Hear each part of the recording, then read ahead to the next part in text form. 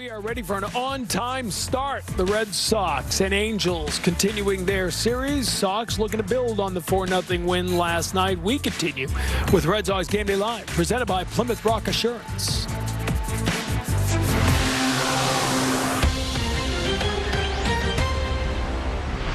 Tarp came off the field just a little bit ago, and the clearing will continue through the night. That's good news. The rain came this afternoon. We're good for baseball tonight, and day game tomorrow to wrap up the series. Condensed, well, 3-game set with Mike Trout, Shohei Ohtani, and the Angels. It's Red Sox Game Day Live, presented by Plymouth Rock Auto and Home Insurance for Boston sports fans. We're here with President and CEO Sam Kennedy. Nice way to start the homestand last night. You know, the team been losing, but it's not so much just losing. It's that the offense hasn't been there. And you expect this collection of hitters to hit. And we saw it last night. Couple home runs. Fans got into it early. It was a fun night at the park. It was. It was a great crowd for an early season game on a Tuesday night. This place was a lot louder than I thought it would be, and we needed that win. As crazy as it sounds, you know, to have a must-win game in May, but it certainly felt like it. And I was talking to Ellis and Jim before coming on, and you know, we were saying, look, these guys are going to hit. We're going to hit. It's just we got to get going here. And last night was hopefully a step in the right direction. You and I were talking yesterday. When you start off at whatever 9-14, I guess you were before yesterday's game. If there's ever any doubt that the passion of Red Sox Nation still burns bright, it takes a losing streak or two, and you find out how quickly people care. Yeah, people are upset and really, really angry about the start, which we understand. I mean, look, and when you grow up here and living and dying with the team, you can feel the mood change positively or negatively based upon the outcome of what the Red Sox are doing. And we never take that for granted. That's why we need to be competitive year in and year out, and that's what we're working towards. But last night was a great one, and hopefully we can keep it going here against a really good team. You got Whitlock on the mound tonight, and Garrett Whitlock's been so fun. You're able to lock him up. You know he's going to be part of this for a long time, and he's really excelled at any role Alex Cora has given him so far.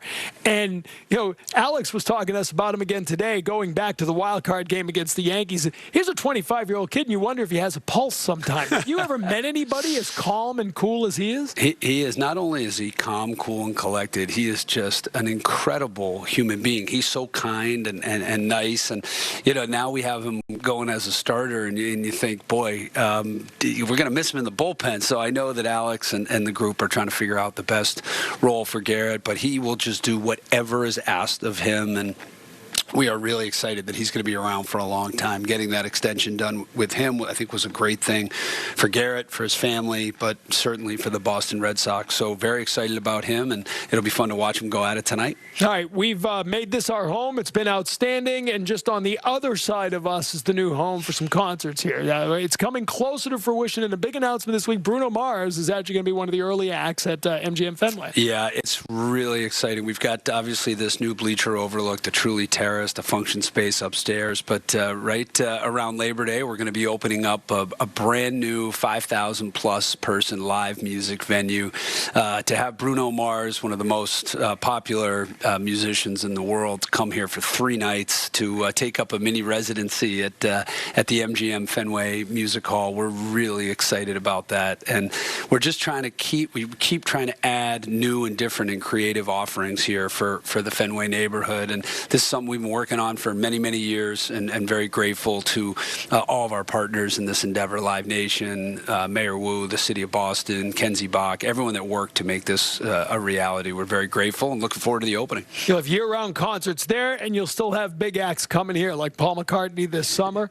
Last year, you created the Fenway Music Hall of Fame, and today he was inducted. Billy Joel was the first in 2019, and this was the talk earlier today on the field about Paul McCartney not only coming back, but now being in the Fenway Music Hall of Fame. I think it's a great honor. He's played the venue 4 times, sold all the shows out. He's going to have 2 more shows, June 7 and 8. He'll sell out both of those. Very limited tickets left. So I think it's a great honor, and we're excited to have Paul McCartney back at the venue.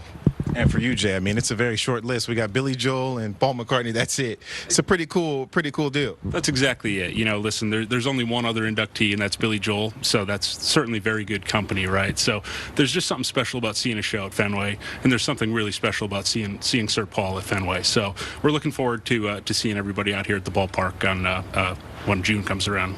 I was going to say fans actually can get an opportunity to see him on 2 different nights. What can they expect at a Paul McCartney show? Well, he's one of the world's greatest composers and performers. It'll be 3 hours of hits we all know. Just an incredible night. Anyone that's seen him live, it's unbelievable. And it'll be fans of all kind of ages. Just everyone loves his music.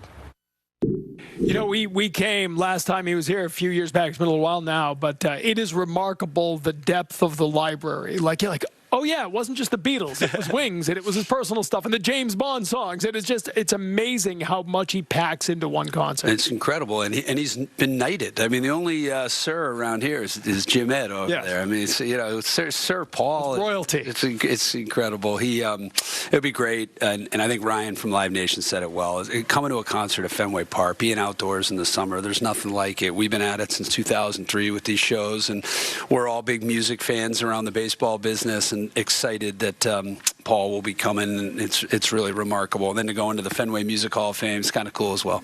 Yeah, it's funny. Last time he was here, Dead and Company were the night before, and I got to some of that with my wife, and we saw all of it. And I think they both played 3 hours. Dead and Company probably played 8 songs, and Paul McCartney played 48 songs. In the same amount of time.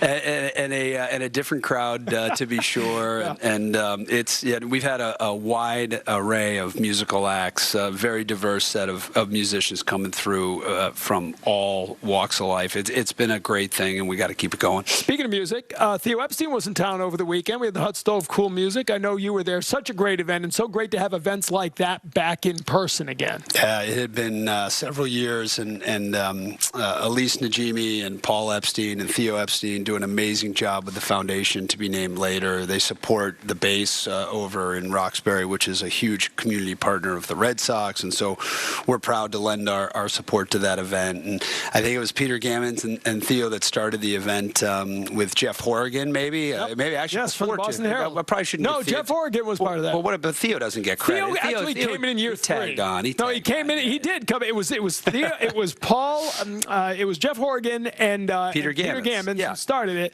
and then the foundation to be named later was a year or 2 later, and they became the official charity. Yeah, it's great. Well, it's really nice of Theo to come back a couple times a year, and Paulie is a legendary social worker at Brookline High School. Our former classmate does an amazing job with the kids around this region, and proud to support them. We talk the talk. Paul walks the walk. Oh, man. And there's no doubt about that. He's amazing. He's the better twin. We've always said that. That's exactly right.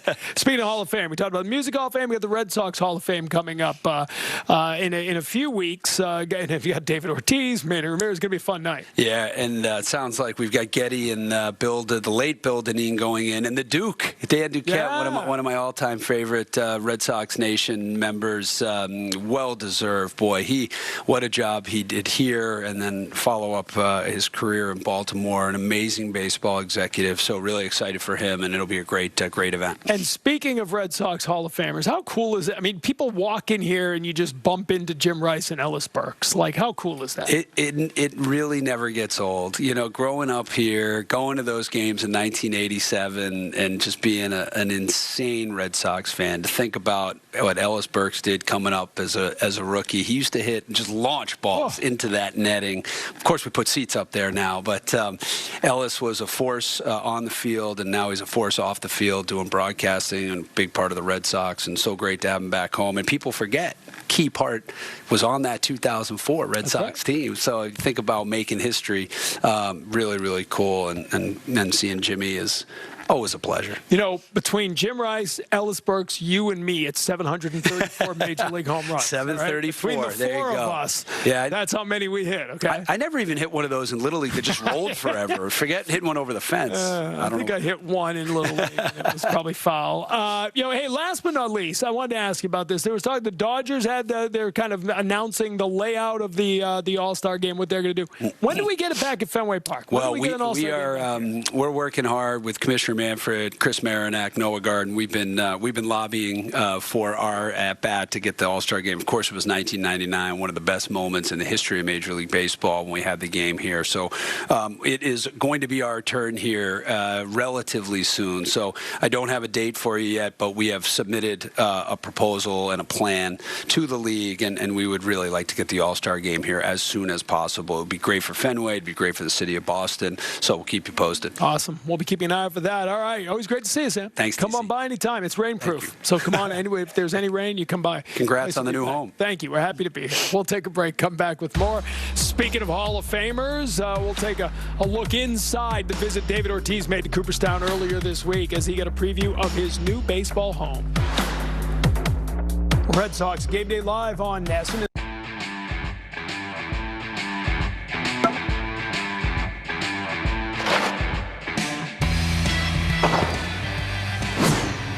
It's time for MLB Pitch Hit and Run, the official youth skills competition of Major League Baseball. Give the kids in your community a chance to compete in the 2022 Pitch Hit and Run Finals by hosting a local competition. Sign up for free at pitchhitrun.com.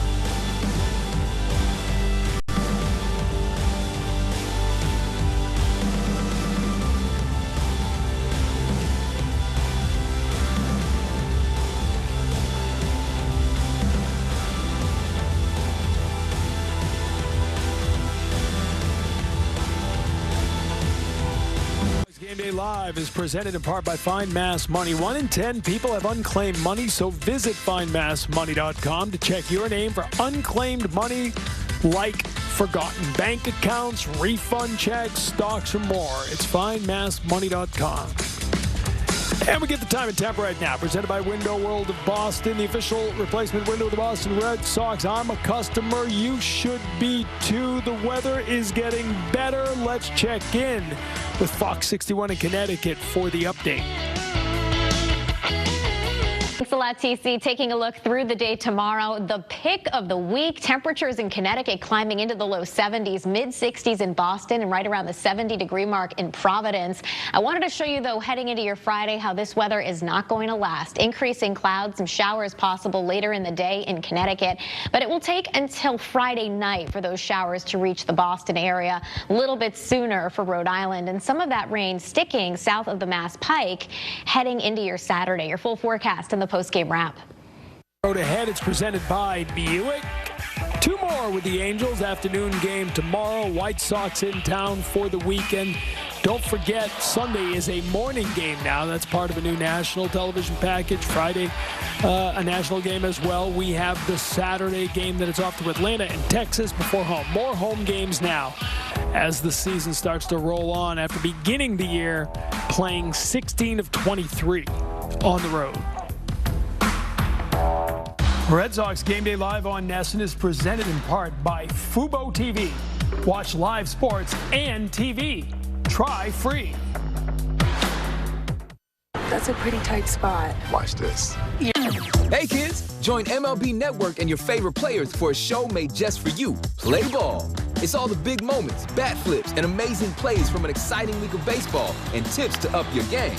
Saturdays, 10 a.m. Eastern on MLB Network. Today, I consider myself the luckiest man on the face of the earth. Jackie Robinson searching home run into the left field stand. Here comes Roger Maris. There's a new home run champion of all time. I don't believe what I just saw. Cal Ripken Jr. has reached the unreachable star. This crowd on its feet and in unison. This one has a chance. Home run! Mike Piazza! The Boston Red Sox are world champions. Welcome to the first night of MLB Network. Number 600 for Jim Thome. That ball is gone. 106. That would be a new record. It is caught. Oh, what a catch by Mike Trout. The Cubs have finally won it all. The Atlanta Braves are world champions.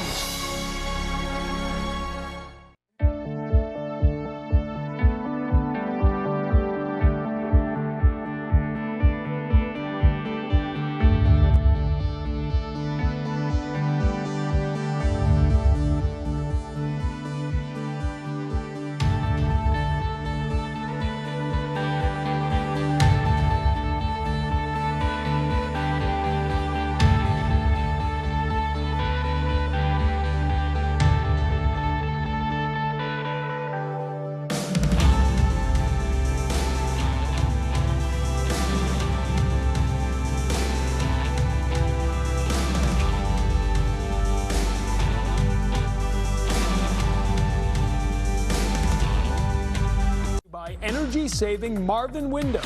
Visit jbsash.com. All right, time for our Clubhouse Insider, JB Sash and Door, and it is Peter Abraham of the Boston Globe. He joins us now. And Peter, you just got back from spending time with David Ortiz in Cooperstown. I want to get to that. But first, tomorrow we're going to see Shohei Ohtani, looks like. And how cool is that to see him pitch? We've seen him hit here, but people at Fenway have never gotten to see him pitch. Yeah, it's the first time he'll pitch at Fenway, and it's going to be interesting because he's coming off a bit of a groin injury that's pushed him back a few days. He was supposed to start originally the first game of the series. So I think he's fine. Joe Madden seems to think he's going to be okay. But with a couple extra days of rest, I mean, is he going to be throwing 100? Like, well, that's going to be interesting. And his last couple of starts, he's pitched very well. Have they finally put enough of a team together that the Angels could finally be a playoff team? You got Trout, you got Ohtani, you got Madden, you got a lot of star power there, but they still haven't been able to put it together. Yeah, Anthony Rendon's playing well again. They signed him to a big contract. They seem to have some young players who are contributing now. And I think the biggest thing is Mike Trout's being Mike Trout again. You know, without having him in the lineup for most of last season after that calf injury, it makes such a difference when you have, well, you know, only the greatest player of his generation now batting back in your lineup. So, yeah, I think they're a very formidable team. Jim, you had runs like that where you were the best player on the Red Sox and they always didn't have a great season going or whatever. What kind of pressure does Mike Trout face? Maybe not this year because they are a better team, but in the past, in some of these seasons when they're not that good a team and he's the best player in the game? I don't think it's any pressure. I think the only pressure that you have or you apply on yourself is trying to do better than the previous years. And if you can always go ahead of that pace that you did last year, you set a good example for the young guys. Say, hey, look, that's who I want to be like. And when you came up, he was that guy. I mean, he was. That was, you know, and he meant a lot to you in your early days. He did. And I told him in high school, I used to emulate him in my backyard. And he said he didn't want to hear nothing about that, you know. I'm not old. That's his thing. But Jim Rice was one of my favorite players all time. You know, he was one of the best hitters in the league. So, hey, I wanted to be like him. And I can only imagine a lot of guys coming into the Angels would feel that way about Trout. Oh, I mean, what doesn't he do well? He's a multi-dimensional player, whether it's running the bases, fielding, hitting, obviously. Yeah, I mean, he's the guy you want everybody to try to be like. All right, let's take us out to the visit you got to make. Just a few people got to tag along with David Ortiz. He invited you, and we talked about Jim when he got to do this before his induction. These are special moments when he gets to see some of the artifacts that are not available to the public. He looked like he was really touched from the video we could see. You know, I've been around David a long time, and he's a guy who sort of stays above it a lot emotionally. We saw him cry his last game at Fenway Park and I saw him cry at the Hall of Fame when he looked at Kirby Puckett's plaque and put his hand on it and came away, kind of speechless for a few minutes. And when he started talking about it, he explained how Kirby was one of his mentors when he was a young player with the Twins. He wears number 34 because of Kirby, and to be thinking that he's going to be in the Hall of Fame, not too far down from where Kirby's plaque is, that really got to him. And it was, I don't want to say it was fun to see, but it was cool to see David have an experience like that and knowing how much it means to him to be going into the Hall of Fame. And you had a picture of him with the Babe Ruth bat, right? They took us down in the archives, and they showed David the bat Ted Williams hit his last home run with, which is really something to see. And they gave him one of Babe Ruth's bats, and it had notches on it from where he hit home runs, and it looked like a caveman's club. It was this big, giant bat. So David takes the bat from the curator, and he goes, all right. And the guy goes, oh, be careful. You can't swing that. We don't want anything to happen. And David goes, don't worry about it. I know how to handle a bat. So, Jim, you got to do the same tour, right? Before you were inducted into the Hall of Fame, you got taken in to see all the great memorabilia and the artifacts, and you got to hold that same bat, right? Yeah, it's more like I guess maybe pretty close about a 60-ounce bat. Those guys always swing like 50 and 55, because when I first started, I was swinging 42. And I learned that from Orlando Cepeda. One reason, because we didn't lift any weights. And Cepeda said, look, if you're going to swing a bat, swing a heavier bat during the spring training. You already got the teammate. You have nothing to worry about. And so this is the bat that you're going to use during the season, 36. And those guys there, those guys went back and they worked on the farm, so they were lifting all the time. So 50 pounds, if you got a 50-ounce bat, didn't mean anything. Those guys back then, you're talking about Ruth and Garrett and all those guys, that's all they swung. It is amazing looking at some of those bats now, though. Like you said, here it is. There's the club, not bats, right, Peter? It's the same. It's the same fellow who gave David the tour. Right. Yeah. He's the curator of all the exhibits. I went to the Hall of Fame in January to take a look around when it was quiet, because I wanted to kind of think about David's place there and help me writing some stories. And when they took us to the archive, they had one of Jim's bats there, and it was the bat he hit his 400th home run with. And I took a picture with it and sent it to Jim, because I was so happy to be able to hold that bat. That's the one they just showed. Now, this is the Ruth bat. You see, and here's the old catch. My dad had, this is what I first used to play catch with my dad. He was wearing one of those, and you would throw to him, which was, like you were saying yesterday, Jim, some of those old school gloves, they're just 5 fingers, no web, no nothing. And I mean, they showed us the first pair of flips guys had, and now they had like nails in them, things like that. It was just fantastic. They have more stuff in that archives than they have in the, in the entire museum. They could outfit 4 more museums with all the stuff it's incredible, they have. And that's the stuff they keep on top of. And we were talking yesterday about Ortiz's speech. You were joking he's going to have to keep it to 10 minutes. I said, good luck with David Ortiz. But I just want to take this one moment to remind everybody why Jim Rice gave the greatest speech of all time at the Hall of Fame. Here it is. And who would ever have guessed that I'd be working in media at Nesson, sitting across the desk from Tom Caron, allowing all of you to see my winning smile. Now, there's no way Ortiz is going to top that, all right? I promise you, whatever Ortiz says, it won't get shown as much as that clip gets shown on my show. What if he says, I love Tom Caron? Well, then you might not be getting so much airtime. Right. The space for Reid. What I thought you was going to show was Yaz leaving at my 10-minute speech. That's what I thought you were going to show, and you showed that. That's why he only has 10 minutes, because Yaz got up at the 10-minute mark and was getting ready to leave. No, he left. He left. I know. You were done. You wrapped it up. But when David, we know, when David gets going, he can tell a story. So. Well, I asked him when we were up there, I said, how's the speech coming along? And he goes, well, I've only got 10 minutes, and I've got a lot more to say than 10 minutes. And I said, well, you got to cut. There's 7 people getting in the Hall of Fame. You're going to have to be careful. Well, we've seen some guys get up there and then spend a little while talking. So. I think they booed Carlton Fisk, didn't they? They booed. Because he stayed up too long, they booed him.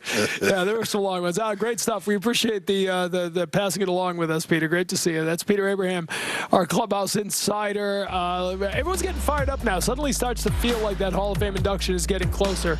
Meantime, this guy's getting closer to his start. Garrett Whitlock on the mound against the Angels tonight. A game that will start on time here at Fenway. Red Sox game day live. Today, I consider myself the luckiest man on the face of the earth. Jackie Robinson searching home run into the left field stands. Here comes Roger Maris. There's a new home run champion of all time. I don't believe what I just saw. Cal Ripken Jr. has reached the unreachable star. This crowd on its feet and in unison. This one has a chance. Home run! Mike Piazza!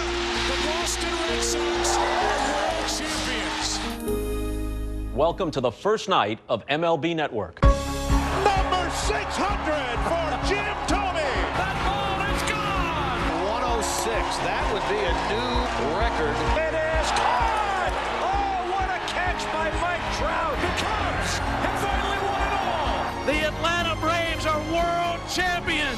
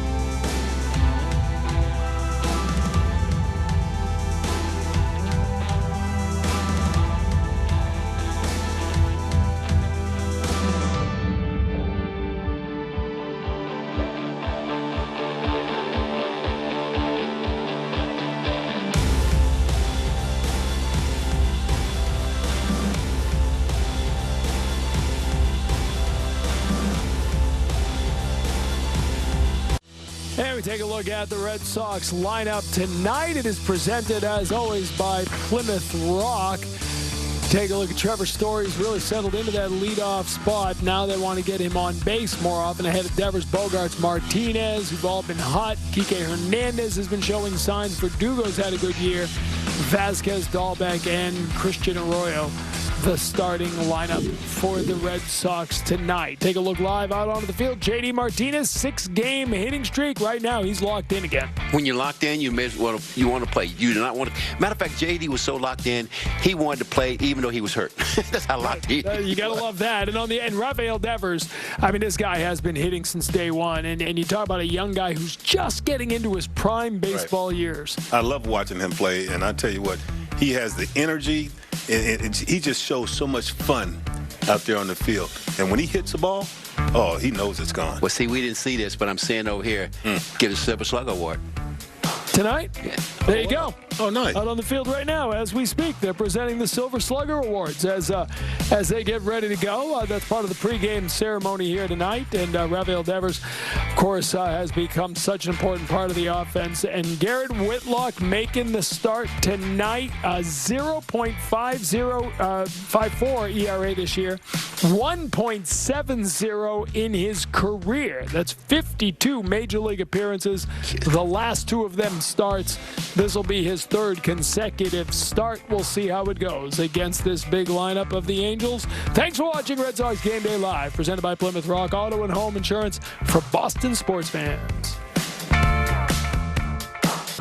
Whether you every game, every night, everything you need to see. Get all the highlights with the fastest hour on television. Quick Pitch, late nights and every morning, only on MLB Network. Join Kevin Millard. I'm just a dude that loves baseball. And Steven Nelson. I'm nervous as hell, man. On a quest for legends worthy of the sacred prize. You thought I lost my mind. What? It's unpredictable baseball coverage that will have you on the edge of your seat all season long. So keep it locked here on MLB Network all day. Swing into action and join the adventure on Intentional Talk. Only on MLB Network. Let's watch some baseball.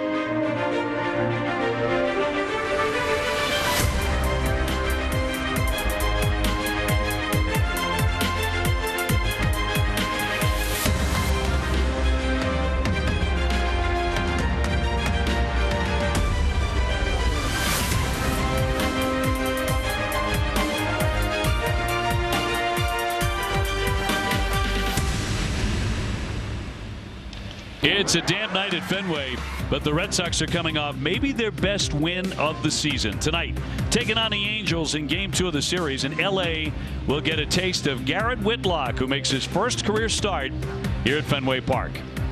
Hi, everybody. Dave O'Brien alongside the Hall of Famer Dennis Eckersley and the three-time All-Star Kevin Youkilis and Jemai Webster joining us in just a moment. And, Eck, you talk about Whitlock, and his future is kind of up in the air, whether he's going to be a relief pitcher or a starter. His present is very exciting. And his present is his third start of this season. We get a chance to see him tonight. The first two went all right. The first one, great in Tampa, 48 pitches, 4 innings, 1 hit. The last one, Toronto worked him a little bit, 1 earned run, but, you know, the 61 pitches and only 3 innings. You'd love to have him go, 5 innings tonight, but you see what he's done in relief. He's been so valuable. I mean, so many different roles, closing, middle, short, whatever.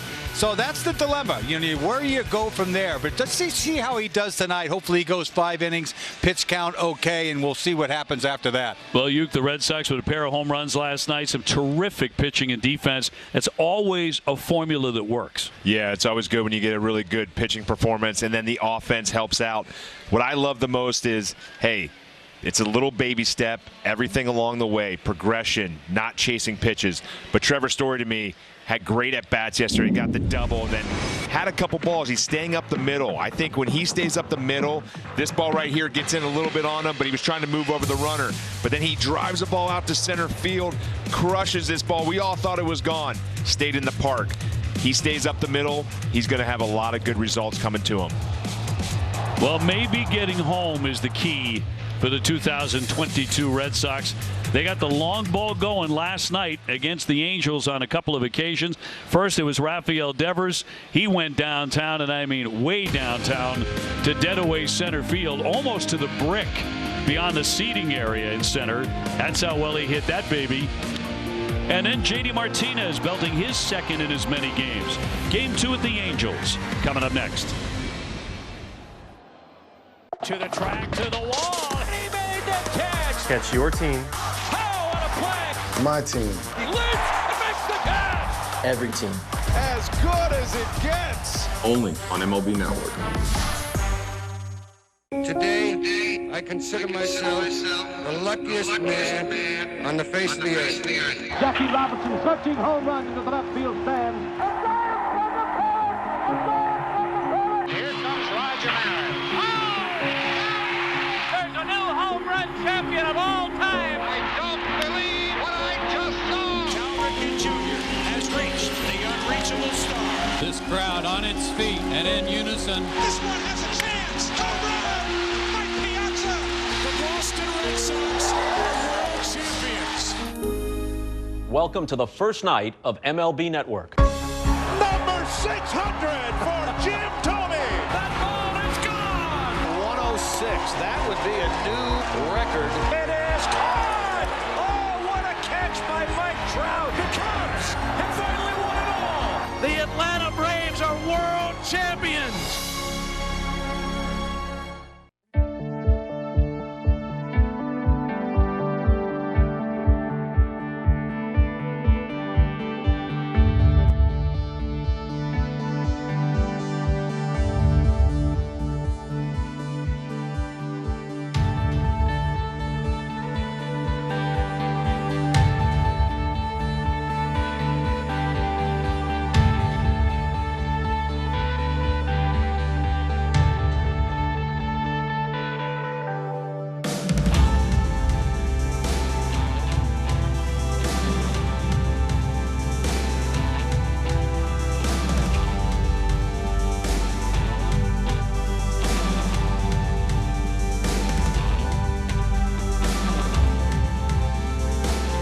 Live sports and TV, try free.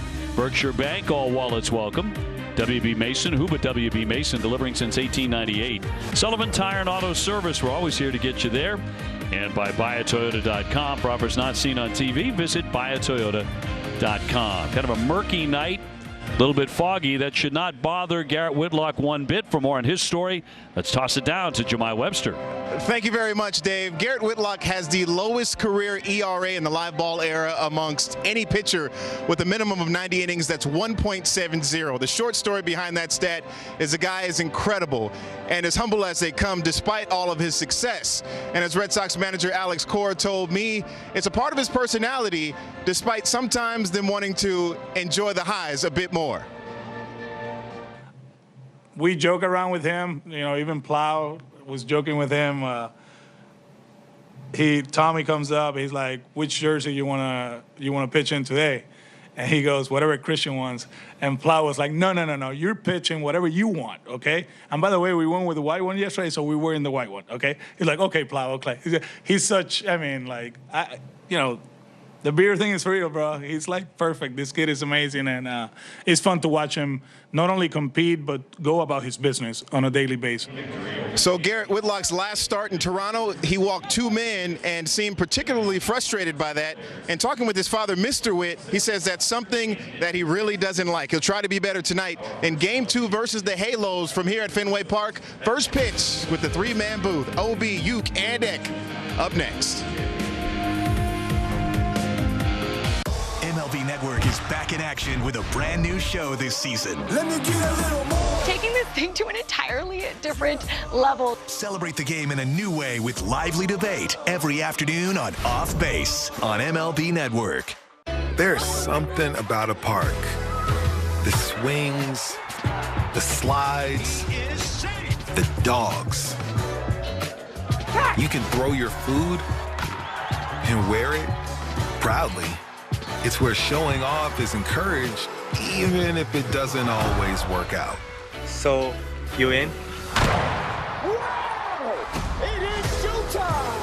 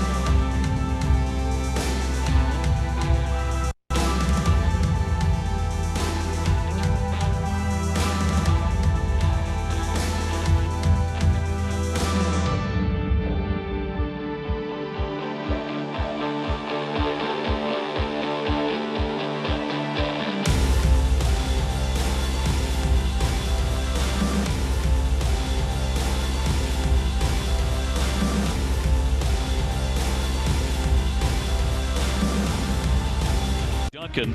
New England and Red Sox Nation runs on Duncan. Plymouth Rock Auto and Home Insurance for Boston sports fans. Berkshire Bank, all wallets welcome. And by Subaru of New England, taking spring adventures to new heights in the all-new Subaru Outback Wilderness.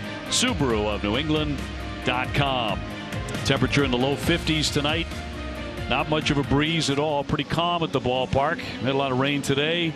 Tarper's on the field most of the afternoon until about an hour and a half or so ago.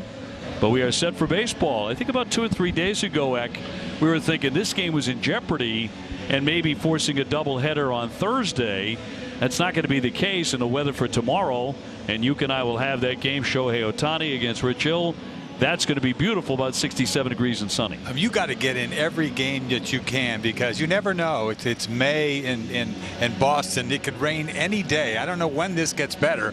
Hopefully next week and we get to 70 degrees one of these days. I guess tomorrow is supposed to be nice. It We'll is. see. Yeah, tomorrow maybe not quite at 70 degrees, but plenty of sunshine. And you could play in many games in April and May in the city of Boston. You know it quite well that probably is late May, early June before it really gets nice. Yeah, you never know what you're going to get here, and that's the beauty of being a Red Sox player. So you just got to hang with it, go out there, and you can't control the weather. You just got to control what you can. At the moment, just fine. Lights are on. Red Sox and the Angels about to go after each other here in Game 2 of the series. Garrett Whitlock at 1-1 with an ERA, a minuscule 0.54. Here's the Angel lineup. He'll take on tonight Brandon Marsh at the very top. He's in right field. Mike Trout in center. Shohei Ohtani, the designated hitter. Again, he will start tomorrow in the afternoon at 1:35. Rendon's at third. Walsh at first. Rojas is the left fielder. Stassi does the catching with Tyler Wade at second. Andrew Velazquez is the shortstop batting ninth. Against the Red Sox starter, presented by Audi. Visit your New England Audi dealer. Experience the fully electric Audi e-tron today. So far, opponents hitting 150 against the right-hander Garrett Whitlock. Here's the Red Sox defense tonight, presented by the Oakers Company, celebrating over 100 years of service and support, and proud home of TouchView Interactive. Around the infield, third to first, Detmers, Bogart, Story, and Bobby D at first. Out in the outfield, left to right, Verdugo in left, Hernandez in center, Christian Arroyo in right tonight. Behind the plate, Christian Vasquez catching Garrett Whitlock. Your umpires are brought to you by BuyAToyota.com, Toyota's website for deals. Pat Holberg has home plate. Emil, Ceja, and Dreckman on the bases. We're available. This telecast can be heard in Spanish by selecting the SAP button on your TV remote. SAP brought to you by Toyota Certified Used Vehicles. Visit ToyotaCertified.com to see factory-backed used Toyotas right now. And the weather forecast is presented by Window World, the official replacement window of the Boston Red Sox. Cloudy skies, but dry and 53 degrees in the city of Boston. And Brandon Marsh to get in against Whitlock, who has struck out 20 and walked just 4 men. Those 4 walks he's angry about. As we get started, a swing and a miss. And by this point last night, we were already in the 3rd inning. Isn't that the truth? We couldn't speak a word, and it was a beautiful thing, though, if you think about it. It really was. Marsh 262, 2 home runs, driven in 15. He's among the top RBI men in the early going. The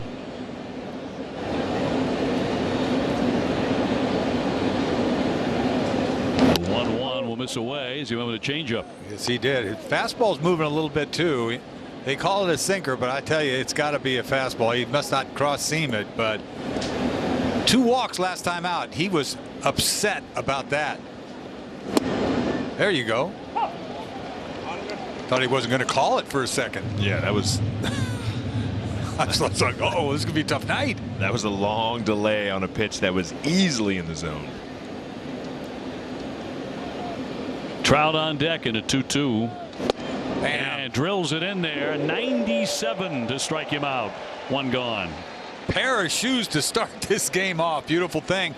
The hardest pitch he threw, 97, jumped on it. Velocity's up big time first inning. And that's the thing you watch for with him. You know, starting, his velocity won't be the same as just going out there going 2 innings. Man, he just hit that target too. Didn't he? See how he deals with Mike Trout, who's batting .319 with 6 home runs.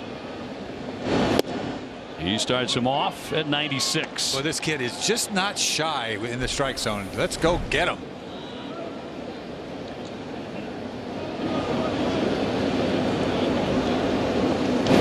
Boom. I mean, that's nice. You think he knows that's Mike Trout?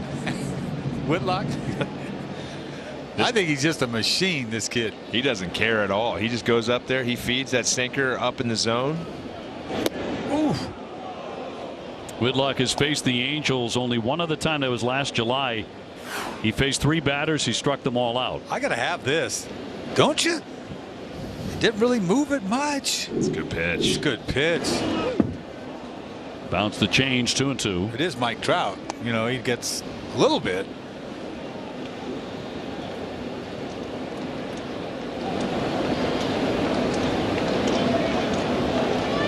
Just getting underway, as are the Yankees in Toronto, scoreless in the first inning. And down he goes. He fans Trout. 2 up, 2 down. That ball had some hump on it, didn't it? Like giddy up halfway there. Yeah, he's got that late life on the ball. It just seems like it just gets on you a little quicker than usual.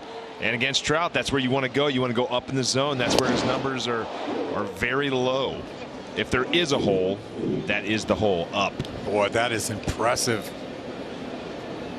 Here's Ohtani, 237 with 4 home runs.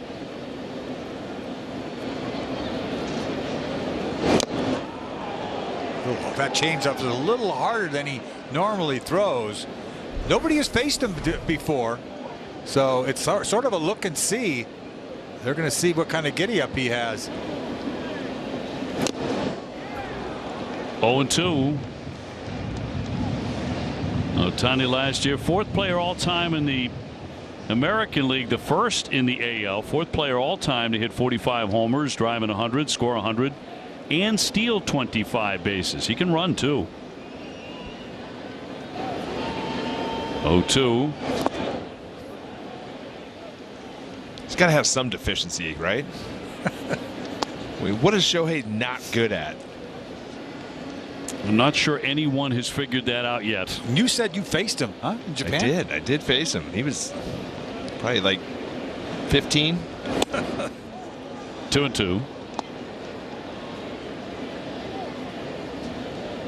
Yeah, it was always the talking point of when is he coming over the States? You know, when are they going to let him come over? But I'm so glad they did, because, man, he is fun to watch. Cut on and missed. He strikes out the side. Garrett Whitlock firing out of the gate. Strikes out Marsh, Trout, and Ohtani. Getting outdoors is all about the experience, the thrills, the rides, the memories. We put that in a bottle. Clean ingredients like coconut oil, activated charcoal, and shea butter. Everyman Jack, naturally derived, outdoor inspired. Hi, we're Warby Parker, and we're all about making vision care convenient. That's why we developed the Virtual Vision Test app. Use it to renew your expired glasses or contacts prescription from home with your phone in about 10 minutes. If everything looks good, a doctor will renew your prescription for $15. It's as easy as reading the eye chart at a doctor's office, except you're at home, on your phone, like you probably are right now. Download Virtual Vision Test today. This is the planning effect from Fidelity. Ben isn't worried about retirement because his plan is backed by the team at Fidelity. A group of investment professionals manages Ben's IRA for him, analyzing market conditions and helping him stay on target. He gets one-on-one coaching when he wants some advice and can adjust his plan whenever he needs to. And now he's so prepared for retirement, Ben is feeling totally zen. That's the planning effect from Fidelity.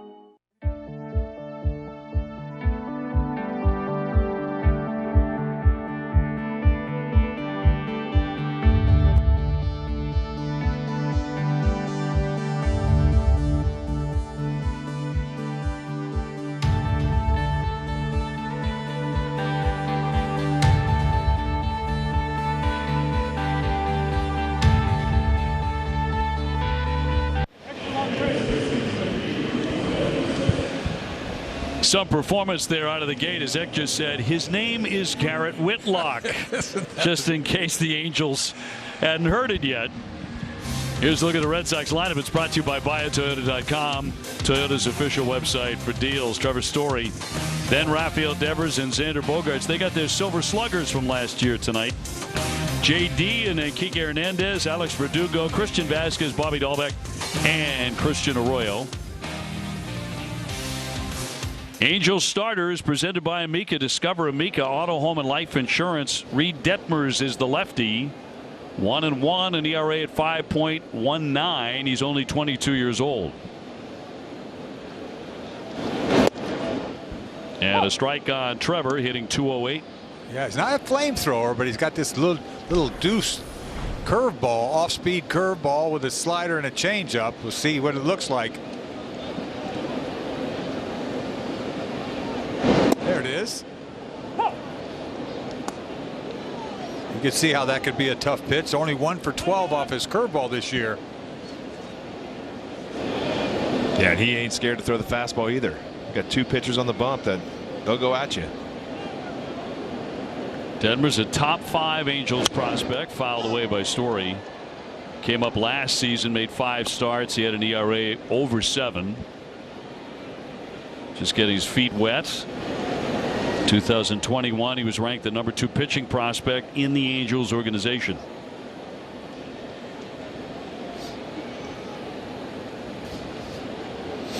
Rafael Devers on deck. Rafi receiving his first Silver Slugger. I'm going to bet the mortgage it will not be his last. He didn't get one in 19? I couldn't believe that. You gotta be kidding me. Bregman got it that year. Oh. Tough competition right there. I mean, really? The ceremony. And for Xander, this is old hat. He's got 4 of them now.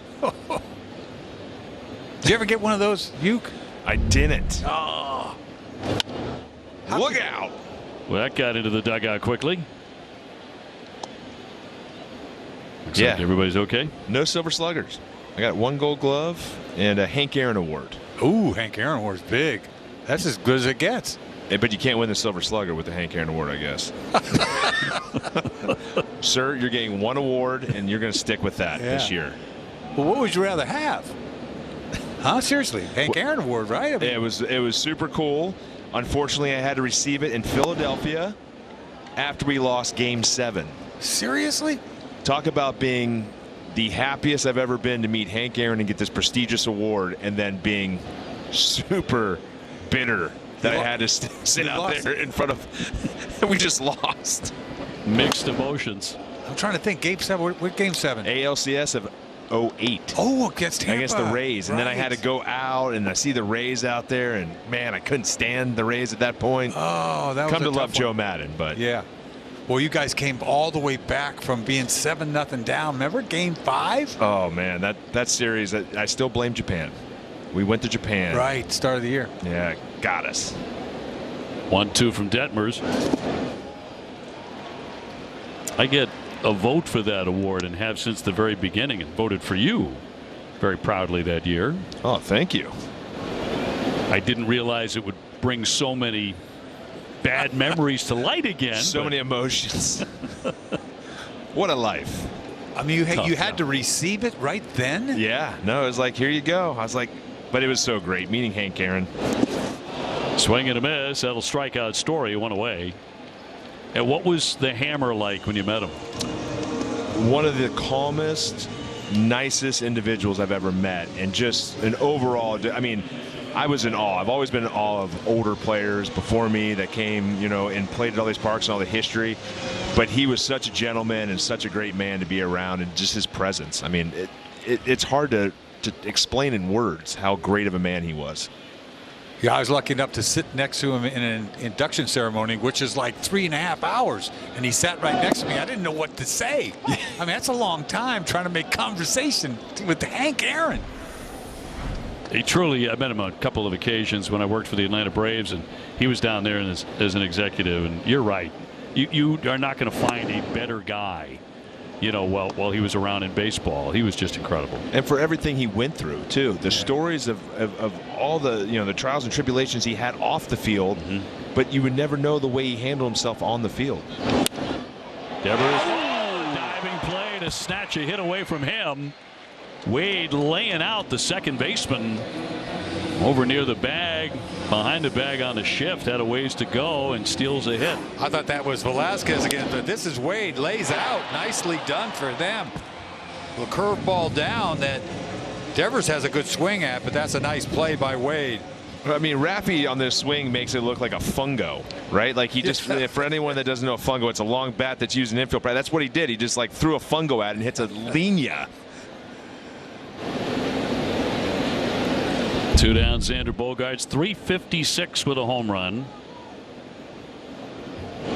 They've got a couple Yankees in their infield from last year. Velasquez, we saw last night, make a couple nice plays, and then Wade played for the Yankees the last few years.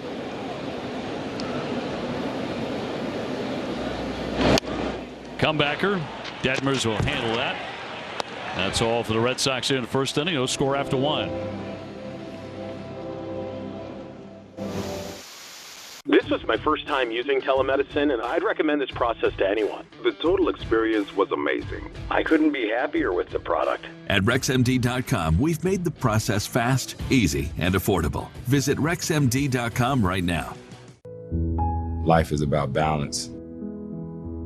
If I get the proper amount of sleep, then I'm going to be ready for whatever's to come. I use Oura Ring to always let me know everything that's going on with my body. The accuracy is what sets Oura apart. My sleep score is something that I'm always paying attention to. It's literally part of my morning routine. Always trying to make the most out of this thing we call life.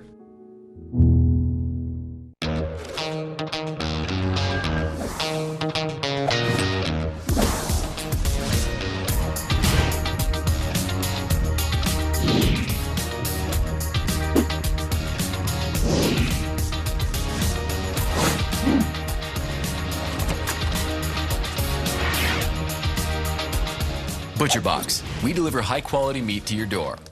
What happens next is up to you.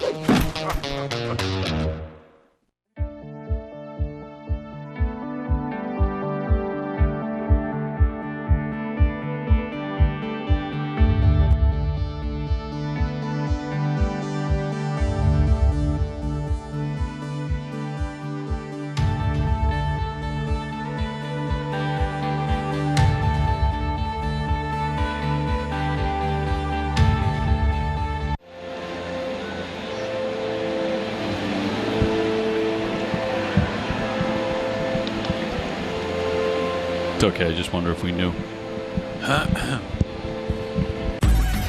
Baseball's biggest moments are live on MLB Big Inning. MLB.TV's nightly show takes you. Is brought to you by PNC Bank. We're helping to make a difference in lowest career ERA in the live ball era in Red Sox history. Garrett Whitlock at the very top at 170, but you give me those 5 guys to start a pitching staff, I think I can win a pennant. I'll tell you what, Uehara was special when he did that. Oh, what a year he had. Never forget Koji closing out the 13 World Series with a strikeout. Could he close a game in a hurry or what? I mean, man.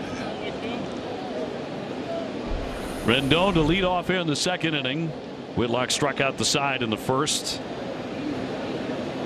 Total of 4 American League MVPs among the strikeouts, by the way. Trout and Ohtani. Rendon, very good player, very good third baseman right now, hitting .219 with 2 home runs. Boy, they are not getting to that fastball ball jumping. Yeah, and that's something that Rendon, looking at his numbers, he's been struggling against the fastball the past couple years more than the breaking ball. So hopefully the scouting report pays off and just bring those heaters up and in on him. Or away on the corner. Wherever you want. Don't listen to me. Jared Walsh on deck in the top of the second. Wow. Man, 97 to strike out another one.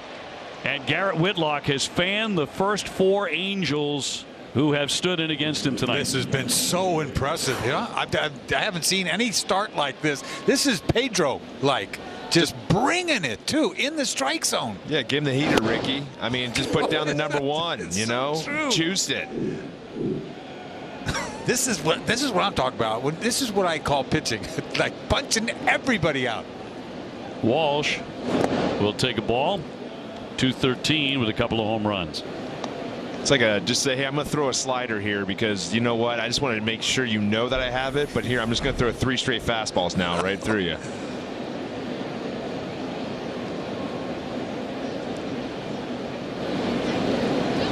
1-0. You get a guy you haven't seen before. I mean, it's tough, because he's sneaky.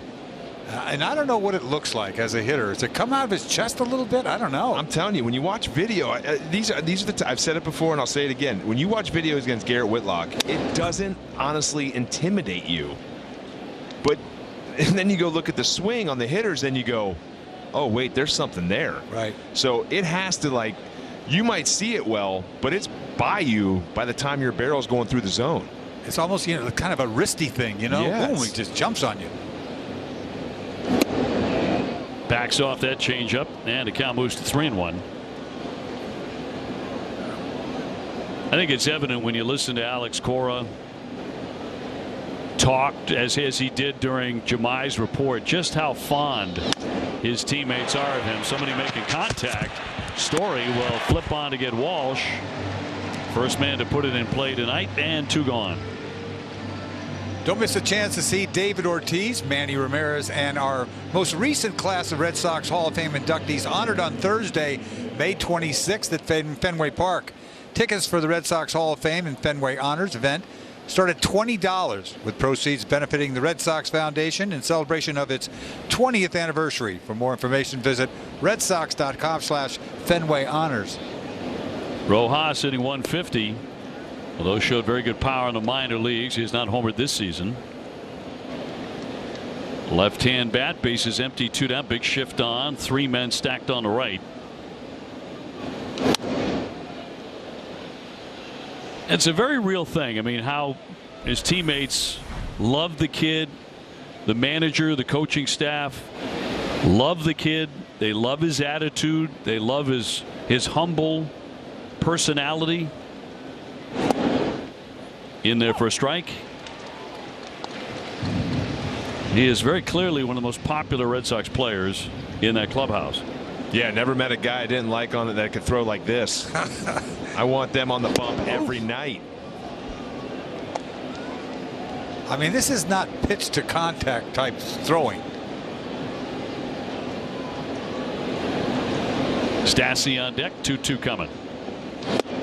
Swung on and missed. He has struck out another one. Make that 5 out of 6 to begin his night.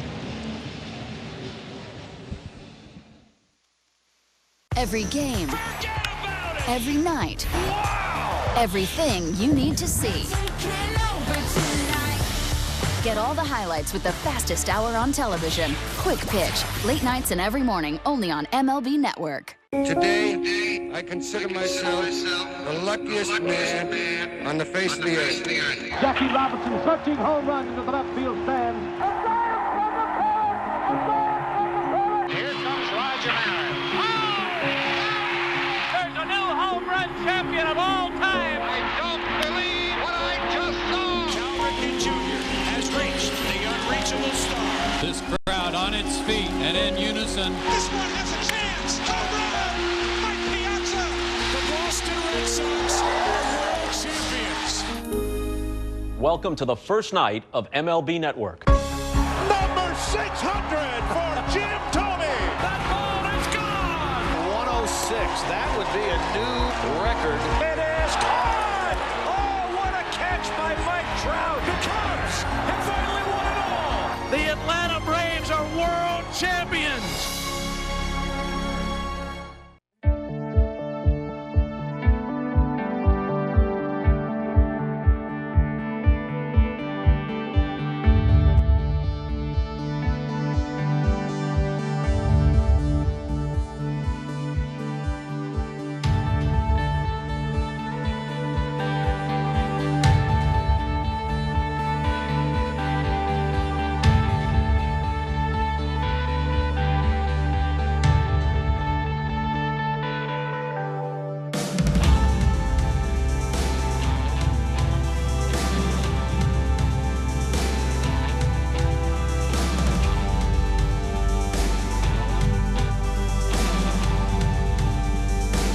We're always here to get you there. JD Martinez, 6-game hitting streak, batting .458 in it, including 4 doubles, 2 home runs. He's hit safely in 15 out of 17 this season. Another home run for JD yesterday, his second in as many games. And hitting .317, he'll lead off here in the second inning against Detmers, the left-hander. Oh, look out. So that hitting streak continues with authority. That's 7 in a row. He hit that through everybody, didn't he? Heads up, everybody. There, that was literally a rocket with shrapnel of body parts all over the field. Holy cow. Oh, my goodness. He undressed the pitcher and the second baseman. That's what we call a death ball. Yeah, Wade goes in the dive. He ducks, and then Wade goes into the dive. He didn't want any part of that either, I don't think. We're going to have to get some headphones for the fans when JD's up. Loud noises when he's up. Leadoff single for Kike Hernandez now with a base runner, 187 with a home run. There's that dewdrop in, that little curveball, way off speed. Yeah, this is a good matchup too, I think. You know, he's not scared to challenge guys with his fastball too, and Kike's due to hit ain't something scared. Large here.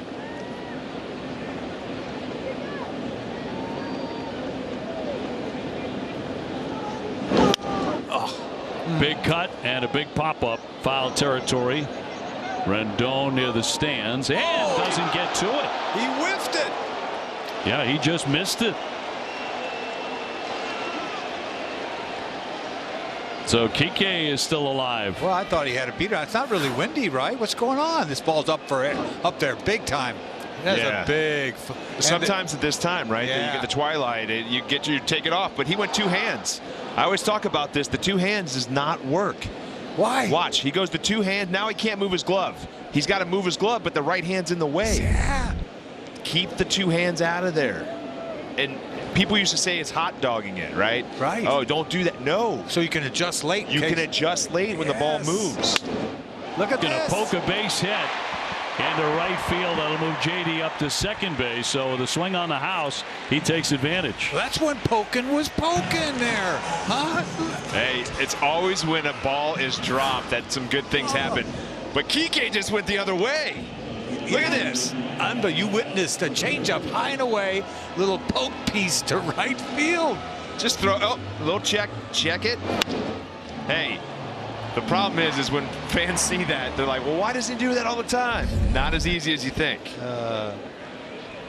By the way, you made legions of Little League coaches spit up their beer right. by saying, well, don't use two hands. I'm telling you. It makes sense, I'm telling you.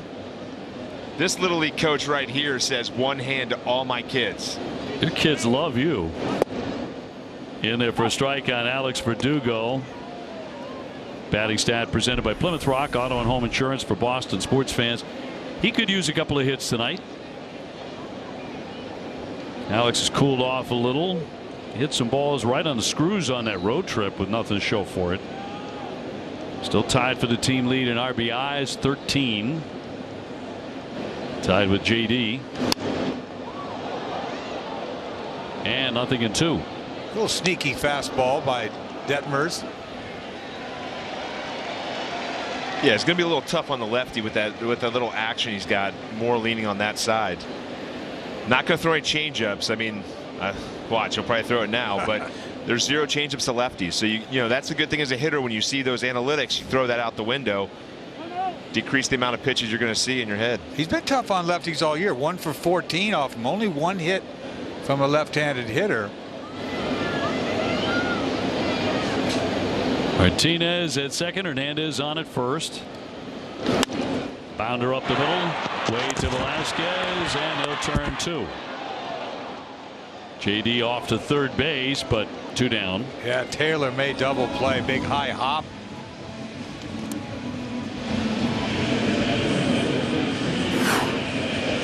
Big chopper there. Curveball came up nice for Wade. Flips to Velasquez, and they turn it over.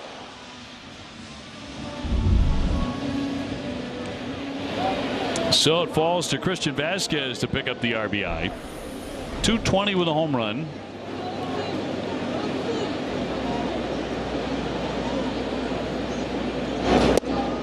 He will take that one in there. Curveball for a strike.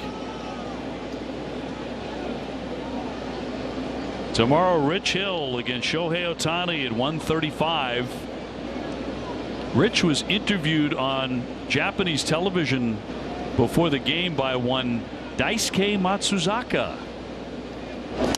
Dice is in the house. Dice is in the house and did a really good job on the interview from what Rich Hill told me afterwards. Here's a look at that. Look at him. Dice has got some great flow going. Yeah. Johnny Reporter now. Dice, all that iron he's got. He lives in the area, by the way. Does he? Yeah. Wow. I'm just confused on the interpreter. What? He doesn't need an interpreter. I've heard him. 1 ball and 2 strikes. Maybe it's been a while. Maybe it's been a while for him. I mean, he must like Boston. We all heard those stories about, his English is pretty good. Oh, he was funny. Dice was hilarious. Was he? Oh, he was so funny. There's a lot of talk about Ichiro, too, that Ichiro, he'd kind of mess around every once in a while, but he really knew the language was going to be a tough play throw to first base, and in time to retire the side. So Red Sox begin with a couple of base hits, but nothing to show here in the second inning. Defense. Hi, Carlos. Let's do this. Take a crack at the bottom line there. Live lookings. What about the third line? PL Placata. MLB Tonight, bringing the new season into focus, only on MLB Network. There's something about a park. The swings, the slides, the dogs. You can throw your food and wear it proudly. It's where showing off is encouraged, even if it doesn't always work out. So, you in? It is showtime!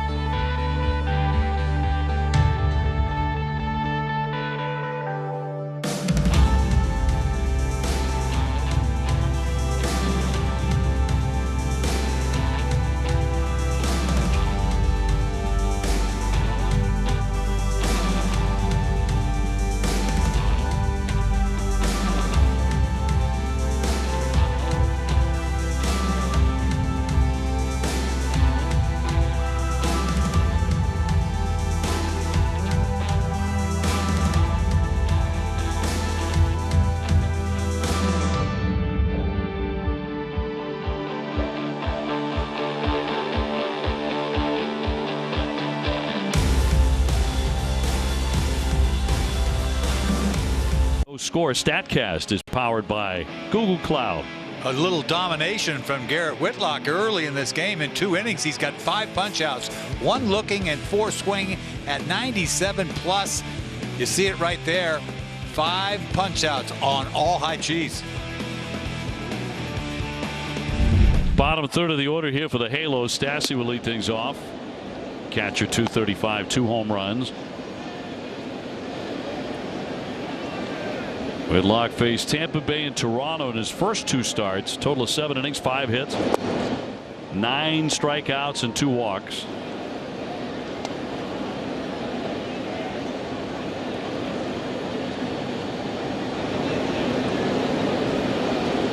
Facing Stassi here, has a reputation as one of the better framers in Major League Baseball, or presenters. Presenters. Some catchers prefer presenters instead of framing.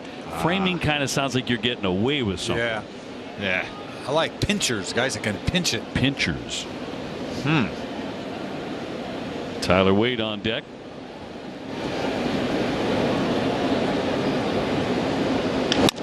And tap softly. Here comes Detmers.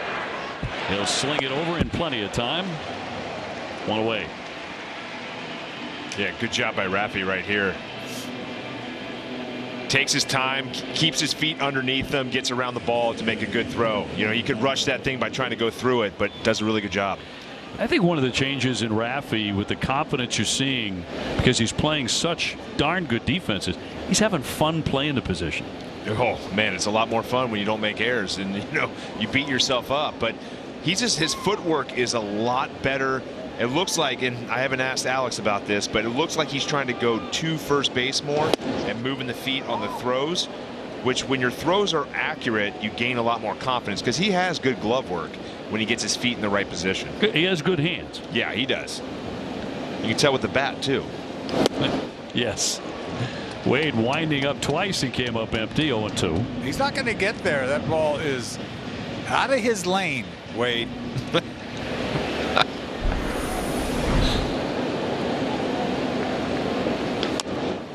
Barely made contact there to hang in there. Velasquez on deck. Wade was a decent player with the Yankees. Can run a little bit.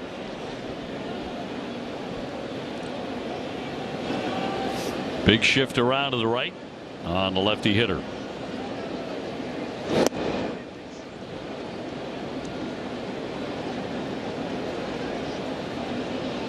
Acquired from the Yankees back in November for cash considerations. Didn't play much, as you see. He could steal some bases, though. He'll pop it down the line. Raffy with a long run, but off into the stands. How would you like to play in Oakland, Uke? You know, that foul line being so far. Do you have a problem with chasing down fly balls like that? Yeah, I probably would have lost about 5 pounds. That's what I meant. Season. It doesn't seem like it's easy to do when you have to chase down those fly balls because you can't give up on them. Yeah, and the way I played it, I was going after every single one. It was bad. He strikes him out. Wade down hacking, number 6 for Whitlock. Yeah, first strikeout on a changeup. Little fade piece.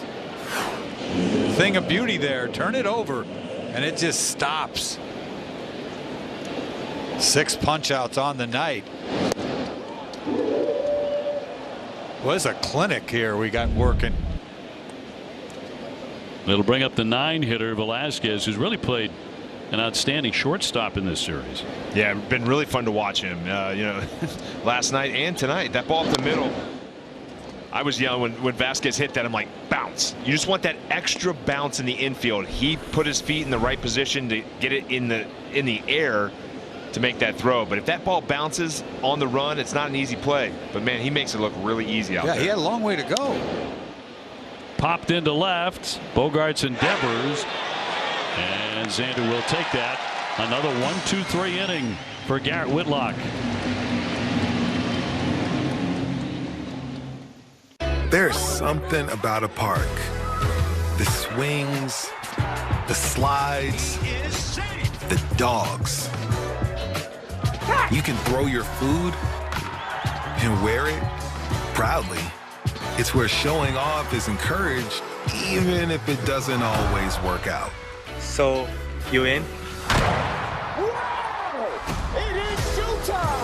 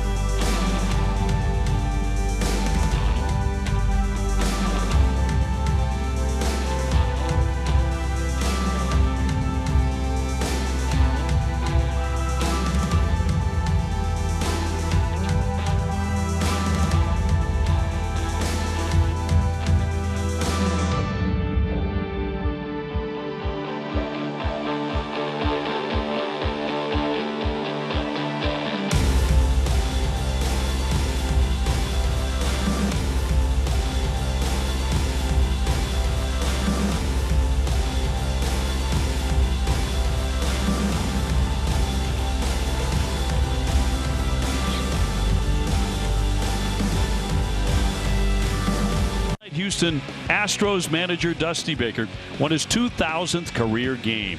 12th manager in Major League history and the first black manager to reach the milestone.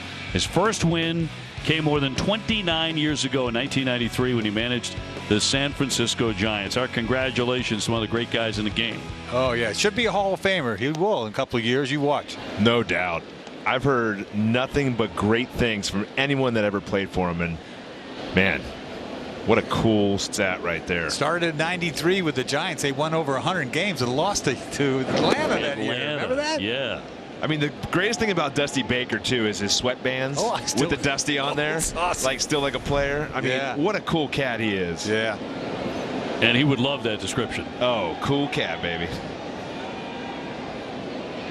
Got a chance to broadcast a year on ESPN with Dusty, and it was one fun season, I'll tell you that. Yeah, he's a lot of fun. It just loves the game. He didn't come up. He came up as a Brave, right? Because he was there when Hank Aaron hit the 7-14 or 15, right? He was. Yeah, he mentored him, right? Yeah. I think I just saw something recently on a story like that. Bobby Dahlbeck, 147 with a home run, followed by Arroyo and then Story. No score here in the third. Red Sox getting a look at the youngster Reid Detmers. Going to walk Bobby here. So the Red Sox have a man on. This week on Dining Playbook, Billy Costa checks out Woods Hill Pier 4 in the Seaport with owner Kristen Canty. Plus, check out the long-awaited reopening of Somerville's Thirsty Scholars Pub. Catch Dining Playbook Saturday morning at 9 on Nesson. Driven by your New England Chevy dealers. Not gonna lie to you, I got really excited about that walk too. The walks like that for Bobby are a big deal. Because he's looking, he's watching. Yeah, especially for a guy who's having the season he is right now, knocking around in the 140s, just the one home run, and is 0 for his last 13. He's going to be thinking about pressing big time. Yeah, this lefty's very tempting, right? But took the walk. Yeah, one of the big parts about it is you're seeing more pitches, right? So when you're going bad sometimes, you're out there, you're trying to get a hit early in the count. You're not trying to get to 2 strikes. Getting that walk early in the game, too, hey, you just saw 5 pitches. It's a good thing and helps you gain, a little bit more eyesight where the guy's throwing out of. Arroyo in right field tonight. I mean, sometimes a good game is 0 for 2 with 2 walks. I mean, really. It's a huge. I mean, that's a big part of the game, and that's why on-base percentage is a big part of it. You're doing anything in your power to get on base and score runs, right? And one of the deficiencies we've had is that early in the season with walks and getting on base. So when guys like Bobby are getting those walks, it's going to help guide this team along the way at the bottom of the order to get to that top of the order that does some damage. And that's what's missing. Yeah. It really is. They're missing. They're not walking. Might be second to last in the league in walks. Yeah, it's not sexy, right? No. And trust me, I know all about this. People wanted me to walk more than I hit when I played. It was the weirdest thing I've ever heard on deck. 2-1. Rooting for a walk. Yeah, oh man, I heard it all the time. Come on, Yuka, get a walk. What? Oh, that's. I'm glad you did not take that advice. You're not walking away with a Hank Aaron award just by walking your way to it. Dahlbeck off the bag, not a big lead. Oh, breaking ball did not get a call there. Boy, he could have rung him up on that. Didn't exactly pinch that frame job, did he? He didn't frame it. No, he did not. He needed to present it better. That was a bad presentation. I'm going to come up with a new name for the catcher too at some point. I got to figure out. 3-2 from Detmers, and walked him. Back-to-back ball fours. Red Sox in business here in the third inning. How about that, huh? Takes 2 close curveballs.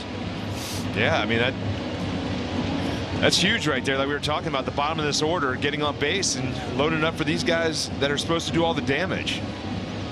And that's what good Red Sox lineups for years have come in many different ways, right? And it takes a wide variety of things and a wide variety of skill sets. But when you get guys on base at the bottom of the order, big rallies to start up. Matt Wise, pitching coach, out for a visit here. Detmers pitching himself into a jam. Trevor Story's next. Oh, Trevor Story. Did he just miss one last night? I swear I thought it was gone. I thought the pitcher did too. If you saw Syndergaard's reaction after he hit it, that's what I go by.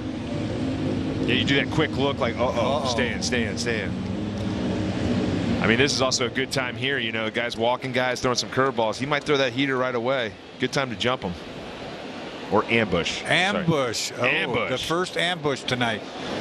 I like it. 2 on and none out for Story, who struck out in the first inning. And he misfires again, that time with a slider in the dirt. Here's that swing last night. See, he said that's it. I mean, you know, as a pitcher, you're begging right there, and then, oh my goodness. Yeah, I don't know if we can repeat the words he said. Yeah. Interesting right there, Eck. You know, after struggling right there, I mean, that one curveball was probably a strike, but to come back with a slider right there. Dahlbeck and Arroyo aboard, and that one's tagged down into the corner. Around to score, Dahlbeck goes all the way to the wall. They're going to wave him in. Here comes Arroyo, and the throw is late. Down to second, Story, and the Red Sox jump out in front 2-0. Boy, he made him pay. Story made him pay. Got a curveball, hooked it down the line, and those 2 walks come back to haunt them in a hurry. Yeah, and I'm not a huge fan of that. I mean, he threw the first pitch slider, throwing a bunch of curveballs. If you're on deck, this one's up and out, and Trevor Story knows how to do damage to the pull side. Great swing, good results too. He did an awful lot of that in his years in Colorado, taking advantage, and he certainly did by ripping it for a double and RBI 7 and 8. Well, it's a good feeling. It's just a good feeling because how they did it, right? 8 and 9, get on. Get on base, no chase. Here's Devers 0 for 1. He's lined to second. And one big thing we were talking about earlier in the game of staying in the middle of the field. He was staying in the middle of the field with fastballs. When you're staying in the middle of the field with fastballs and you get the hanging breaking ball, those are the ones you pull. You want to pull those down the line. Or pull them off the wall here at Fenway. Or go bridge. Yes. Yes. Now that's greedy. 1-0 and a high pop into center. Mike Trout creeping in. First out here in the third with Xander Bogaerts on his way up. So the Red Sox in front 2-0 on a line shot into the left field corner for a double, a 2-run double by Trevor Story. After Dahlbeck and Arroyo both took ball 4 back to back. And that is making a guy pay right away, as the Red Sox made Detmers pay for being a little wild. And Red Sox being patient. Xander is 0 for 1. He has grounded back to the pitcher. Game 2 of the 3-game series with Shohei Ohtani against Rich Hill tomorrow afternoon. Hope you'll join us at 1:35. Duke and I will have the call, and then the White Sox are coming to town. Yeah, interesting here. He's throwing a lot more off speed than fastballs. Yeah, he seems like a curveball pitcher, doesn't he? Not proud of his gas. There's his gas. That's a bullet. Marsh converging on that, and back to second goes Story. That was hit right on the screws, and 2 down.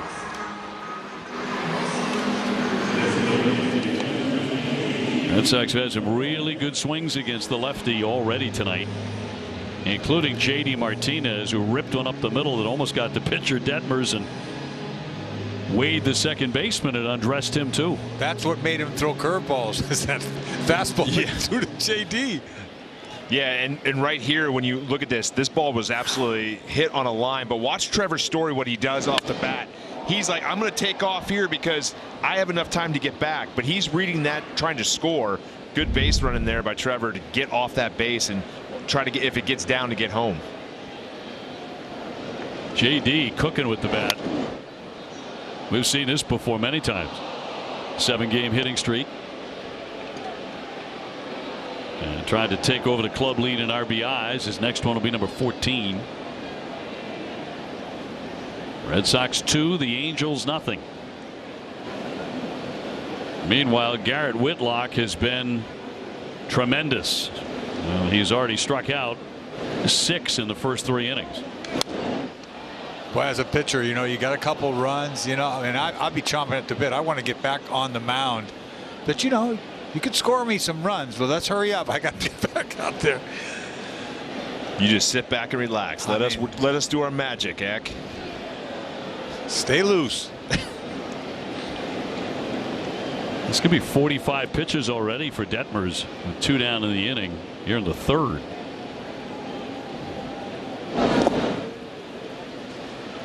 It's always interesting when pitchers come into Fenway Park how they adjust to the park. Do they throw more off speed? Do they come with more fastballs? I think a lot of teams overthink it. Well, it's intimidating if you've never pitched here. I would imagine, especially a left-handed pitcher. Yeah.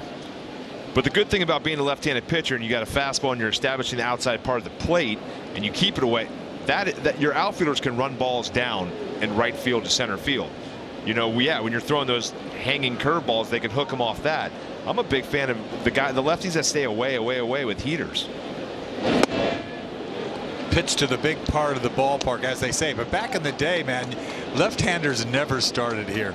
Right? I mean, back in the day, you saw Bill Lee was the only guy in the rotation that was left-handed. And then fast forward several years later, we had nothing but left-handed starters at one point. Like Johnny Lester, right? Yeah. But he had a good cutter, which is a good pitch to keep down and not off the wall or over. 2-2. Fly foul. I mean, you think about it. David Price, Chris Sale. I mean, they had like 4 guys in the rotation were left-handed, right? At one point, a couple of years ago. Who am I forgetting?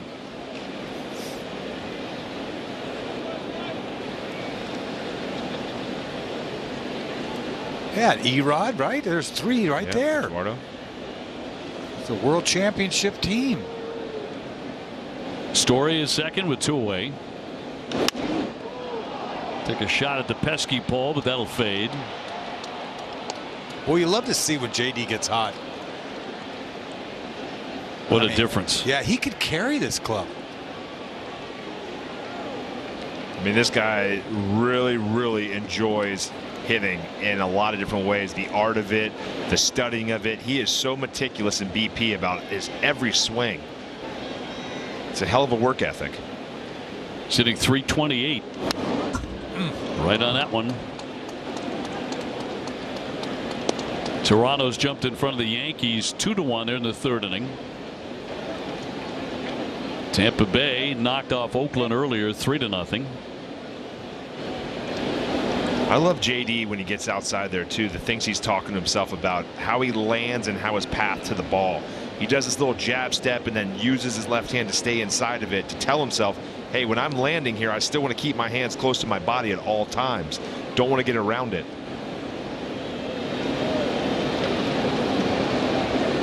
Red Sox have forced the 22-year-old Detmers to throw a lot of pitches. This will be the 50th already. JD tried to hold up the appeal. No swing. He checked. And 3-2. Yeah, these guys are making him work too. I mean, he's trying to get that chase pitch. Hey, looking at the stats, looking at the analytics, these guys chase. Tries to put it there to chase. These guys aren't chasing. This is the difference. When you don't chase, a lot of great things happen. Quality of at bats the last 2 nights been a lot better. Vastly improved. Fresh laundry. Fresh laundry, as you they said. changed their underwear. That's the secret. All about the fresh laundry being home. 3-2. Oh. He struck him out. Got him with that curveball. Red Sox grabbed 2 runs in front after 3 innings.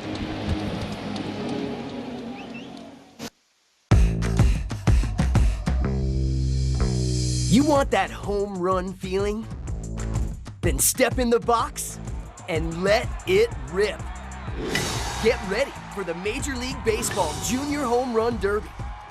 Compete in your communities and swing your way to the 2022 Junior Home Run Derby Finals during MLB All-Star Week in Los Angeles. Sign up for free at jrhrd.com.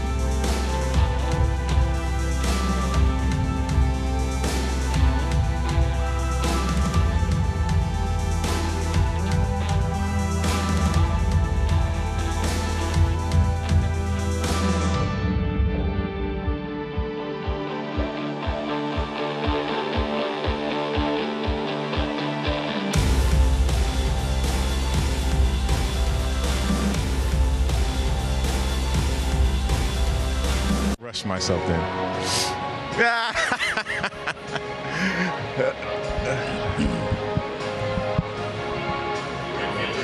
Welcome back inside Fenway Park. Red Sox on top of the Angels 2-0 here in the top of the 4th inning.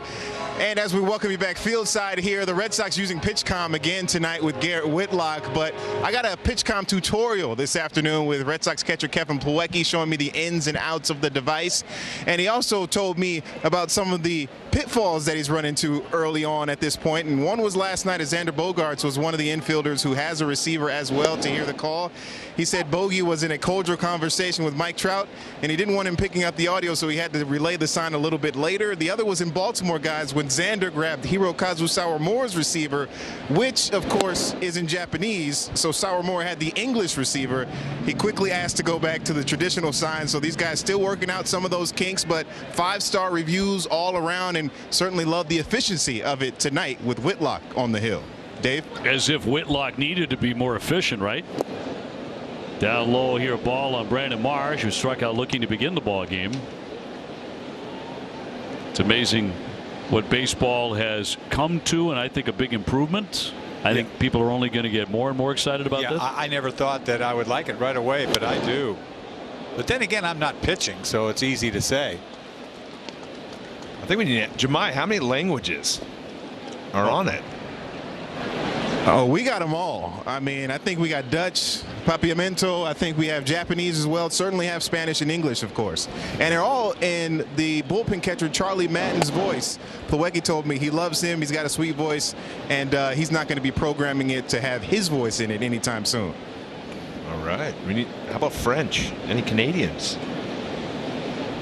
Got to be, right? 2-2. Swung on and missed. He struck him out for the second time. Number 7 for Whitlock. Once again, that shows up as a sinker, but I'll tell you what, this ball's got carry on it. Might be a two-seamer, but it's jumping in there. Little run on it. It's just coming in hot. Yeah, it's hot. Yeah, it says sinker every time, and I don't see sinking. I just see hot. It's hot. Caliente. Yes. Mike Trout 0 for 1 with a K. And a strike. The 3-time most valuable player this year surpassed Brian Downing for second most walks in Angels history. Leading the way, presented by Leader Bank. Compete against cash offers with the new Purchase Pass program. Close with confidence with Leader Bank, member FDIC, equal housing lender.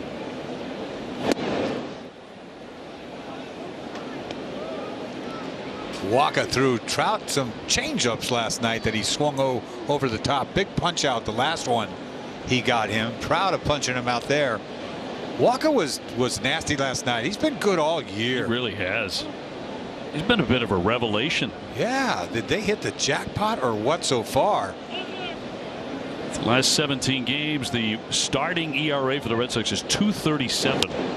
He's a big reason why. Popped up, Dahlbeck there. Behind the bag. Out number 2. You know, he's thrown really probably 75% fastballs, it seems like to me. Everybody's swinging and missing. Finally threw a changeup there. His 60 pitches in 5 2/3. Alex Cora wanted Detmers for Ohtani. And, you know, managing the game to get the best matchup he could get there. That was Detmers, and got Ohtani a little fly ball to left field. Yeah, and it's great too. Waka took it in the right way. You know, as a competitor, you want to get out there. You want to get Shohei Ohtani, the reigning MVP, out. But great decision by Alex bringing Detmers to get the out. There's Ohtani again, struck out in the first inning when Whitlock struck out the side. Cora was doing it all last year. Think about it. We go back to the early part of last season. He'd take the ball from anybody in the 5th inning. He didn't care who you were. All about matchups. Yeah. He'd get somebody to get that last out and get out of that inning, whether it was Josh Taylor, Sawamura, whatever. Yesterday it was Detmers. He's falling behind 3-0 on Ohtani. Goes for it, fouls it back. And I think that comes also, too, with the way you communicate with your players, right? And if you're in the clubhouse and the way you talk to them, and Alex does a really good job of communicating with the players aren't mad when you tell them the truth and you're honest and you tell them, hey, we're going to do it this way. It's when you get off of what you talk about with the players and you deviate from the plan, that's when players start questioning things. So, you know, these guys are going to ride with Alex, and, hey, some of them are not going to like it, but they're going to respect it. Who gets to face anybody the third time around anyway? Really? Not too many guys. No. Maybe Scherzer. Yeah, maybe Eovaldi for us. Eovaldi for the Red Sox, fouled away. 3-2 change. Ohtani hit a double back on April 10th that was 119.1 miles an hour. Hardest hit ball by a left-hand hitter in the StatCast era. I don't know how he unravels so quickly with his hands up so high. He's so lanky and long. Was Josh Hamilton in the StatCast era? I think that was just before what we would call a StatCast. I think so. Why, you thought he hit it as hard as anybody? Oh my God. Sure did. Story from the outfield grass quickly gets it there, and Whitlock is perfect through 4 innings.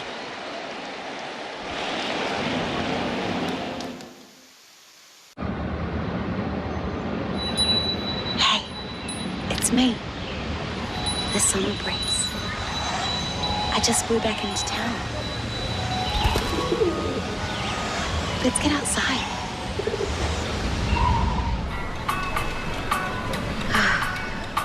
Much better.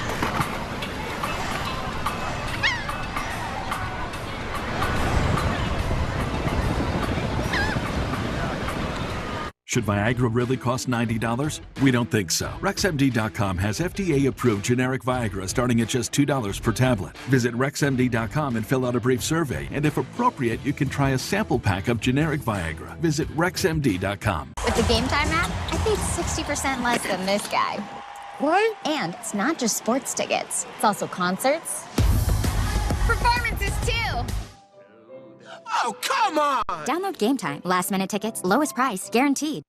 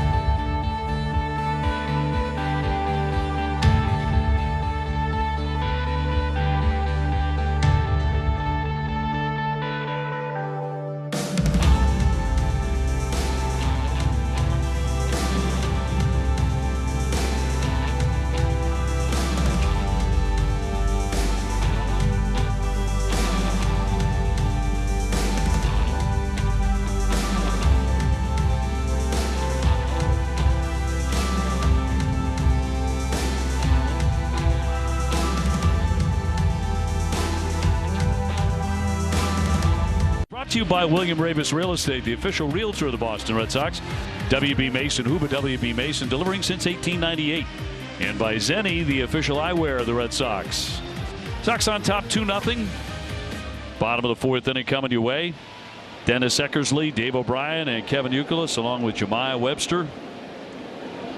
Middle game of 3 here against the Halos from Southern California. Kike will lead things off. He poked a base hit to right. First time up, he's 1 for 1. How can you poke something like that and then poke? You can't poke a home run, can you? He poked one out of the ballpark. Doesn't really fit, does it? No, it doesn't. Popped up. Walsh will cut into foul territory for the first out of the bottom of the 4th. Win big with the Red Sox Foundation 50-50 raffle presented by DraftKings. Fans over 18 years old in Massachusetts can support the foundation and buy raffle tickets at redsox.com/5050 now through the 6th inning of tonight's game for a chance to win half of the net jackpot. See official rules for full details. Alex Verdugo 0 for 1, got doubled up first time. The wind picked up a little bit, blowing in from left field now. Right at us. Feels like it's coming in here. 0-1.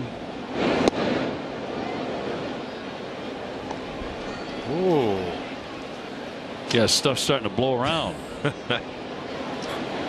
inside the broadcast booth. 1-1 home. And went with a heater. A little delayed action strikes call. There it is, coming at us.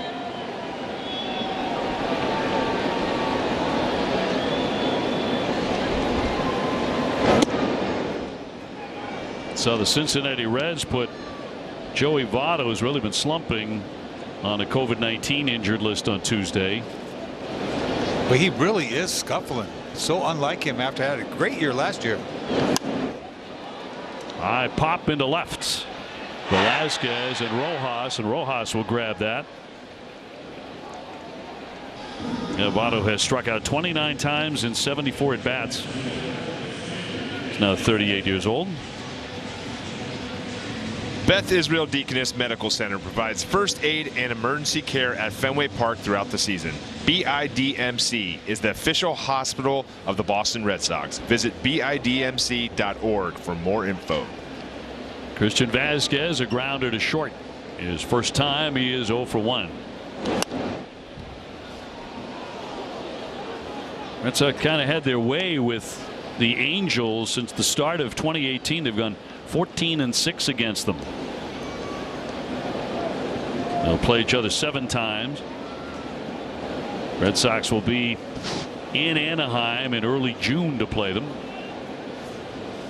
0-1. All the way to the backstop on the fly.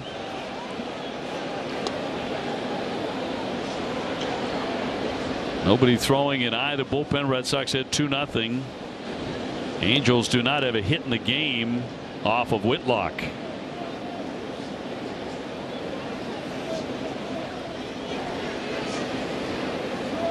Bobby Dolbeck on deck, and the 1-1.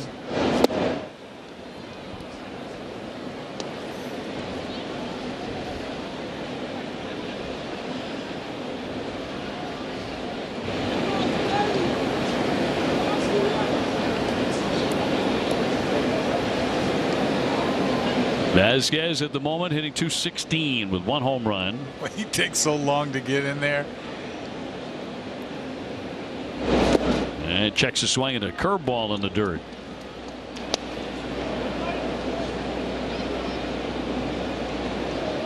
Christian having a very strong season throwing out base stealers. 6 for 12 in the early going.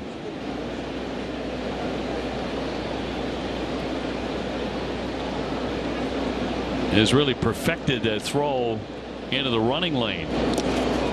That's going to be ball 3. He's gotten used to catching with that one knee down too. I guess it took him a while to get used to throwing out of that position.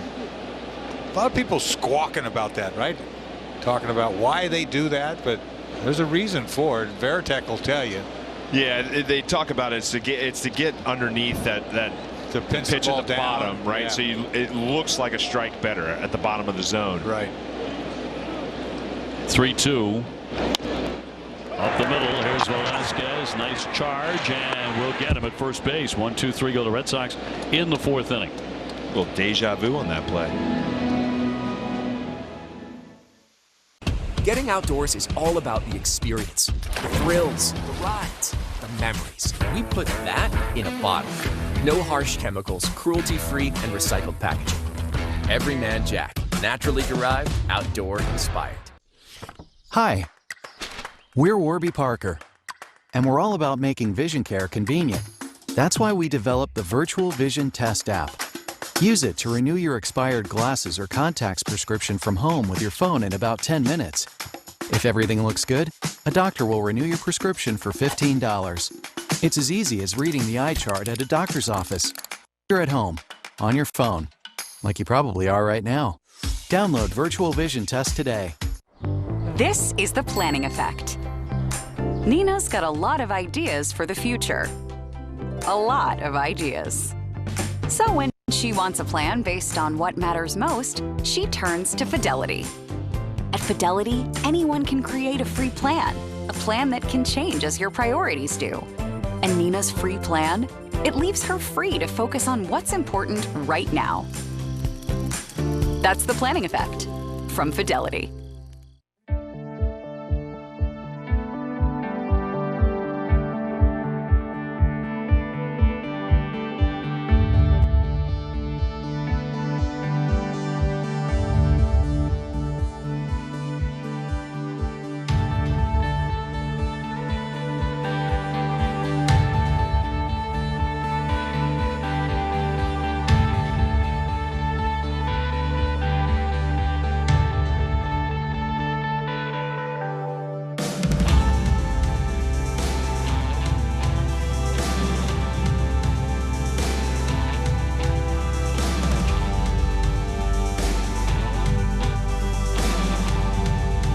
Special, presented by John Hancock, helping families like yours for over 150 years. So got the Angels again tomorrow in the afternoon at 1:35, and then Friday through Sunday, the White Sox.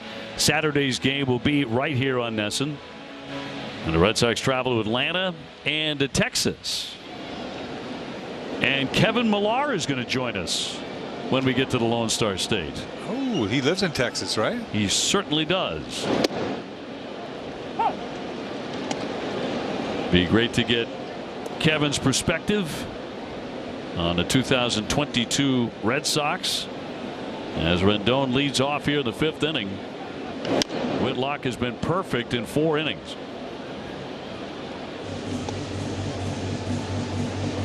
Got Rendon on strikes in the 2nd inning. He has fanned 7. Got him right where he wants him right now, too. Could have change up, fastball in. Now what? Elevate. Little dribbler. Whitlock equal to the task. 1 away. Jared Walsh will be next. Whitlock has averaged 13.6 pitches per inning this season. He's 3rd in the American League, 6th in the majors in fewest pitches per inning. And working with Tom Seaver, the great Hall of Famer, many years ago, he used to talk about this all the time. His goal was 15 pitches or less, no more than that, every inning. Well, that would be nice if the hitters would go for that. Well, he did have a way of making them go along, yeah. So he would have to hurry up and punch guys out. I mean, don't go 3 and 2.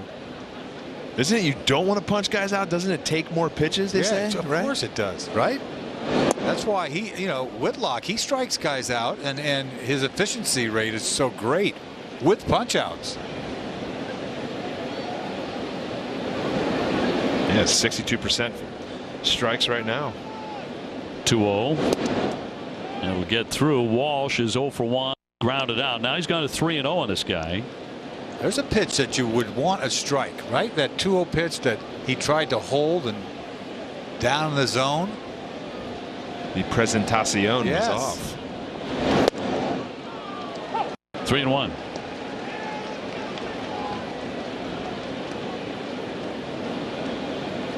Base is empty, 1 away. Walsh, good power. 3-2. Boy, he gets in a rhythm. This kid, he could pound that zone. Yeah, just when you think you're like, oh man, I'm in the hitter's count, I feel really good about this, he just brings it or just spots it up.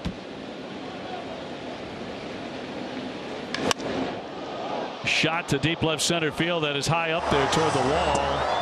That's going to catch plenty of green. Kike will play it off and throw in, and it's the first base runner. And obviously the first hit of the ball game for the Angels, a double by Walsh. Yeah, Walsh has got some pop that way. That ball was down and he got to it.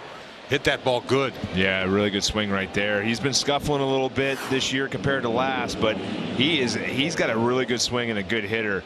We're very lucky the wind's blowing in too right there. I thought that was out. I did too. Probably a homer in most ballparks too. That left center field is super deep when you hit one out there. Yeah, we'll look into that for you, Uke. See how many ballparks that's out of. Rojas tags that one on the line, but foul. He jumped on that first pitch. Yes, he did. High changeup right in his eyes. He struck out first trip. So Red Sox in front 2-0, but the Angels trying to grab a run here in the 5th. Whitlock finally allowing a base runner. 0-2 with a change. It would have been out in 5 ballparks, Uke. There you go. A handful. I don't think it goes out in Baltimore since they changed that. Man, it's become cavernous. Look at that. Swung on and missed. Down he goes. Blew him away. Number 8. You cannot catch up with that fastball. That's rising cheese is what that is. Look at this thing. Starts off belt high and it just keeps going. Look at, forget about it. Yeah, that's tough too when you have that sinker that kind of, you know, maybe has a little bit of tilt on it, and then you get through that 4 seam off of it. That's a foot above you. You think it's going to be at the top of the zone. Good luck hitting that. Career high with the 8 Ks. There's a high fly ball. This is deep and headed for the monster seats. That ball is gone. Stassi, a 2-run shot to tie the ball game. Oh man, Stassi jumped ship on him. I don't know what he ambushed, but he crushed it. Was that a fastball? Yeah, just a fastball that got out over the outside edge, it looked like. That's what happens. This is the big leagues, man. Fastball, they're looking and like almost cheated to get to it. He's got the head out. He's way on that. Yeah, and then the thing is that when that's the outside edge, you're all right. But when it starts on the outer half and comes back over to that barrel a little bit more, that's good living out there for hitters. It's a no-doubter. And he just provides so much, man, his velocity, and you just touch it, it goes a long way. Wade trying to drag a bunt, he foul tipped it. Had to give up a home run since that home run opening day to LeMahieu to right center field. Which was a shocker. Yeah, big shocker. Stassi's 3rd of the year and is tied at 2-2. It's also interesting too, you know, Alex said, hey, you know, we wanted to get through 5. Right. You know, we're in 5 now, so you know this is uncharted territories, right, in a lot of ways. Yeah, he's just, you know, because he knows the kid knows they're not going to push him. When the manager says, you know, we'd like to have 5 out of him, he knows that's it, and he's got a perfect game. My goodness. Davis getting active in the bullpen, the left-hander. Still throwing 96 though.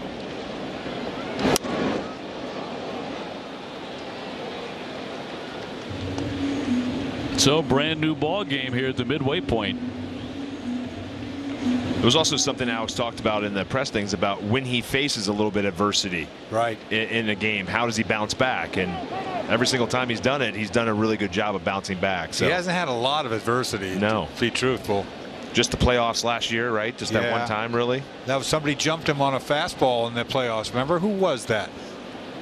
Somebody got him with Houston. Down he goes for strike 3. So he picks up 2 Ks in the inning, but they get 2 runs, and it's a 2-2 tie. If you think they're excited, you ain't heard nothing yet. Be quiet, win ball games, then I'll shut up. High Heat with Christopher Russo, only on MLB Network. Nice throw. Major League Baseball and the Boys and Girls Clubs of America. That's beautiful. Are dedicated to guiding kids through the first tries. It's all good, Aaron. The curveballs. There you go. And the big dreams. Setting them up to make great plays. On and off the field. Building brighter futures together. Where there's baseball, 1 pitch away from baseball history. there's drama. He has thrown a no-hitter. Where there's baseball, Near the wall. there's action. He made a phenomenal catch. And where there's baseball, Let's go live inside the park. there's MLB Tonight. On MLB Network. Where there's baseball all the time. Unbelievable. We've seen it time and time again.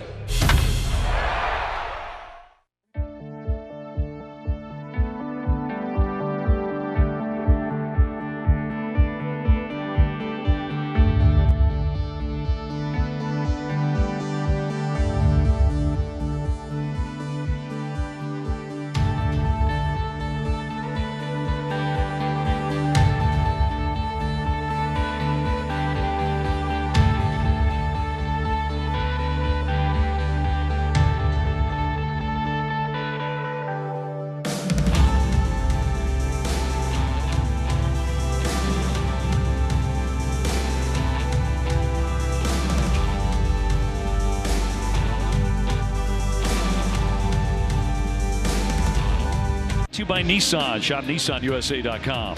Rodenheiser Home Services. Citizens Made Ready. And by Lord Hobo. Introducing Lord Hobo's new 617 Lager. Well, at midway point, it's a 2-2 tie here in game number 2. Garrett Whitlock finally touched up for a couple of hits, a home run.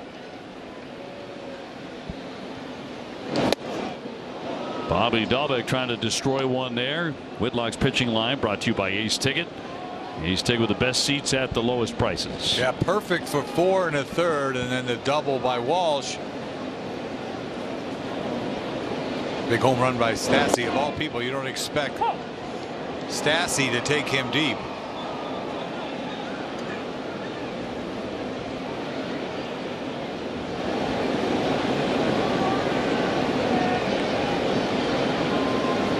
To Dahlbeck, who has walked and scored a run.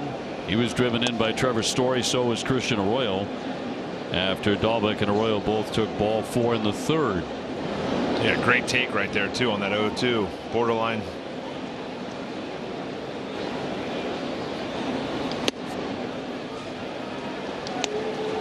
Red Sox have begun to pick up their home run pace here in the last couple of days. For the pair yesterday. Gonna get that curveball here or slider? What do you got?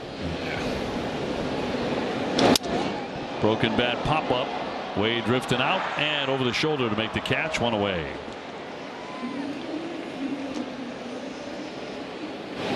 We'll send up Christian Arroyo. 1:35 tomorrow here on NESN. It'll be Rich Hill against Shohei Ohtani. Should be very entertaining. Ohtani was supposed to pitch last night. Bit of a groin issue.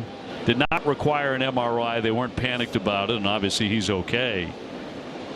And will be on the hill against Rich Hill. And he's going to get hit, and Arroyo is on here for the second time. Didn't even flinch. Knew that was going to hit him. Just said, I'm going to wear this off-speed pitch off my backside.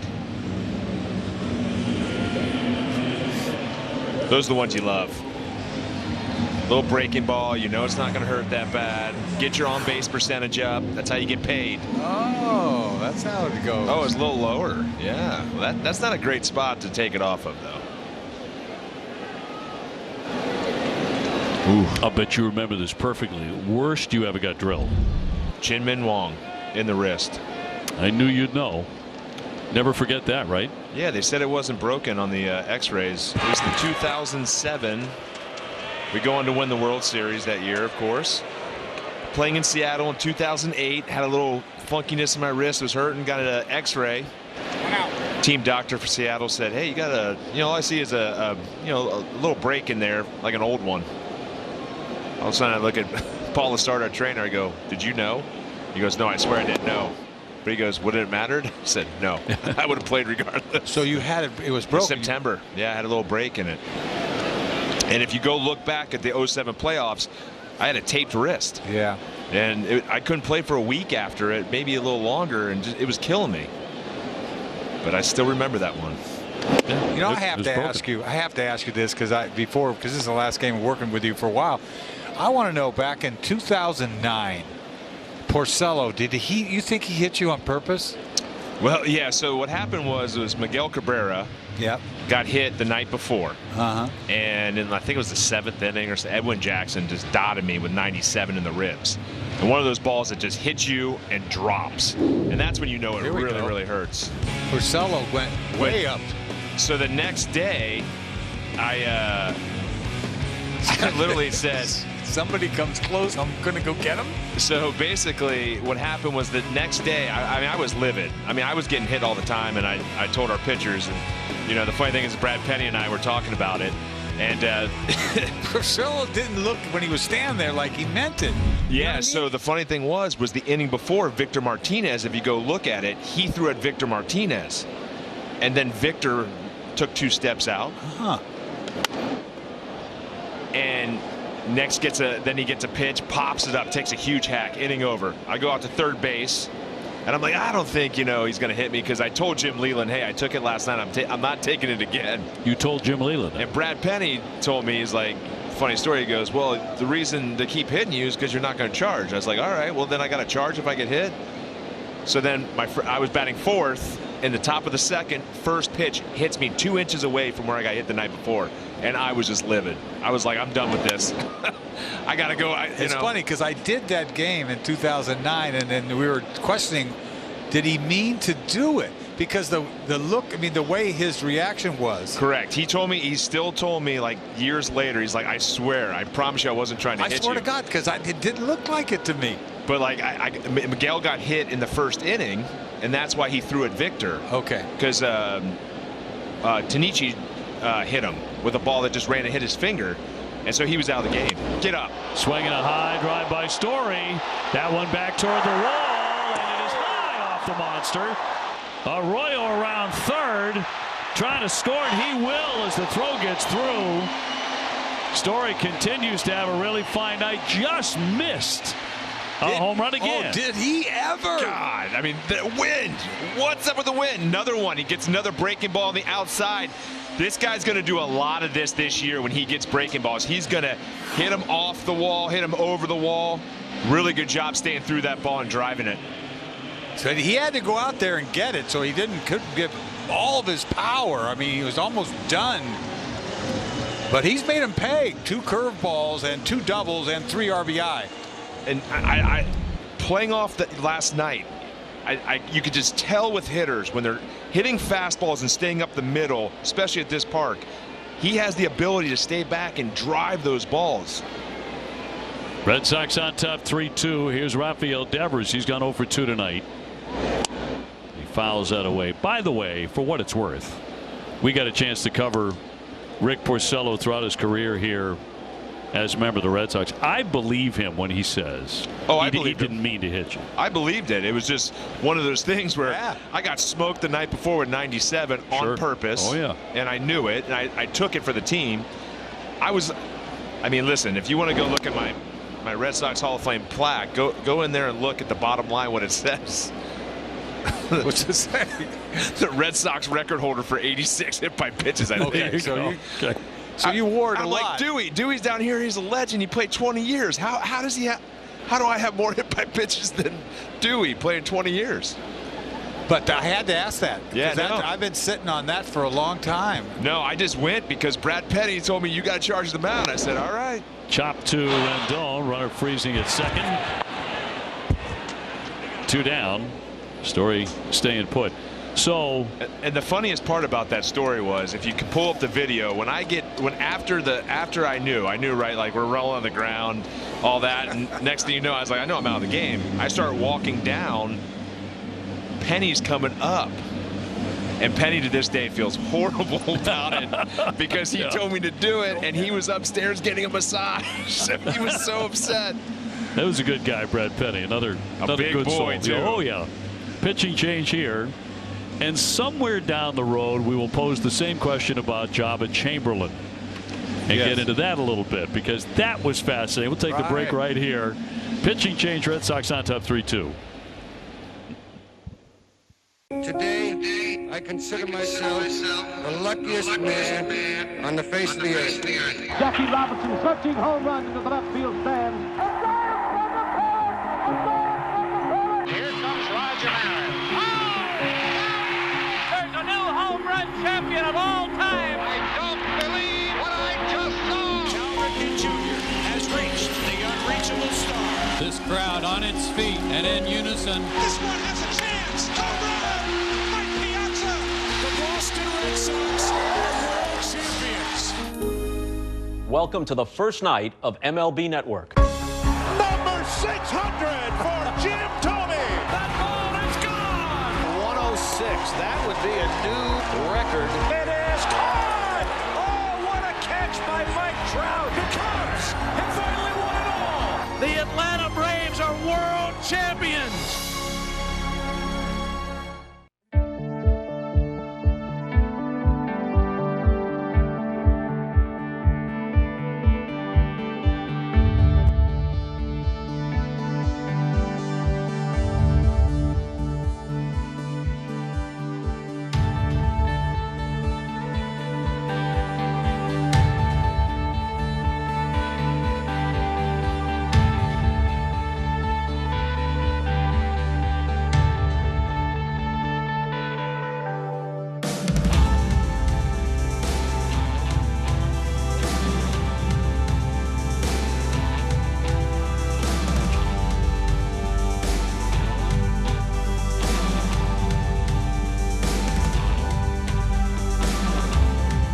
Islander Heritage Month, honoring the impact, influence, and achievements of the Asian community in sports.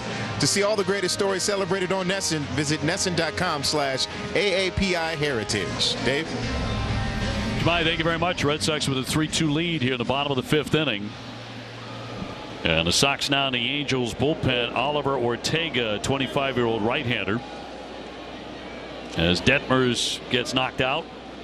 His wildness cost him, because Dahlbeck and Arroyo both scored in the 3rd inning after they had taken ball 4, and Arroyo scores in this inning after getting hit by a pitch. And Trevor Story with the big swings after that, a 2-run double and now a run-scoring double for 3 RBIs. The shortstop Velasquez is a little high and safe. Here comes the run, and the Red Sox get another one. They steal that run on a high throw that took Walsh off the bag. First base umpire Paul Emmel was right there, and that miscue costs a run, and the Red Sox lead at 4-2. Yeah, Velasquez kind of wound up there. He had all the time in the world to get it there. See him field it, backhands it, and then just heaves it a little bit too high. Walsh comes down just a little late. Run scores. Heads up Arroyo. Now it looks like they're going to challenge. Los Angeles has challenged a safe call at first base. Yeah. I thought he got his foot down, Walsh, in time. He did. He did. Yeah, but the big part about this is Trevor Story running his butt off right away, running hard, getting around there, because there's no even close play at home plate. If Jared Walsh turns around, it's like, oh my God, he's at home plate already. Well, he had no chance. Yeah, and that's the key, is some guys don't run hard like that. They're just like, oh, he's going to make the play. Never assume you're going to make a play. Always hustle, put yourself in good places. Great job by Trevor Story. Angels are already coming off the field. That's how confident they are. Oh, are they confident or what? That this will be overturned. Yeah, it's close. But it looked like Walsh got that toe back down on top of first base. Yeah, you get way in there, you'll see. After review, the call at first base is overturned. The runner is out. Los Angeles retains their challenge. And that is out number 3. Red Sox get a run. 3-2 Boston. One more look at the play at first base, which is overturned, and Xander Bogaerts is out.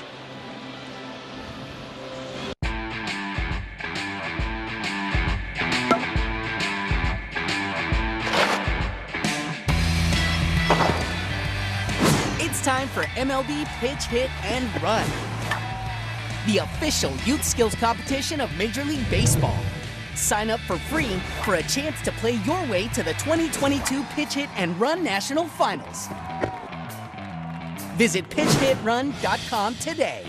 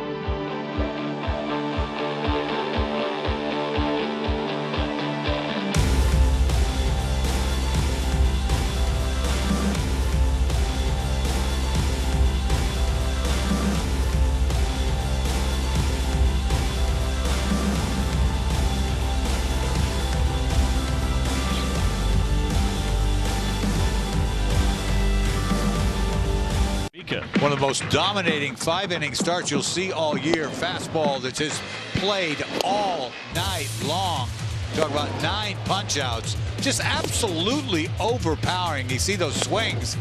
Finally, we're going to see a changeup somewhere. Finally, just one there. Back to the cheese. See ya. Boom. Rojas is gone. And Wade, high cheese again. 9 punch-outs. 2-run shot cost him, but he leaves this game with a chance to win this game 3-2. Get insurance you can feel confident about. Discover Amica Auto, Home, and Life Insurance. So the Red Sox go to the bullpen. Our BuyFordNow.com call to the bullpen. Austin Davis, the lefty, who has made 8 consecutive scoreless appearances. Red Sox leading 3-2 in the 6th.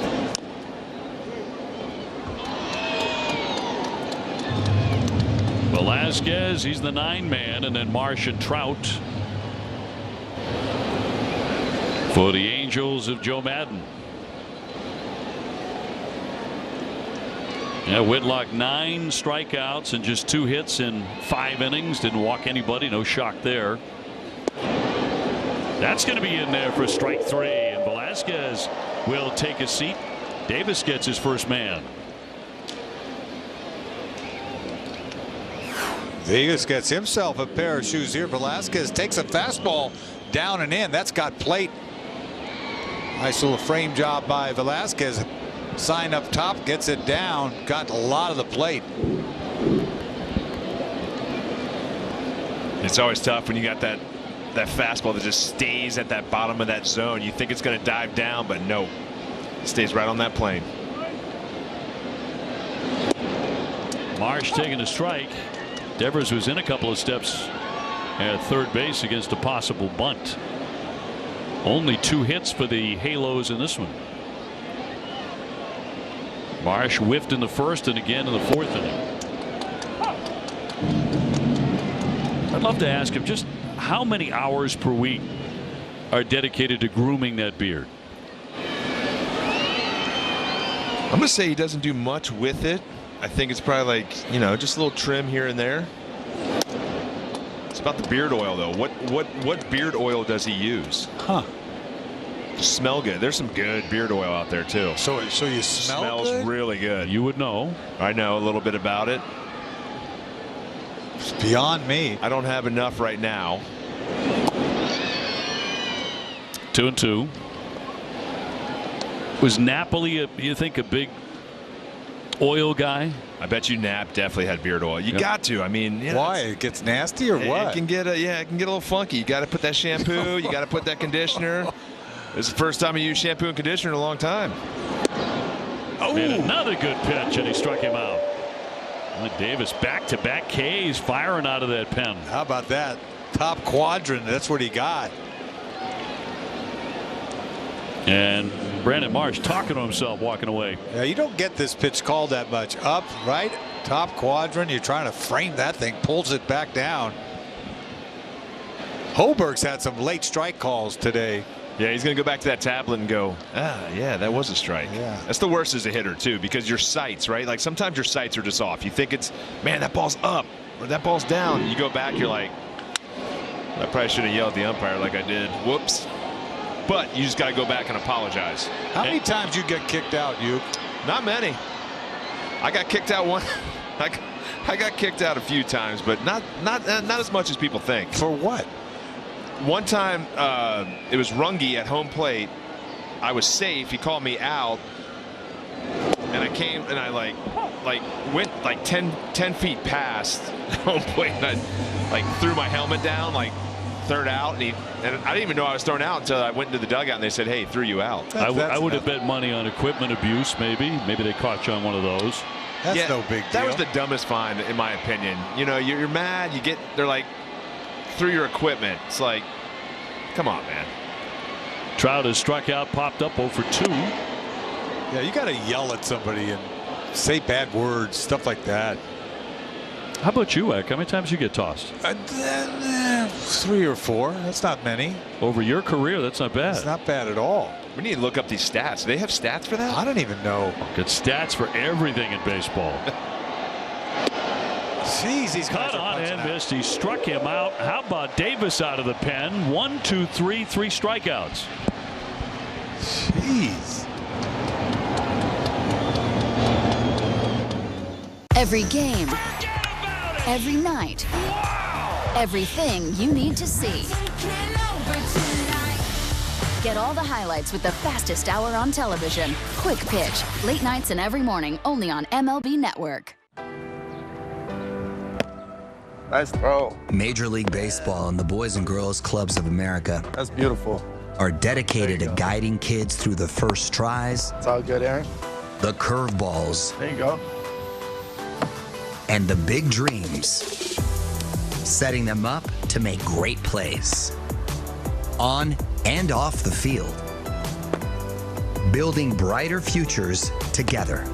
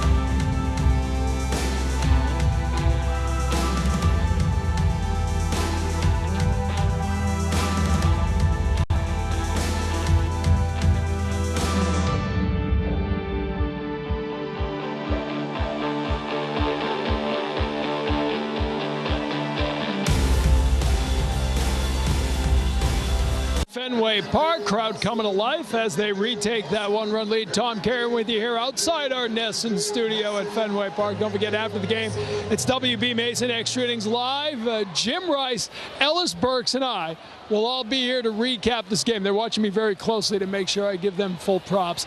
Some interesting stuff to talk about with Shohei Ohtani making the start tomorrow. We'll take a look at what he's done at the plate, what he's done on the mound, and what we can expect tomorrow, guys. Look forward to that. Thank you, TC. Fascinating player. Possibly the single most interesting player in Major League Baseball today. He's certainly in the discussion. JD Martinez 1 for 2 tonight with a base hit. A lot of big bats out there in that post game. Oh yeah. What's that? Ellis, Jim, right? TC. TC's got a huge bat.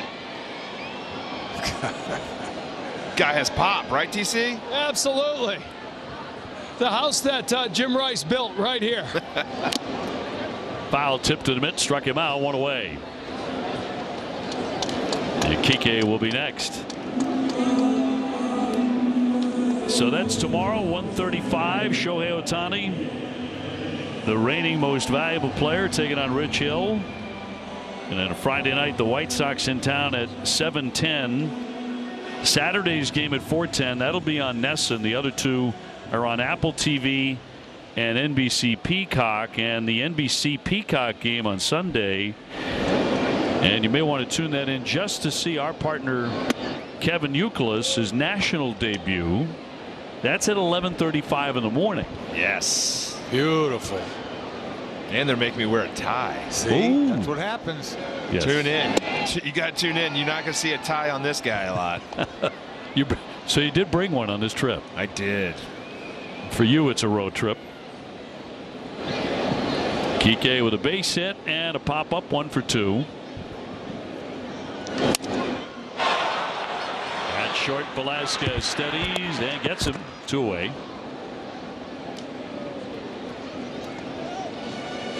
CVS Health is a leading solutions company and a trusted partner for every meaningful moment of health. Learn more at cvshealth.com.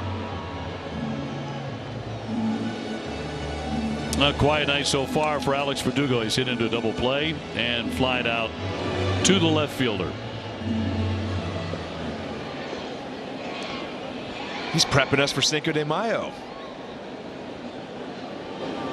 Boy, that's right. That's tomorrow. That's mañana if you habla. Always sneaks up on me. I don't know why. It's my favorite holiday. Is it? By far. Why? I love I get Mexican food, just like the music. I love Mexico. It's a free trip coming for somebody.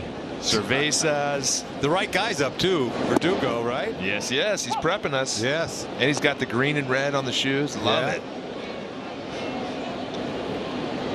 Alex looking to warm up, hitting .233. Hot at the top of the season. He's hit one of those cold spells at the moment. Ortega will run on over and make the play, and that'll do it. Red Sox with a pretty silent 6th inning. It's a 3-2 Boston lead.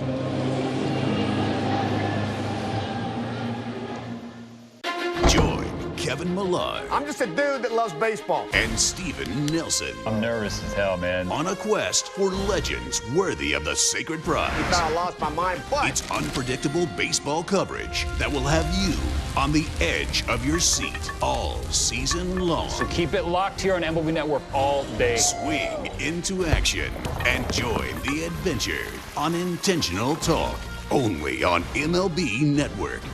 Let's watch some baseball.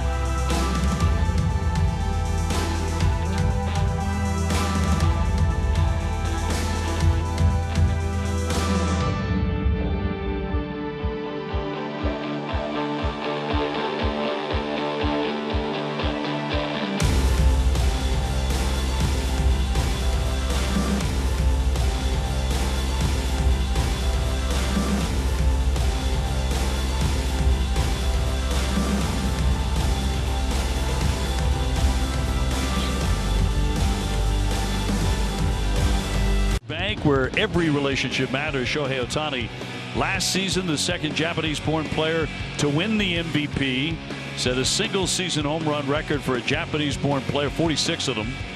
First player from Japan to participate in the home run derby. Just flat had a great year. Yeah, so 2 tonight. So accommodating in that home run hitting contest. The whole thing. So far, 4 home runs this season, a high pop into left. And Shohei is 0 for 3. 1 out in the 7th. You know, a funny story about Shohei. Playing against him in Japan, got to see him hit a little bit. Kind of slap the ball around. Kind of more of that Japanese style, like get the bat to the ball, get your hits, not drive the ball. So I remember Theo asking, we were talking about it when I was with the Cubs, and Theo said, hey, you played again. What do you think? You think he's got this before he actually played? I was like, man, I don't know if his bat's going to play here. I'll tell you, how about Ichiro? When Ichiro came in spring training that year, 2001, everybody saw him in spring training. He was like a little Judy, He was just flicking the ball the other way. Meanwhile, about 250 hits later, MVP, Rookie of the Year, the whole 9 yards. Shohei is a way different hitter than what I saw, and kudos to him for making that adjustment. Not easy. Well, he got bigger, right? He really filled out that body. Yeah, got bigger, got stronger, but his swing just he developed a stronger swing that's going to drive the ball to the yard. Rendon 0 for 2. Red Sox with a 3-2 lead in the 7th.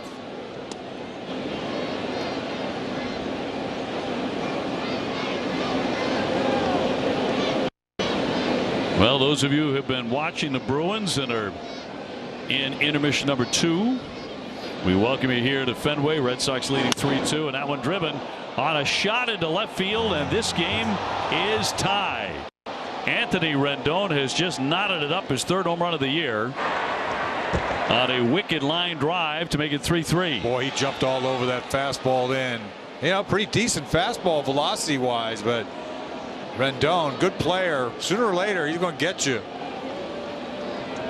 Yeah, he was ready for that. He was all loaded up for that. Got a hold of it and got it up over that wall. Man, good short swing there. Yeah, you can't hold these big boys down. So he's kind of scuffling this year. He was due and he left the ballpark. Second home run for the Angels tonight. Max Stassi, their catcher, hit a 2-run homer in the 5th. Brings up Jared Walsh, who doubled in that inning, that 5th inning, and came in to score. Didn't Walsh look like he tried to put his elbow into that? Did you see that? Yeah. He's like, I don't want to face this lefty right now. I'd rather just go to first base and get my OBP up. We saw that last year with Canna with the A's. Got in the way of something. Remember, Richards was the pitcher. Mm-hmm. You remember that? I do. And the next pitch he threw right at his squash. He did. I'm telling you. It's just a face piece, and he got out of the way. It was scary. Of course, an umpire does not have to award the base if he feels like the hitter made no effort to get out of the way, if he made every effort to be hit by the pitch. What was it? Happened to me. Was it Conforto last year did that, right? Didn't he? It was almost a strike, and then leaned into it. Yeah. Yep. It happened to me one time. I got hit. I didn't even try to lean. I just stood right there, and they said, no, you try to lean into it. I said, I went crazy, like, and it was on like ball 3. It was like 3-1 or something, and next pitch, of course, was ball 4, and walked down to first base. But I was like, what are you talking about? So they said you didn't try to get out of the way? Yeah, he just said no, and I'll never forget that. On 3-1. It was like on a 3-1 pitch. 2-2, a wave and a miss. Down goes Walsh. That's the 13th time that the Red Sox have struck out an Angel hitter tonight. Yeah, good sweeping slider there by Davis. Walsh pulls off. Good pitch. And we'll send up Jose Rojas, who has struck out 2 times. So 3-3 game, very low hit game. The Sox have 4 hits. The Angels have but 3.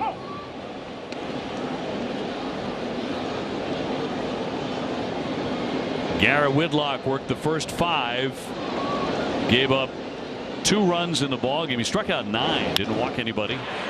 A roller to Story from right field to retire the side, but Rendon strikes, and we're dead even 3-3.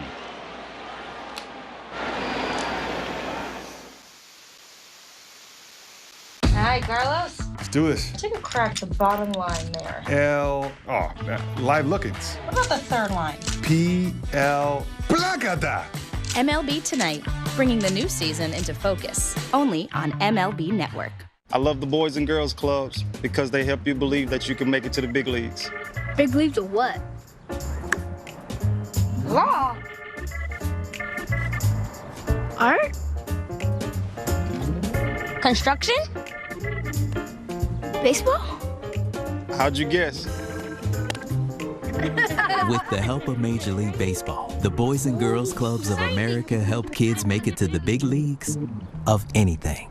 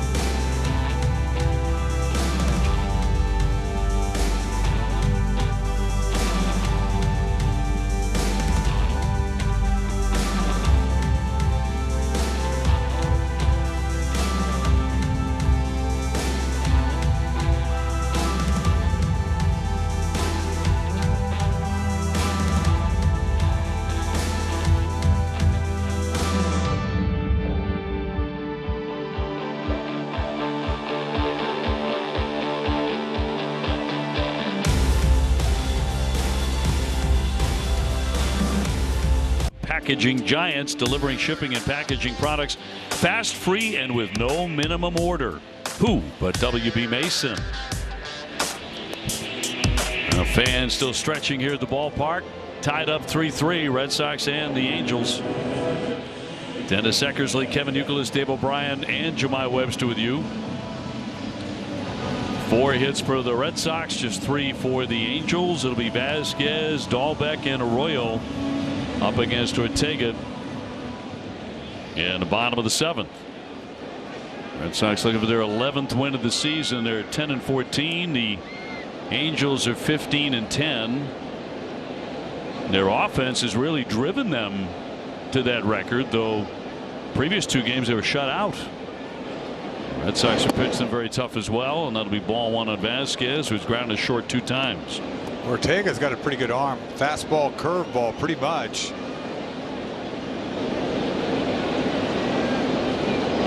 Dahlbeck on deck.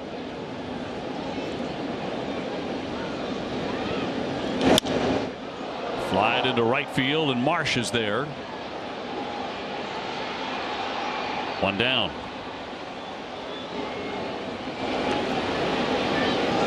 All the runs for the Red Sox tonight have been scored between the 8 and 9 spots, as Aaron Loup, the lefty, gets loose in the bullpen for Los Angeles.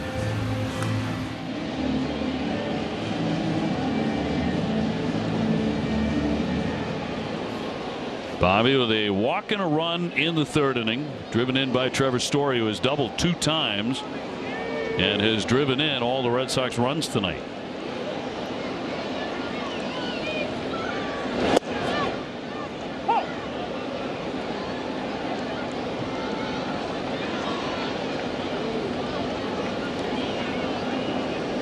Left-hander Strom warming in the pen.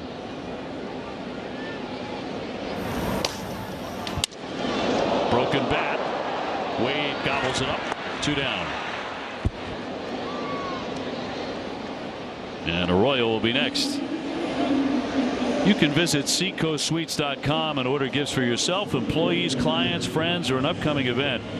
Seacoast Suites are chocolate-coated peanut butter, coconut, peppermint, and s'mores patties, all individually wrapped and handmade in small batches.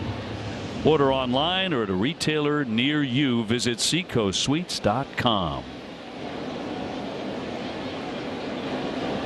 Christian Arroyo with a walk. He's also been hit by a pitch. He scored 2 times. He'll crank that one down the line, headed for the pesky pole, and that ball is foul. A foul ball. That's what Paul Emmel said. Boy, Arroyo's all the way to second base.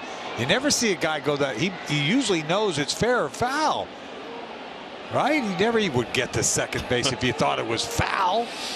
Or you're begging. I know, yeah, it's a big beg. And he said, it's foul. And he's on second base. I love it.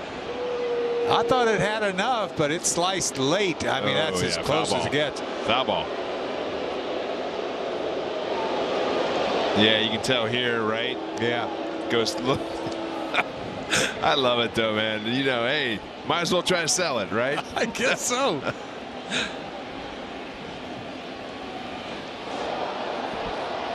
His reaction. Look at him. Look at him. Come on, somebody call it. Yeah. You never see that. They usually stop, right? I mean, you know, it's right in front of your face. Well, he did point with his right index finger that way, so maybe he thought it was foul. Hot shot down the line. 0-2. He's going foul pole to foul pole. All right. I mean, he's pointing at a pesky piece, isn't he? Oh, it's so good.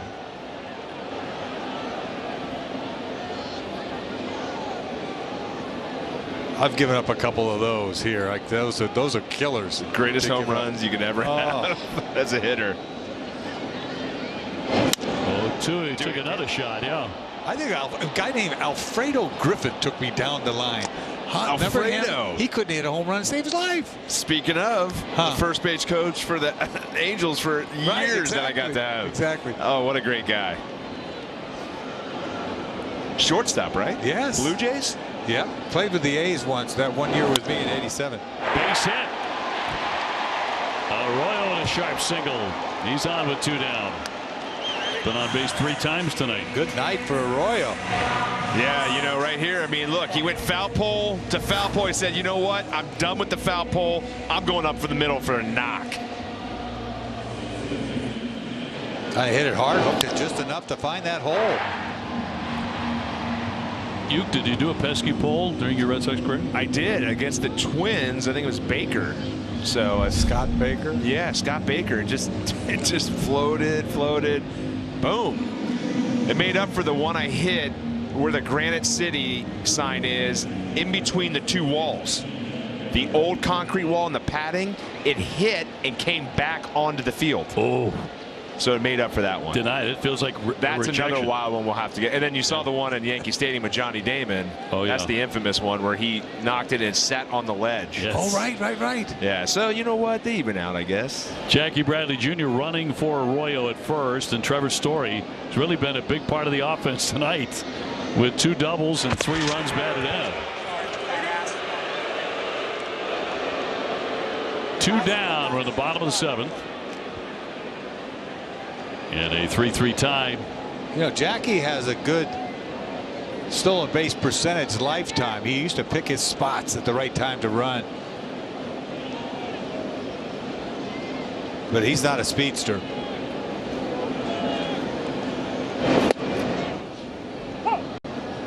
We need Story to have a night right here. Yes, sir.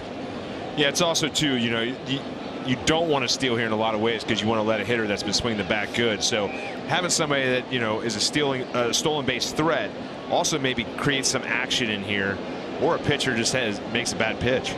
Jackie will steal 7 or 8 bases a year on average in there for strikeouts. 17 one year. That was 2018. Yeah, he picks his spots. Knotted up 3-3. Yeah, what was the leading stolen base guy last year? That, you know, because the number goes down, yeah, right? I'm guessing what, maybe 40. Marte stole a lot of bases. Went over to the A's. I bet he stole 46, my guess. I just remember growing up as a Reds fan and watching the Cardinals. Oh my God! In '85 they ran wild. Oh my God! I think that team had like 400 stolen bases. It was sick. We used to have practice before they came in to try to hold them on. You know, spin moves and all this stuff. Right in the middle of the season, doing practicing. Willie McGee and all those guys. Yes. Yeah. Van Slyke, Coleman, Tommy Herb, wherever. Ozzie. All of them. I'm Tommy Herb. That's when baseball was electric. That was in there, got him looking with a fastball. He struck out Trevor Story. 1 left. We're on to the 8th.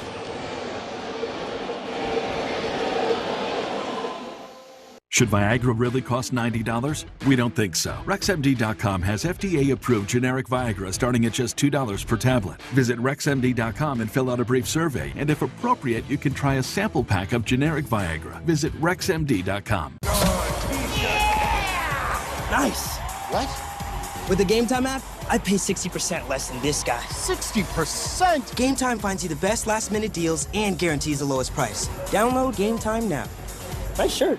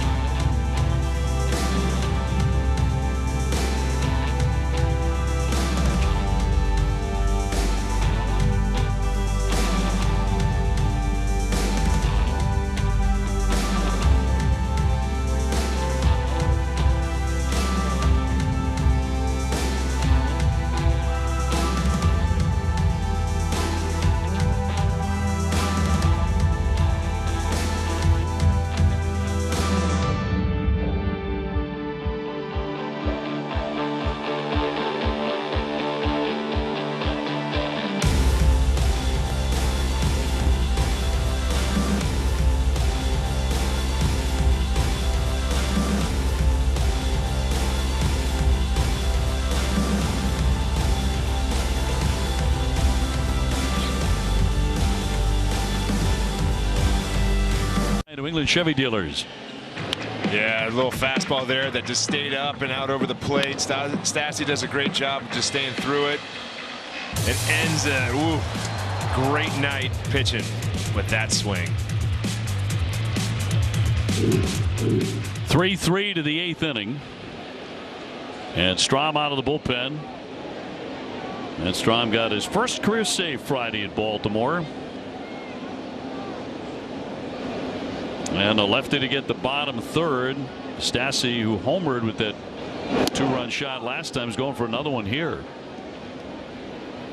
Acquired from the Astros in July of 2019. Jackie stays in the game to play right.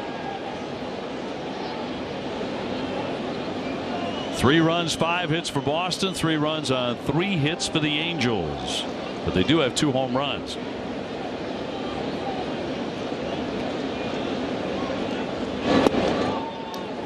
Well, they've been going for the long ball all night with all the strikeouts.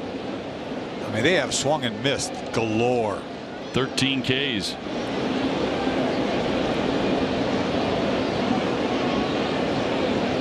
Started with Garrett Whitlock striking out the side in the first inning.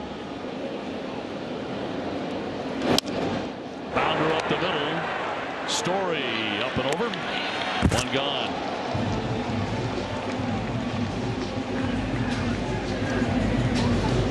Right now at Jordan's Furniture, buy as much or as little as you like, a whole house or 1 chair. And if the Red Sox sweep the World Championship, it'll be free. That's right, free furniture and mattresses. Experience the fun at Jordan's. OB. David Fletcher has a bat. He's going to hit for Wade. Wade went 0 for 2 with a couple of Ks.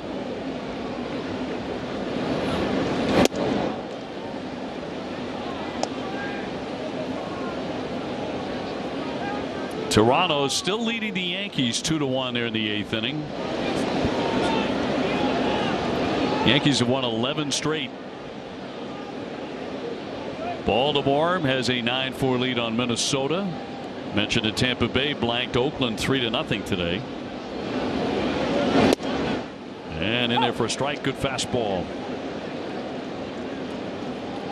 A lot of shutouts. Yeah. Around baseball. Is that humidor? Humidor and, of course, the baseball itself. I just don't get it.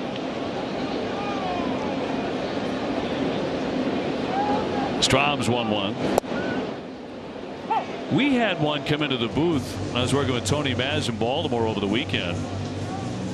Foul ball, and I'm going to tell you, it does feel a little bit different. Have either one of you guys grabbed a baseball? No, I have not. So not that we need one at this moment right up here in the booth, but yeah, we do. Come on. Yeah, we should get one. We should get a hold of one because rub it up. It's kind of a spongy feel. At least the one we were handling. Yeah. As you termed it early in the season, Eck, a little mushy. I never made contact with it to know if it's mushy. That came from somebody else. Mm-hmm. Yeah, mush balls. No, I'm out. 1 down, base is empty, and a 2-2. We got some lefties that can throw fastballs, don't we, this year? Diekman throws 95, Strom, and Davis, 3 of them. Can never have enough lefties coming out of the pen throwing hard, right? Yeah, and you've got Josh Taylor waiting in the wings. I don't know when he's going to be ready. A little bit of a setback the other day for Josh with that back. Strom picks it. 2 down.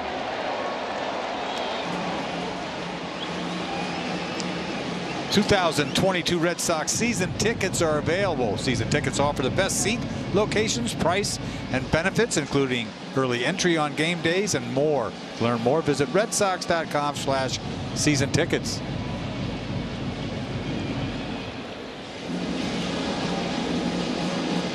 It looks like the Angels are going to go to their bench again.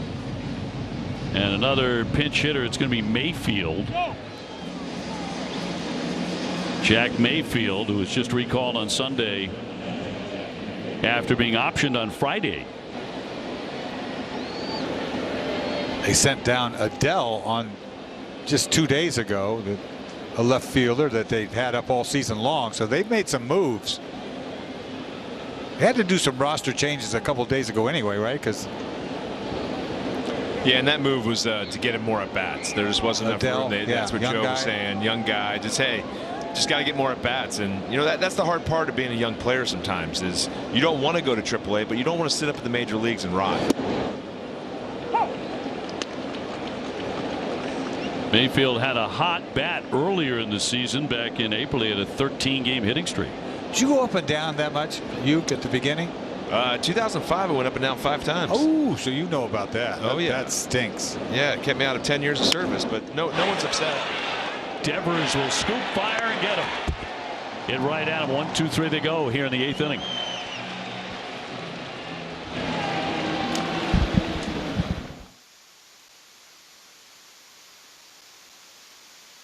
This was my first time using telemedicine, and I'd recommend this process to anyone. The total experience was amazing. I couldn't be happier with the product. At RexMD.com, we've made the process fast, easy, and affordable. Visit RexMD.com right now.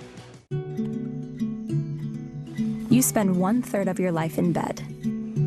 That's why at Boll & Branch, we hold ourselves to a higher standard. Our bedding is 100% organic, toxin-free, and fair trade certified. It makes a difference you'll feel and offers a better way to live in this world. Start with our best-selling signature sheets made to get softer with every wash. Visit bollandbranch.com. With the Game Time app, I paid 60% less than this guy. What? And it's not just sports tickets. It's also concerts. Seriously? Performances, too. Oh, come on! Game Time finds you the best last-minute deals and guarantees the lowest price. Am I underdressed? Download Game Time. Last-minute tickets, lowest price, guaranteed.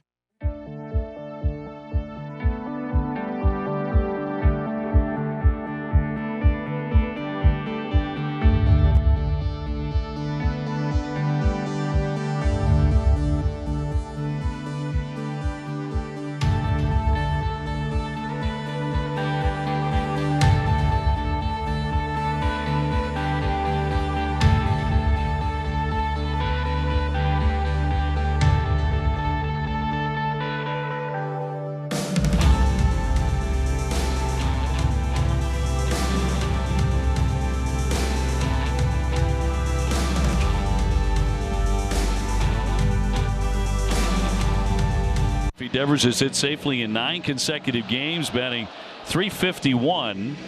The only Major League Baseball player with 2 hitting streaks of at least 9 games this season. Quiet one so far tonight. He has gone 0 for 3. He's going to lead things off here in the last of the 8th. And will do so against Aaron Loop. The veteran, 0-1, but a tiny ERA. You may remember him from his days with the Toronto Blue Jays. Yeah, for the longest time. Last year with the Mets. Devers 1 for 2 lifetime off of him. Fletcher at third, Mayfield at second. At short, I should say, is Fletcher. Rendon staying put at third. And 1 strike on Rafael Bogarts on deck, and then JD Martinez. So you've got 2, 3, 4. That's a strike. Well, that's paint is what that is. He features a little 2-seamer and a cutter most of the time.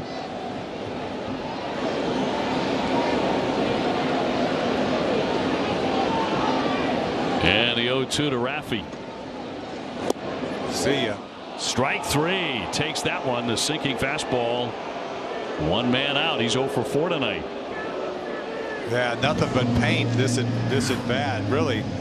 Outside corner paint, inside corner paint, and you are a pair of shoes. Kind of ran back over the middle, got more over the plate than I thought. Froze him though.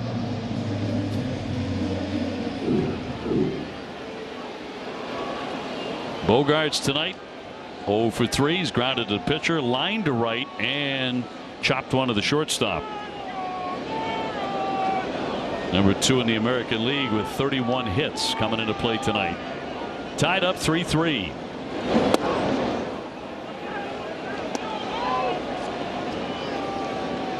Robles up in the pen. Yeah, they call it a cutter, but it's, as we like to say, it's a little bit of a slider and a cutter, so we call it a slutter. Slutter. Papelbon, I think, invented that word on that one. Yeah, that's dirty. Get up. High fly. Deep drive. Way back and gone.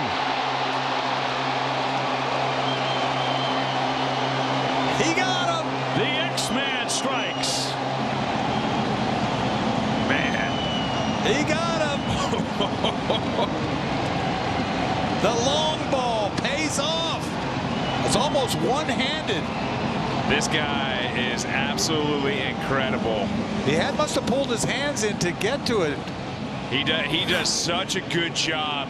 Gets a little bit of that slutter right there, and just nice and easy swing, pulling the hands in, keeping this ball fair. That's the hardest part, is when you get that ball boring in on you a little bit. How do you keep it fair? Pull those hands in more. Oh, he loves it. X gonna give it to you. Love the bat flip. Yes. Devers' reaction. That's money. That's a money dinger. Red Sox lead at 4-3 in the 8th. Red Sox home run brought to you by Nissan. That's a lot of emotion right there from Bogaerts. Yeah, blowing Bezos. Home runs are starting to come. Yeah, hey, law of averages, man. JD 1 for 3, a base hit.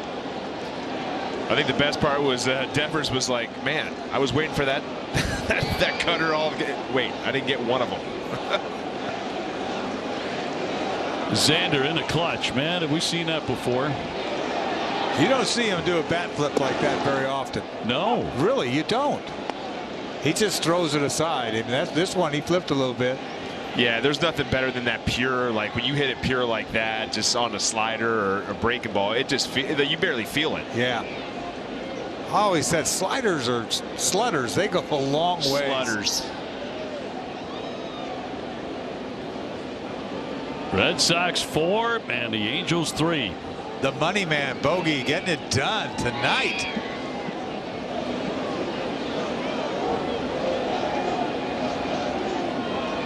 Loops 1-2. Back to that flip. Yep, gone. Oh, see ya. Well, he's feeling it. I love it. Man, how can you not feel that? Bottom of the 8th, tie game. Such a classy bat flip, too. Yeah, it was. Right? That's such class. Really was. And that is going to be in there for strike 3. On the cutter. And 2 down. Well, hard-fought, low-scoring game, and the Red Sox are on top on a Bogaerts blast. And here's Kike Hernandez. He is 1 for 3 in the contest. And Xander with that great smile. Come on, Kike. It's only Bogey's second home run, so it's not like he's made, had a lot of trots around the bases this year. Bounder to the shortstop, collected by Fletcher to retire the side, but the Red Sox are in front as we go to the 9th inning, 4-3.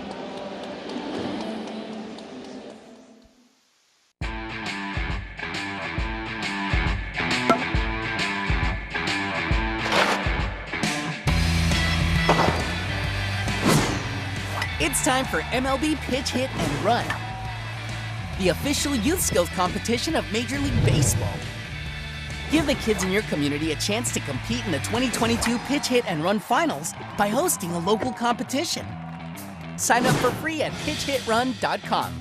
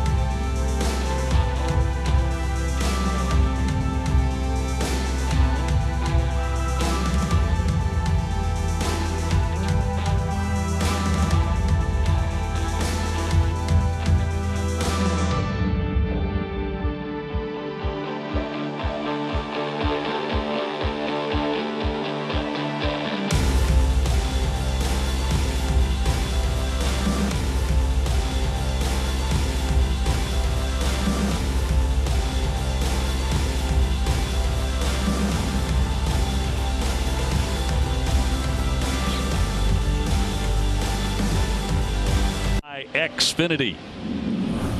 Yeah, and X going to give it to you right here. That little slutter just hangs up just enough. And just a little bit of class at the end here with a nice little bat flip. Got him. Experience a powerful and secure Wi-Fi connection for all your devices. Xfinity X-Spy. Can your internet do that? Well, Taylor Ward was just announced as a pinch hitter.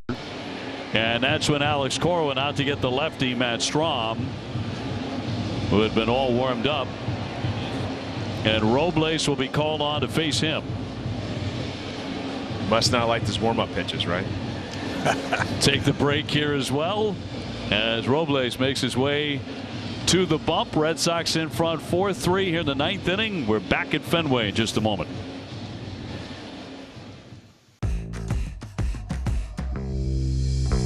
You want that home run feeling? Then step in the box and let it rip. Get ready for the Major League Baseball Junior Home Run Derby.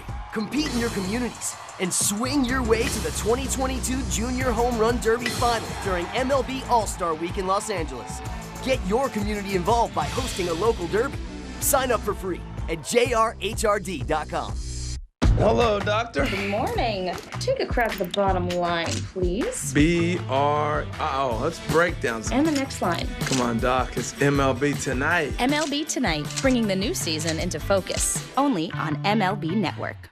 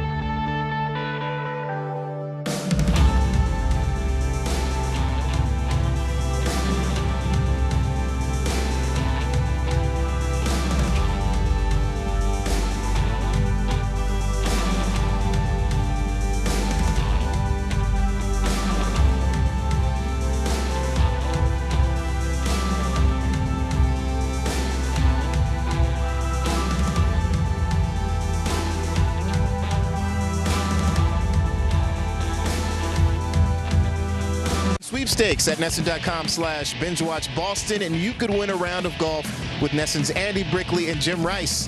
Presented by Fubo TV. Watch live sports and TV. Try it for free. Dave? Jemai, thank you very much. So Robles called on to finish this one up. And a tight one, 9th inning. Ansel Robles will take over on the hill and square off against Taylor Ward, who's hitting .371. with 5 home runs. Yeah, this is a big league save right here. 3 tough hitters. With Trout to follow and then Shohei Ohtani. So here we go. And the first one's going to be ball 1. Our producer Amy Johnson said that Aaron Loop gave an interview today with Fangraphs, and he was asked who is the most underrated player in the majors right now, and his answer was Xander Bogaerts, who just homered off of Loop to put the Red Sox in the lead. Couldn't agree more. You know, a lot of shortstops are talked about, but year in and year out, this guy puts up numbers and is just an absolute leader for this ball club. He's even classy with the bat flips, huh? How about this? That's right. 397s back to back to back. Robles looks pretty good so far. I think he came out to The Undertaker from WWE. I think that's his walkout song, which I absolutely love. I thought I heard it. The Undertaker. Ooh. Now we're just going to have to get The Undertaker to come here and entertain us. Undertaker needs to paint right here. 1-2 to Ward. Looked like he went. He did. That is strike 3. Holberg pointing right at him. He strikes out. This ball is not even close. It's in the other batter's box. After 3 fastballs, he's trying to get the head out. You see this? Look at that. He's sitting over there. Look how far away it is. half-hearted swing after 3 fastballs. He just couldn't hold up. That's what you do when you come into a game in the 9th inning and you're seeing 97. You're like, uh-oh. Right off the bench. I got to get this barrel out. Oh, wait. That's a slider. Now Robles is going to earn this. Here's Trout, who takes a strike.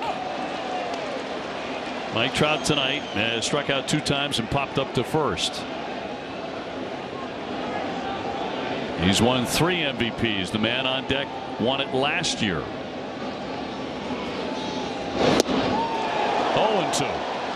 Robles, he's been throwing the ball good. Good velocity since he's been here all year. It's got a little late life on that fastball, too.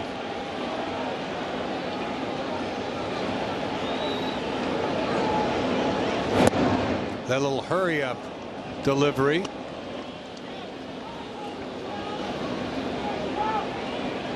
Whitlock went the first 5. He struck out 9. Austin Davis, Matt Strom, and now Hansel Robles out of the bullpen. 1-2 pitch to Mike Trout. He takes the ball 2-2. Another fastball. Robles really staying away from walks. He hasn't issued any in his last 7 outings. Yeah, see if he goes to that slider again. Up top cheese or slider? Well, the book says go up top with, but I like both. As long as you bury that slider. Check swing foul. Yeah, up top gas.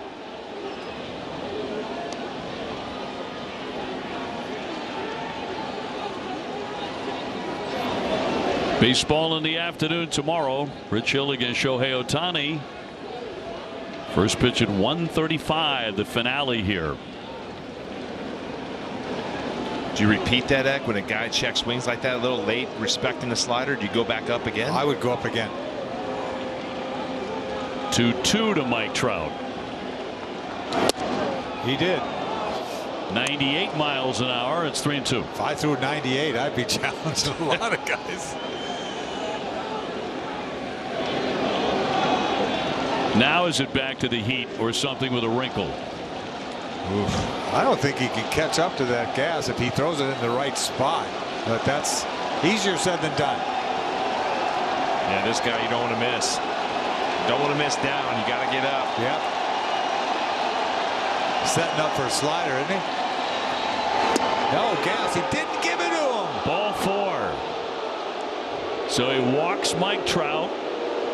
And that means Ohtani will swing with a runner on at first. Boy, I tell you, if you try to present that fastball on the corner, it was outside, but it looked good.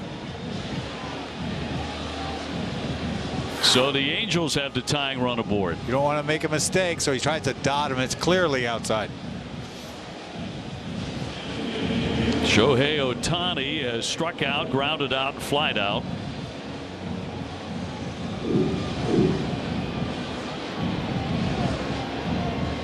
He was 1 for 4 with a single last night.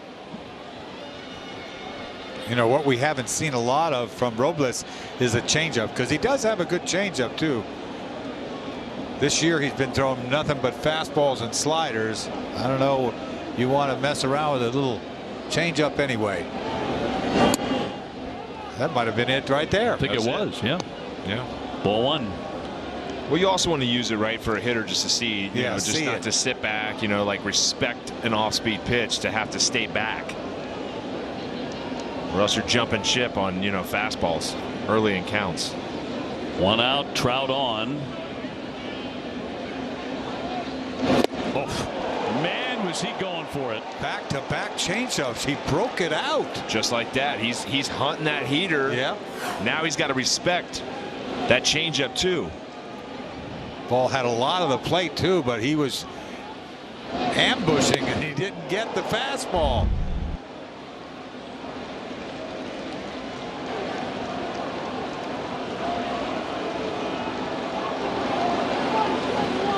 Ninth inning and a 1-1 to Ohtani. Almost got him.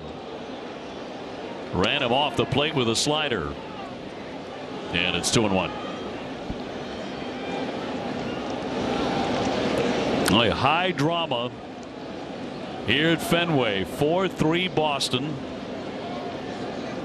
Ohtani with 46 home runs last year. Detmers up in the pen in case. Hasn't seen a fastball yet. Here we go.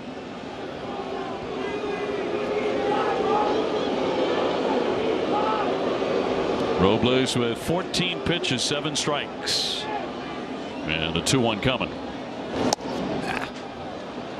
Change-up heavy, and he missed again. Didn't he? 3 change-ups this sequence. 3-1.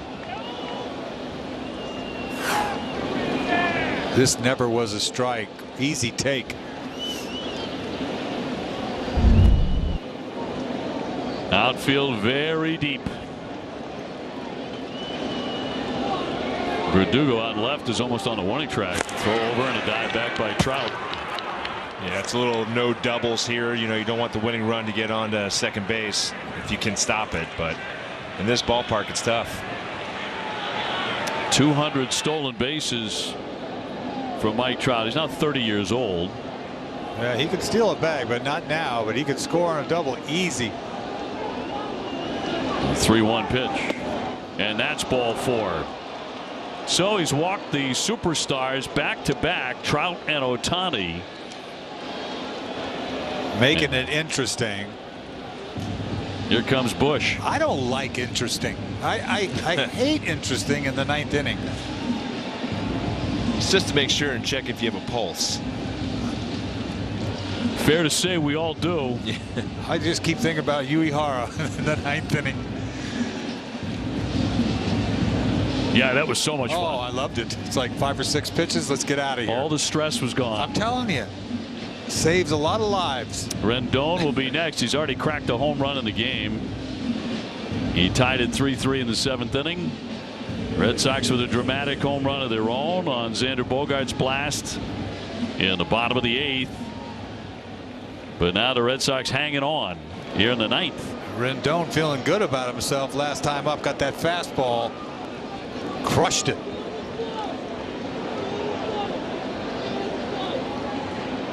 He's hitting .224. That was his 3rd home run of the year. Trout representing the tying run at second. Ohtani the go-ahead run at first. He's having a hard time throwing strikes. Yeah, all of a sudden. Not close.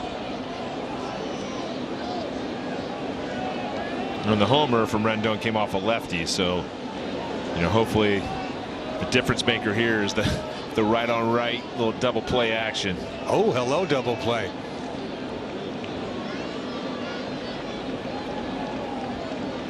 .1-0 pitch. Right now he can't buy a strike. And he had a good fastball too. Now we had a few 97s right earlier. Yeah, and sometimes that happens, right? When you're facing a guy that just went deep off a fastball, you just kind of get away from it. 7 off-speed pitches in a row. 2-0 on a home run threat. That's a strike. Not a fastball, though. Oh, a little slider.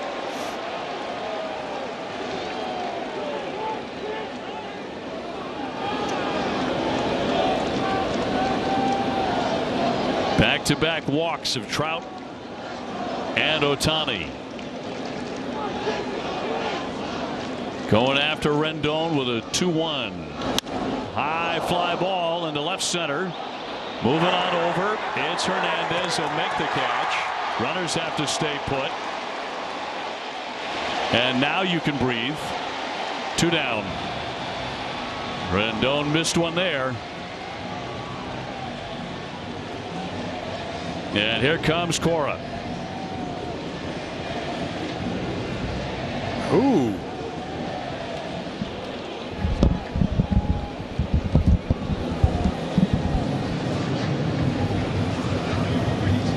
And he's going to make the change right here.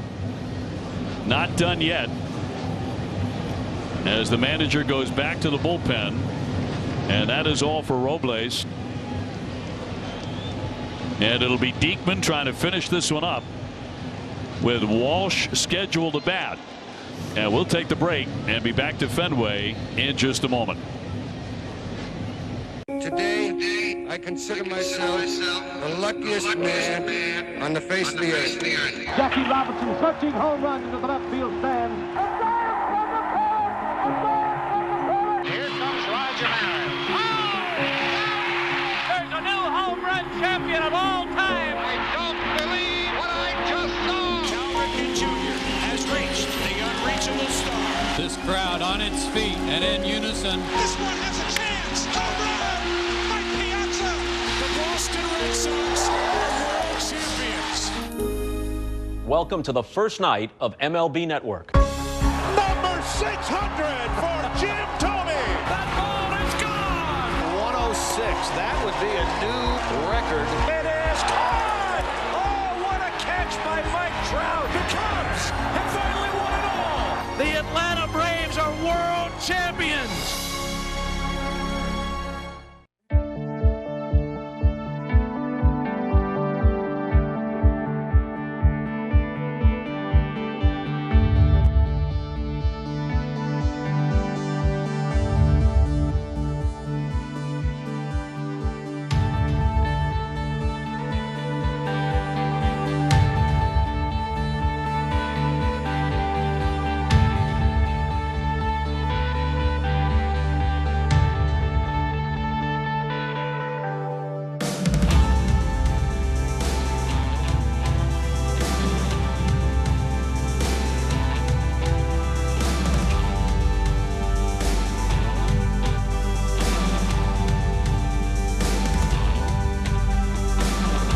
Mobile coverage cam at Fenway tonight. Looking in from the monster. Runners on at first and second. Detmers will enter the fray to take on the lefty hitting Walsh, who has gone 1 for 3 with a double. Red Sox pitching has struck out 14 Angels tonight, and Detmers looking for number 15 to end the ball game, with Trout at second and Shohei Ohtani at first. In a 1-run game and 2 down here in the 9th inning. Well, he got Ohtani last night. He did his job to get out of the 6th. Now he has to put this game away here. Win an inning in a third. Scoreless baseball last night. He did walk a man, and the first one is wide for ball 1. Walsh 217, couple of home runs. Got a base to work with. That helps. You know, you don't want to come in with the bases loaded. Kurt Suzuki has come to the on-deck area, and he would bat for Rojas. 2 down though, and it's in tight for ball 2. You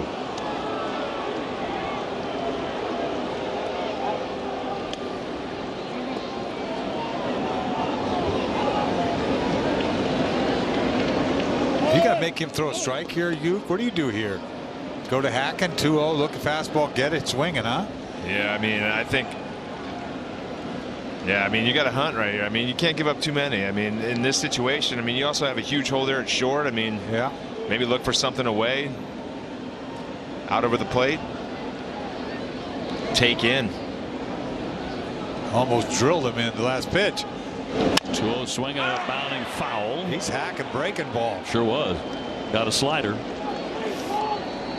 Yeah, that's an interesting one to me. In a 2-0 count there, you know, a slider in that position. I mean, it's not a great.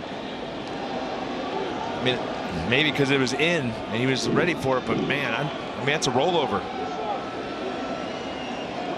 A 9th inning that has your stomach churning. It's hard to figure out Detmers what he's going to throw to begin with. He throws on a 2-0 slider.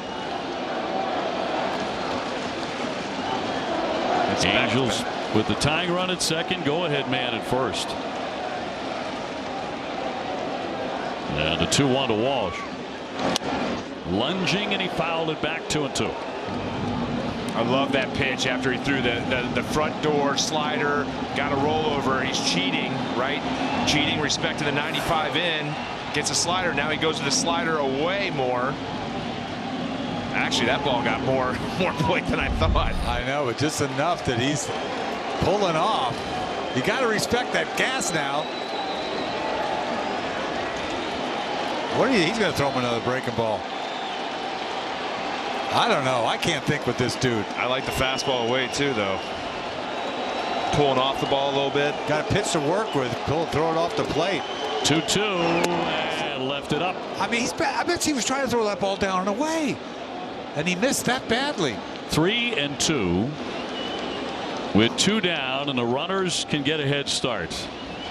This guy is hard to hit off of because you don't know where it's going. I mean, he's trying to throw a breaking ball away. Look what this ball is. I mean, are you kidding me? Did not like the feel of that ball. I guess not. Make a pitch.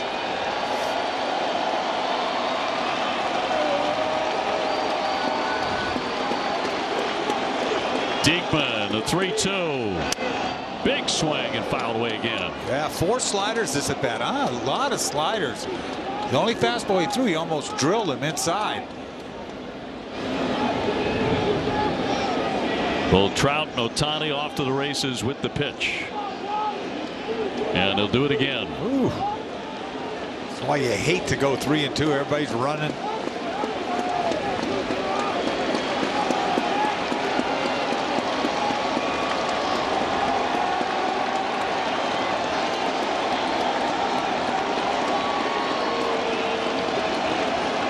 Throwing enough sliders to think he'd have a feel for it right now. 3-2 to Walsh. Runners go. Line shot by foul. My goodness, got away with one. Yeah, another slider. Hanger.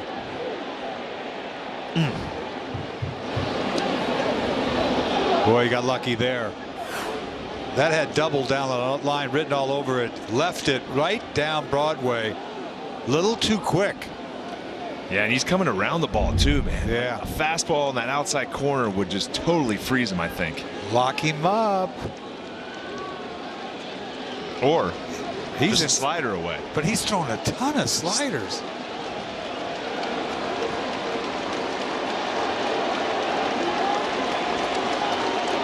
Trout at second, Ohtani at first. 2 down, 3 balls, 2 strikes on Walsh. And here comes again. Just got a piece of it. There's a good one. That was a good one right there. Walsh got a piece. I don't know how. Trying to cover. He just barely got a piece. Man. It was the best slider he threw the whole sequence. A lot of stomachs curling right now. Yeah. Talk about high stress pitch. You want to manage you? Woo. Yeah. We'll see. I don't know about that right now. I know. This is the worst part. I like this seat better. Once again, a 3-2 to Jared Walsh. And a base hit. Here comes Trout. He is in to score and has tied the ball game. Ohtani at second. You got to give Walsh credit. I mean, he fouled off that slider, a good one, and he worked himself to get something that he could yank. And he did all these sliders, and he's seen enough of them. And this ball's got too much plate, and he just rips this ball. He might have got around it, but he ripped it. Found that hole, which is hard to do, and that's a blown save. That's a killer. Yeah, tough. That was the slider he was getting inside. That's the one. That's a big at bat right there.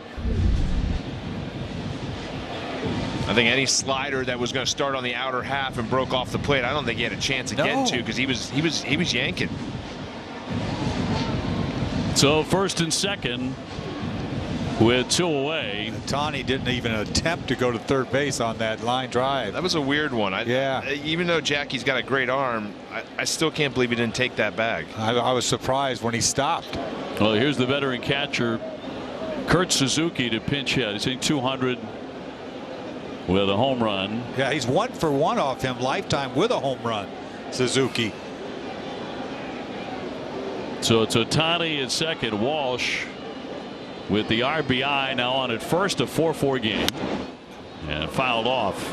Man, I feel like that pitch right there would have had him. High gas? A little fastball. in the last at-bat. But a lot of sliders. I can't guess with them. Well, the hard part, and the thing as a hitter, the more and more you see it, sure, you just get. How many did he see? 5? At least 6. Yeah. 8 of 9 were sliders. Yeah. Blocked by Vasquez. No advance by the runners. Yeah, maybe Shohei didn't take it too because that groin. A little worried about that. Could have been tomorrow. Yep. Yeah. I mean, it would have been nice for him to try to take it, pull the groin a little tight, not really hurt, but just can't pitch tomorrow. See what he does here. That would have. I mean, that's the risk they take with he's out there. He's got to pitch tomorrow. I know. 135 last game of the series up against Rich Hill. I'm not doing nothing the night before I'm pitching. 1-1. 2 balls, 1 strike. Toughest work I'm doing. I'm charting the game the night before, right? Luckily, that's a thing of the past. Yeah, we got a lot of computers now that can do all that for you. Iglesias and Tepera. They are warm in the Angel pen. Ohtani, the runner, at second. Walsh at first. Here's the 2-1 pitch now to Suzuki. And he'll look at the strike.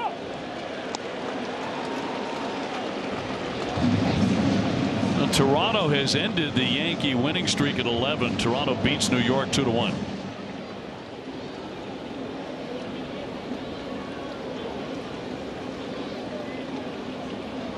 Red Sox suffering a blown save here in the top of the 9th inning.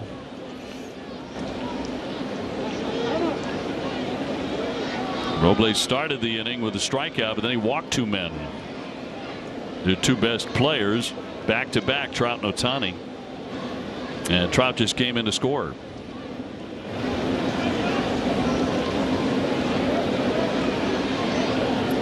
And Detmers 2-2. Missed badly there.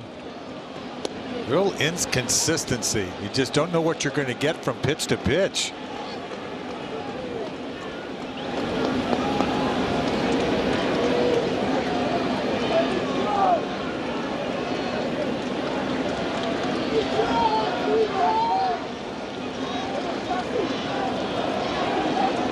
Stassi on deck, 3-2.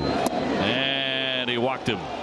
And this has been a rough inning for the Red Sox bullpen. 3 walks and a big RBI single, and the bases are loaded. Boy, I tell you what, Diekman, it's all he's done is throw nothing but sliders. And now Stassi, who blasted a 2-run homer back in the 5th inning. He's 1 for 3.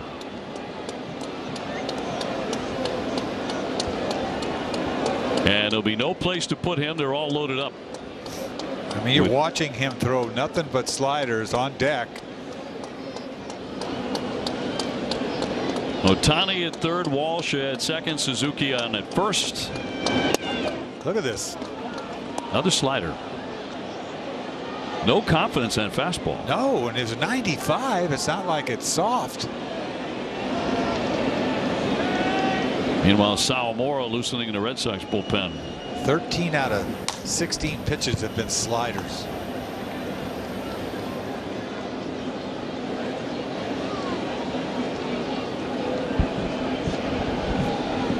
And the 1-0 pitch. Wow. That was a fastball, but he couldn't connect in the zone with it. He's fallen behind 2-0. You only thrown a couple of them. It's hard to find a release point on a fastball when you've thrown 13 sliders.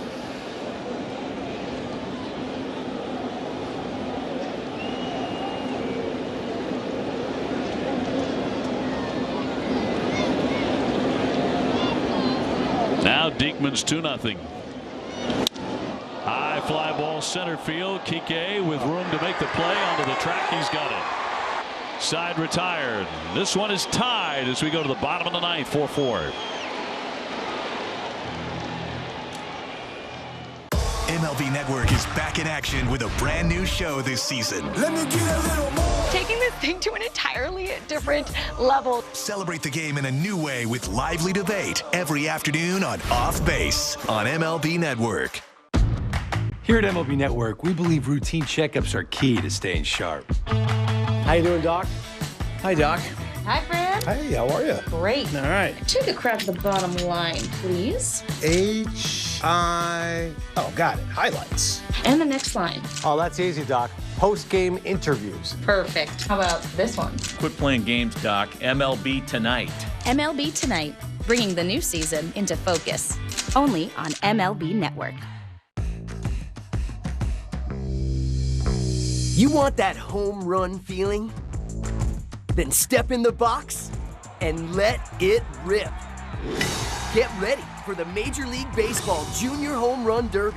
Compete in your communities and swing your way to the 2022 Junior Home Run Derby Final during MLB All-Star Week in Los Angeles.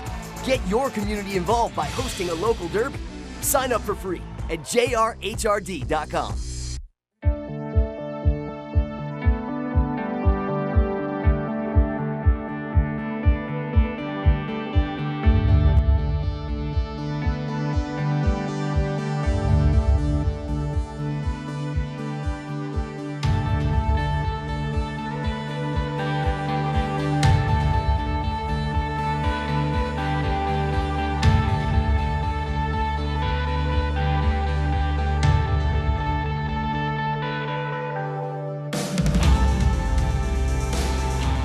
At the lowest prices, all with Ace. Tickets, friendly customer service. Call 1-800-MY-SEATS or visit aceticket.com right now. Dave? Well, felt like the Red Sox had a win after the dramatic clutch home run by Xander Bogaerts to go on top 4-3, but the Angels come back. They have tied at 4-4. The Sox have scheduled to bat Verdugo, Vasquez, and Dahlbeck up against Ryan Tepera, who recorded the first save of the season Sunday against the White Sox. His 8th Major League season, his first with the Angels. Boy, we saw him a lot. Who, with Toronto? Was it not Toronto? He's been around the block a little bit with the Cubs here and there.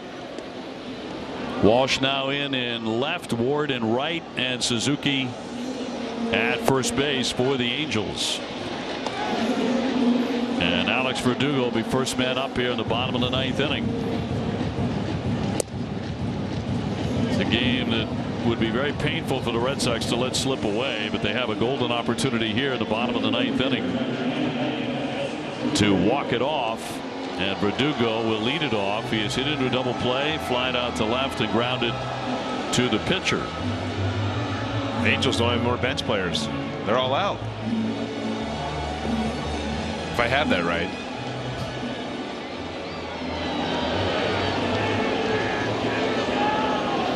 Verdugo on a year with 3 home runs. Those came early. His batting average down to 230. Looking to get on here against Tepera. Not many hits in the game. 6 for the Red Sox, 4 for the Angels. First pitch will be ball 1. Good pitch, good take right there.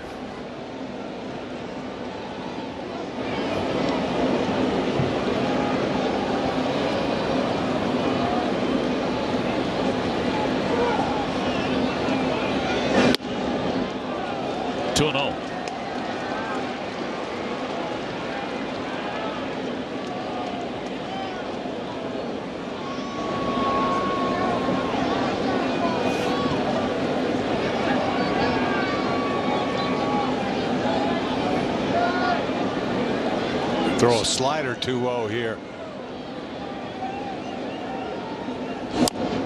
Got a piece of it. 2-1.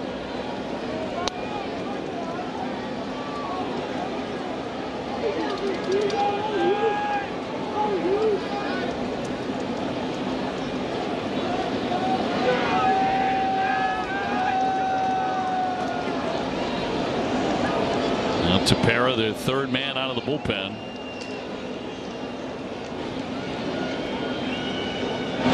Verdugo trying to go up the middle. That's exactly where they have him played. Fletcher up and over for the out. 1 gone. Once again, sharply hit there by Verdugo. Got a changeup. Had a good swing at it.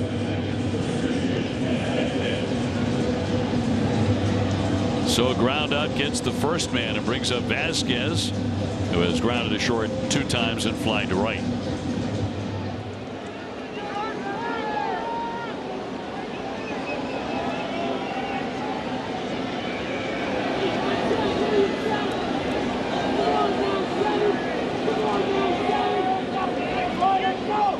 One man out, bottom of the 9th inning.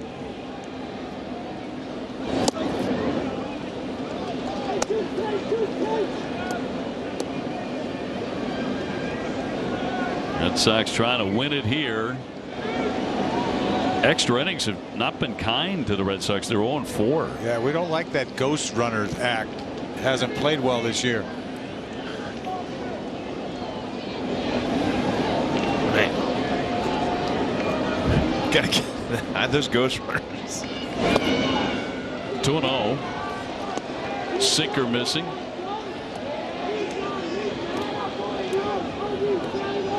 Sox need a base runner. Bobby Dahlbeck on deck. Whitlock started, and he was terrific. 5 innings, 9 strikeouts, just 2 hits.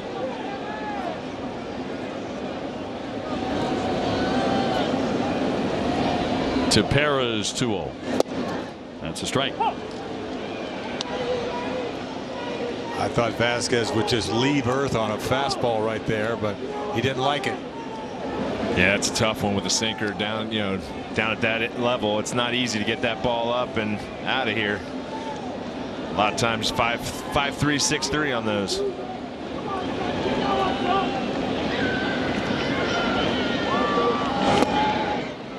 Evens it up 2-2.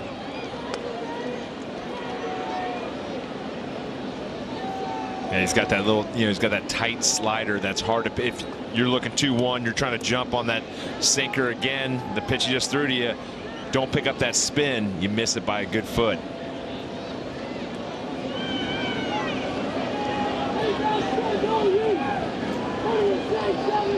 Vasquez with the 1 home run. He'll take a ball way outside. And it's a full count.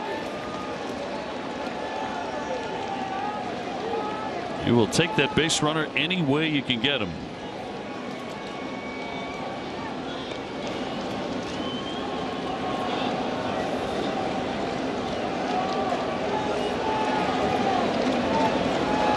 Three and 2, 1 down.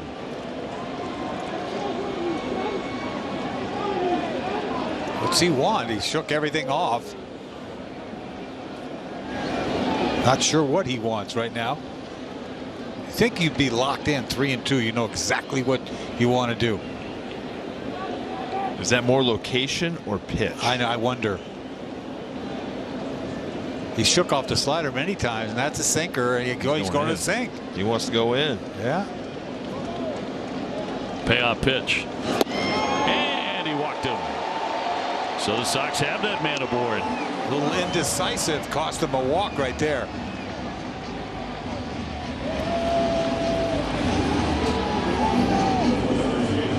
So the Red Sox with the winning run aboard, and Bobby Dahlbeck to climb in. Bobby with a walk back in the 3rd inning, and he would score. Since then, he's popped up and grounded out.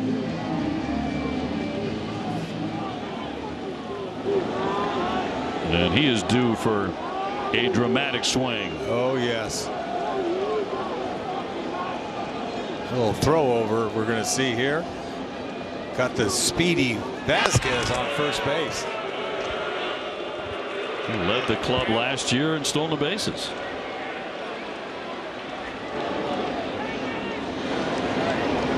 Got to respect the body type.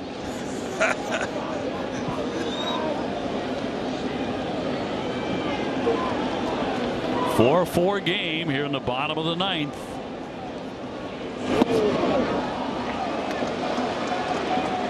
Yeah, he's missing with that sinker a lot too. So I mean, maybe that's why Stassi just said, "Hey, somebody go help him." We get pitching coach come out. Matt Wise. Yeah, a little confusion. When you get confused, what you want to do, 3 and 2, shaking stuff off. And Stassi seemed like he's like, "Hey, throw that slider, man. That's your best pitch right now." And he gave it to him 3 or 4 times. It's funny, catchers, they just have that sense sometimes, right? Where they just know that, hey, he's just not throwing this ball that great. Xander Bogaerts put the Red Sox in front in the 8th inning with a 1-out home run that made it 4-3 Boston. Then Walsh, a very pesky at bat, lines his single into right that tied it as Trout came in to score. in the top of this 9th inning, and that's where we are, 4-4. Yeah, what a big at bat by Walsh. Looking back, that was a tough at bat. Vasquez a walk here with 1 out. As Dahlbeck eyes a strike with a sinking fastball. 1-1. Yeah, 1 for 1 with a triple. Make a mistake here. And not the normal shift you see on Bobby right now. They're playing him pretty much straight up here, so hopefully that opens up a hole. Another triple would be just lovely right about now. Got back in on his feet.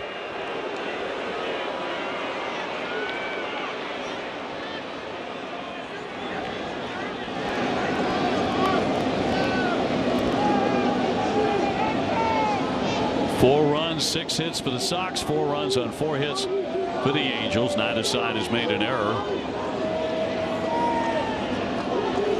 Here's Tepera's 1-1. Back again, low throw that time. Whoa. I mean, you go throw one down the right field line with Vasquez at first. I mean, that's a sin, man. What are you doing? I love it. You know, keep throwing it over there. I don't get it. That's Suzuki acting like a catcher, which he is. Yeah, really. That's all it is. And it got by and hit him in the hand, or it's down the right field line. You know, and we got Rendon playing the no doubles down the line here. Hang a slider. Hit in that corner. Come on. 2-1. Yeah, this is the count too. It's a good hit. You know, hitters count 2-1. A lot of times you're going to see sliders here. This is where you got to tell yourself, prepare for the fastball, but see it. See that spin. Let's party right now, 2-1. Yes. The fans are ready for it. Sinkage. Pull it in that hole. 2-1 to Bobby D. Jammed him. 2-2. Ball was way inside, man. Those are the worst when they start. You're like, hey, he's going to throw me a 2-1 sinker here, trying to induce a ground ball. I'm going to get inside of it. Oh wait, that ball is just chasing me. Ooh, look at that thing. And that's why it's important when you face sinker ballers that run the ball in, you don't look in, you look out over, because it will chase you in. Vasquez off the bag and diving back in.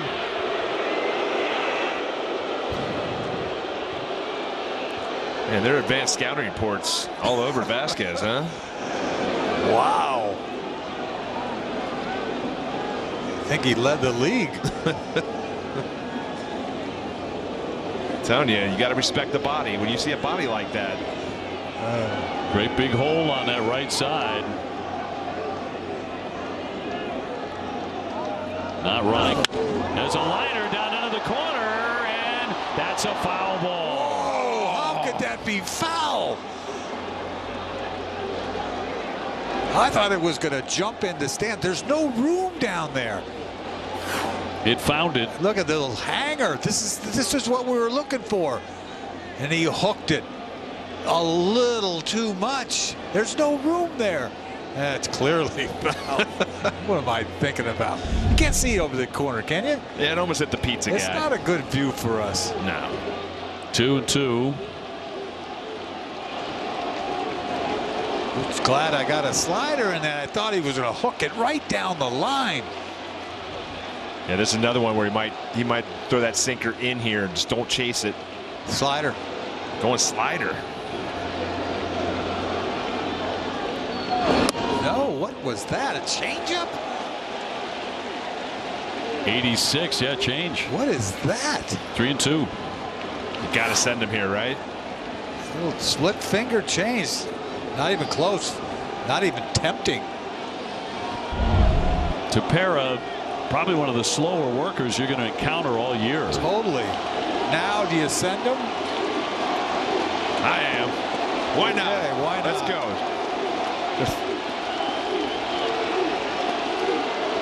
Vasquez running.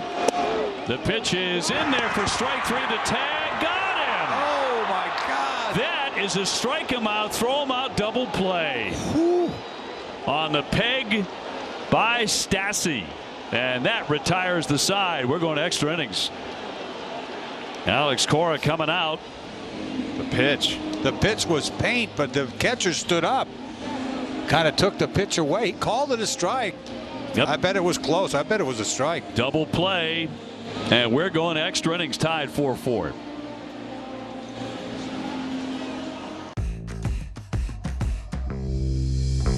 You want that home run feeling?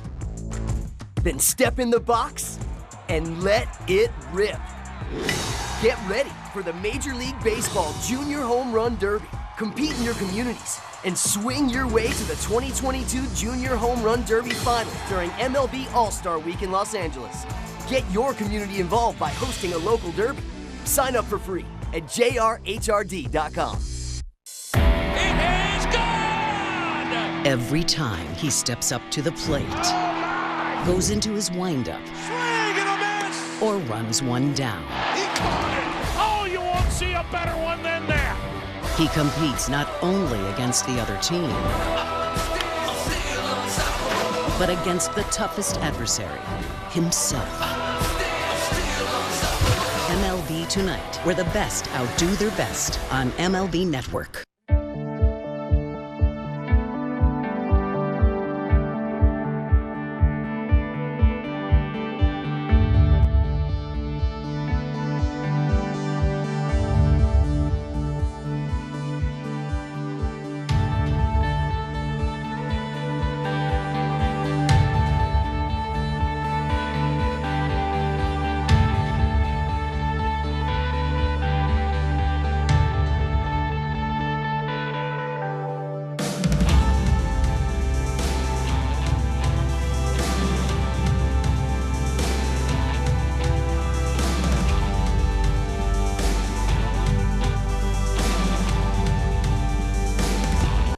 Double play ends the inning. What a big double play. You see the catcher stand up, but he got the corner. Maybe strike him out, throw him out, but you know, the catcher stood up, blocked the umpire's view, but ends up throwing out Vasquez at second base. Easily thrown out, but was the pitch a strike or not? I don't think so, but that ends the inning. And a tag in time, actually get him on the hand. So we are headed to extra innings, and that means Stassi made the last out, would be the base runner. At second base, the ghost runner, Matt Barnes, coming out of the pen, and he will take on 8, 9, and 1 here for the Angels in a 4-4 game. And Fletcher will be the batter. He's batted once tonight. He's grounded out. So Stassi, the man at second. Like you said, they've used everybody on that bench. I mean, there's no more moves to be made.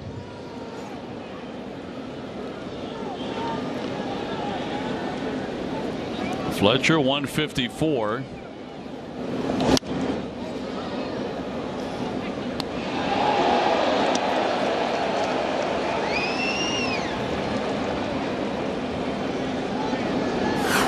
It's late, but the fans are still alert. Nice play. The no look over the head. How does that fan still have a beer? 0-1 pitch to Fletcher. Fly ball, routine for JBJ. He'll make the play, and the runner will hold. Oh no. It gets away, and he's going to hold at second base. No advance by Stassi, one away. You got a catcher at second base. Worry about nothing. Oh my goodness, this is wild right here. Xander recognizes that the ball is not going to be an easy play for him. It's an in-between hop, so he tries to let it go, and then it just finds him. Just wears him out in the leg. You always see something new in baseball every night. You know, you think nothing's going to happen on this play. Watch Just get it in. It's like the long hop, hits him in the leg. Goes the other way. Xander has to shuffle to third. Man. Woo. Here's Mayfield. He's 0 for 1. Fouls it off his foot.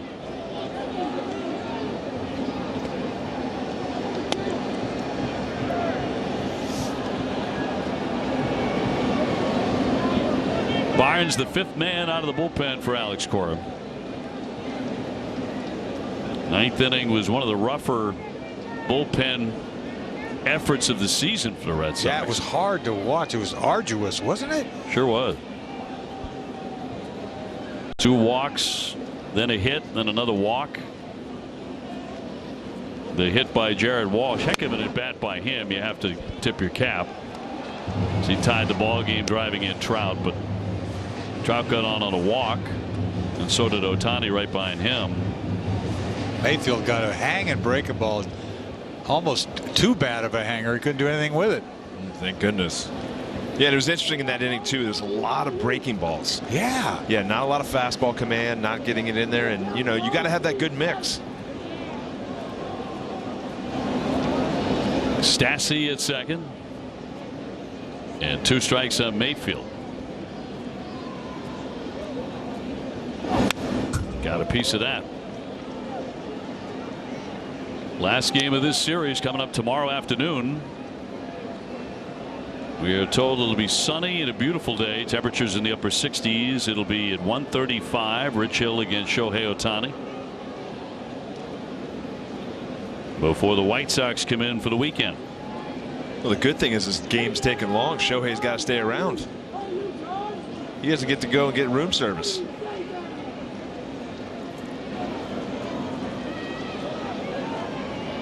0-2 from Barnes.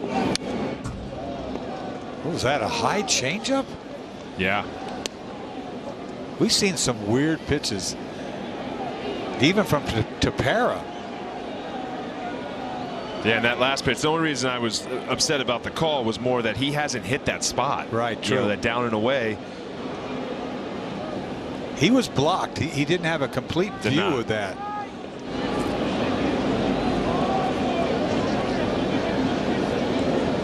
One down and a 2-strike pitch again from Barnes. He puts him away with a curveball. That's the Barnes we know.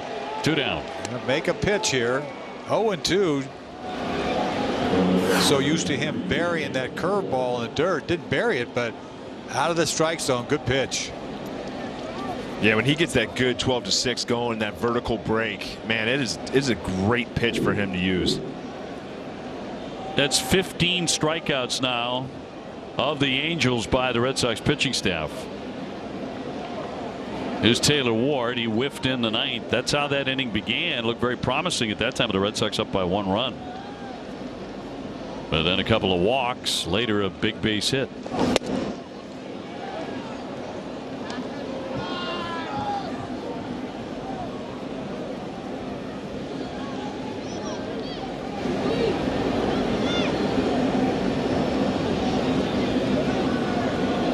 Stassi off the bag at second.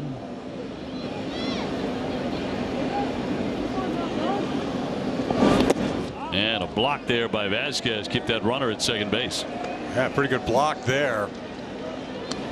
So athletic on that one. I mean, really, I was going to say, my goodness.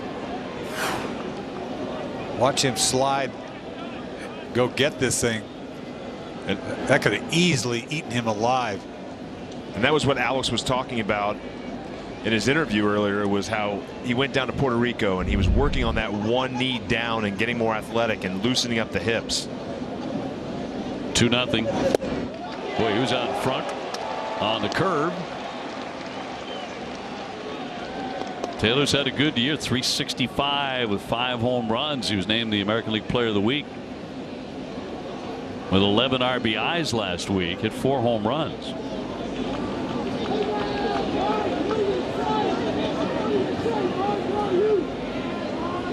They've got their closer up again. Here comes the 2-1 pitch to Taylor Ward. And a ball. 3-1. Ooh. I don't know if if we look at the stat cast on the pitch that was the strikeout to Bobby, and that one not too far off. Yeah, they were both balls. Trout on deck.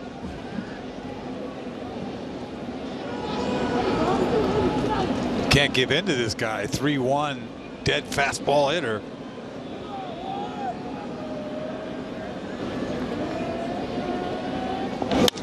There's a drive deep into left center field, heading to the wall. It's gone. I told you. Ward with a 2-run homer off of Matt Barnes. And the Angels come back to take the lead 6-4. What a killer. That's a backbreaker. 3-1. Dead red hitter. You know that. And this kid didn't miss it. 3-1 fastball, half stepping right there. Barrel. Yeah, that's middle center cut. Put his A swing on it. He did. Look at that finish. That's a crusher.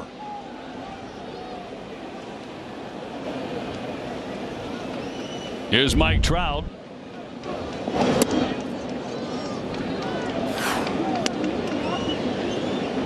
Well, Red Sox bullpen. The dreaded cowboy hat. Is their yeah. If it's not a sport coat, it's a cowboy hat nowadays. That's what the Angels do. That's a rocket. That's going to get to the wall on one bounce. Trout with a wide turn, but back into first base. He dives back in with a rocket of a single.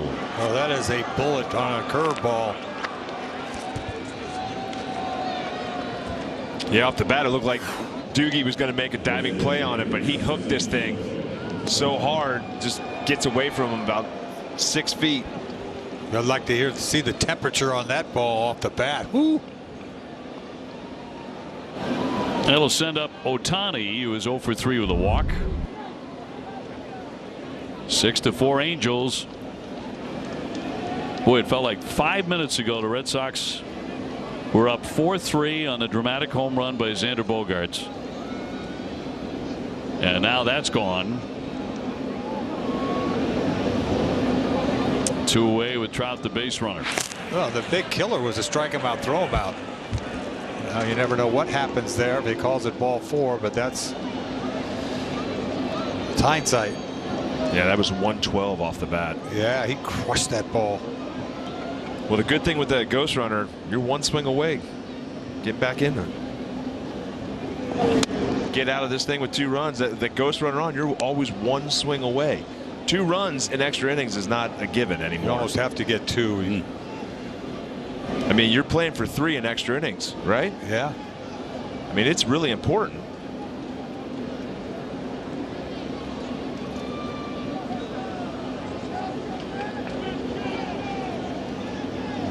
(1-0) to Ohtani. Got a curveball there. 1-1. Got to keep this guy in the ballpark too.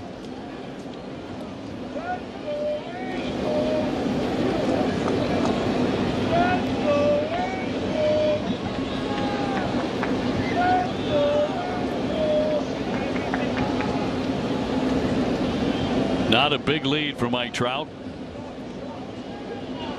Devers way over towards second.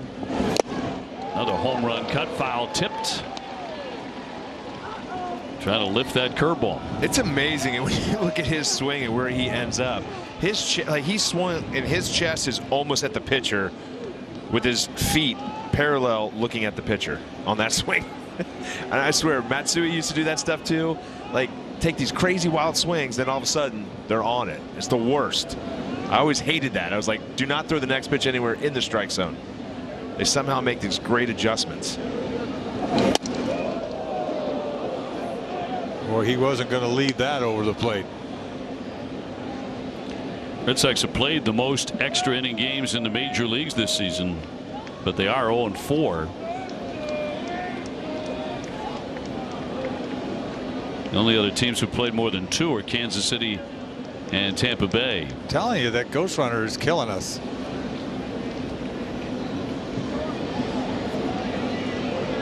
(2-2) to Shohei. Fills up the count. And maybe that's the interesting thing why managers aren't bunting a guy over, right? Because that 1 run is not really that big. I mean, oh yeah, it means nothing. It doesn't hardly mean anything. mean, it's hard. Unless you're in the bottom of the inning. Yeah. And it's you correct, and getting that one run. Right. But if you're the visiting team, you don't bunt over because you're trying to play for 2. Right. Possibly you need 3.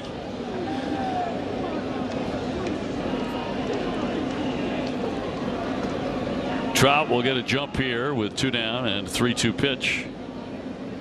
He runs, and that is ball 4. It skips on by. Trout will take the turn, but back to second. So Ohtani takes a walk, and Sox bullpen in the last 2 innings has walked 4 men. Yeah, it hasn't been pretty.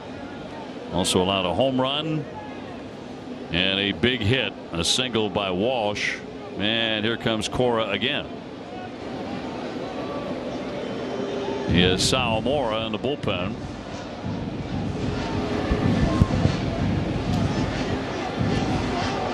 And he will take the baseball away from Barnes here. So another pitching change here at Fenway with your score in extra innings. The Angels 6 and the Red Sox 4. We'll have more in a moment. Baseball's biggest moments are live on MLB Big Inning. MLB.TV's nightly show takes you from game to game for all the grand slams, no-hitters, walk-offs, and more as they happen. Wow, he can do it all! Don't miss the ultimate baseball highlight reel. This is some kind of awesome. After your game ends, the action's just heating up on MLB Big Inning. Every night on MLB.TV.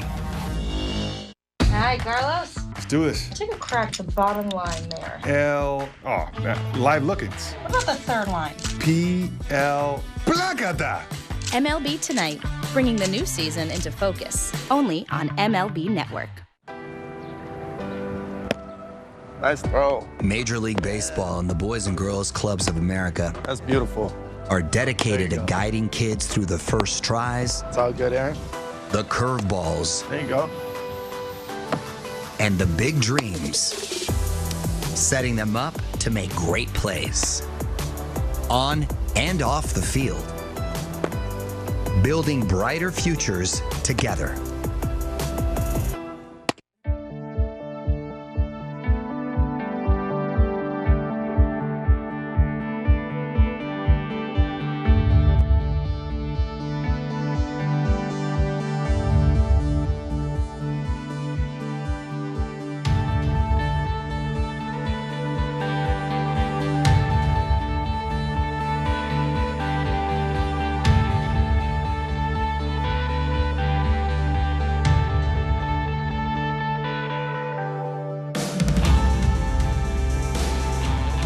Red Sox home games on NESN are now available in 4K HDR with DirecTV on channel 105 and Verizon Files channel 1494, and soon on Fubo TV.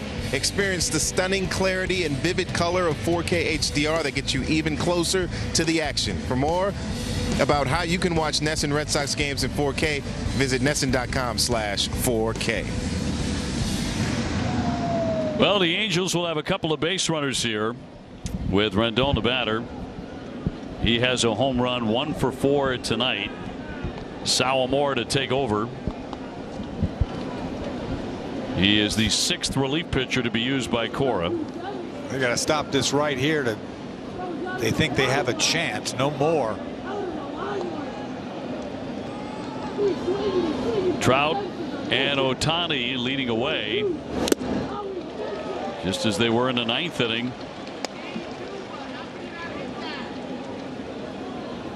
That's when the Angels got a run to tie it, force extra innings. Now they're up 6-4 after the home run by Ward.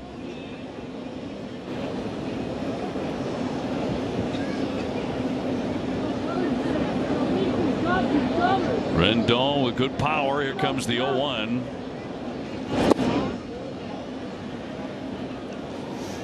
Yeah, Corey, go back to this game. Cora took out Robles after he got Rendon to fly out to center field and made the pitching change to Detmers. Seemed like the right thing to do, I guess, at the time, right after the 2 walks that Robles gave up. You don't want him to get burnt with a left-handed hitter. Yeah, he didn't look like he had a good feel of the ball tonight. Right. Such a steady diet of sliders. Yeah, incredible amount of sliders. Barely a fastball in there, and eventually Rendon would, I should say Walsh, would rifle that base hit to tie the ball game and score Mike Trout. Yeah, that's the at-bat of the night. Obviously, a 2-run shot by Ward is not such a bad at-bat here this inning.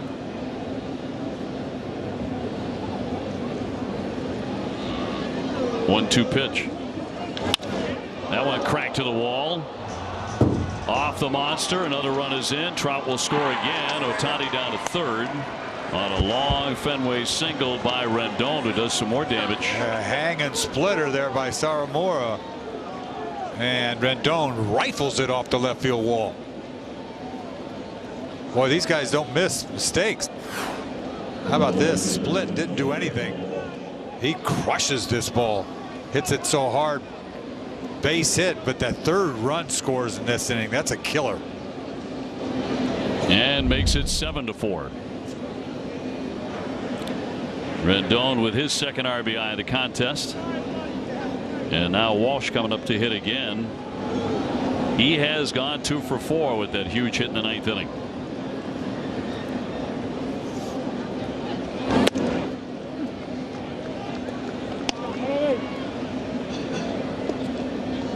First and third with 2 away. Just not seeing a lot of fastballs. No. You know, it's not saying that would have done anything different in a lot of ways, but I think if, you know, locating fastballs, getting the, you know, moving it around a little bit, timing off. 2 gone. Another one hit for the wall. Way up there. That ball's gone. That's a 3-run homer. Boy, Walsh has had some swings in this game. 3-run shot here in the 10th inning off Sawamura. Well, I'll tell you what, the Angels just showed off their offense. Tonight they hit, what, that's the 4th home run tonight, 2 in this inning. And like you said, Walsh has had some good at-bats. A double earlier, the big hit off of Diekman to tie this game, and now he hits a 3-run shot? Yes. Whew, what a backbreaker. Well, you shut these guys out for a couple of days, and then sooner or later they're going to show up. They put up 10.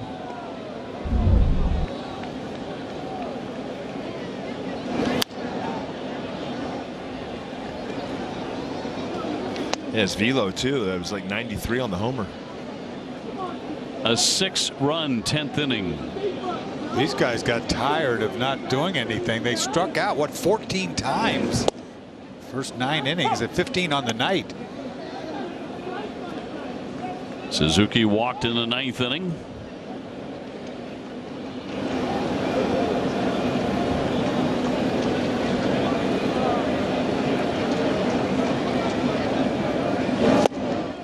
Spun him around. He struck him out, and the side is finally retired. But they get 6. It's now 10-4 Angels. If you think they're excited, you ain't heard nothing yet. Be quiet, win ball games, then I'll shut up. High Heat with Christopher Russo, only on MLB Network. Here at MLB Network, we believe routine checkups are key to staying sharp. Hey, Doc. Hey, Doc. Hi, Doc. Good morning. Take a crack at the bottom line, please. B-R-E breakdowns. And the next line. L-I. That's live look-ins. Perfect. How about this one? Come on, Doc. That's MLB Tonight. The analysts of MLB Tonight, bringing the new season into focus. Only on MLB Network. There's something about a park. The swings, the slides, the dogs. You can throw your food and wear it proudly. It's where showing off is encouraged, even if it doesn't always work out. So, you in? It is showtime!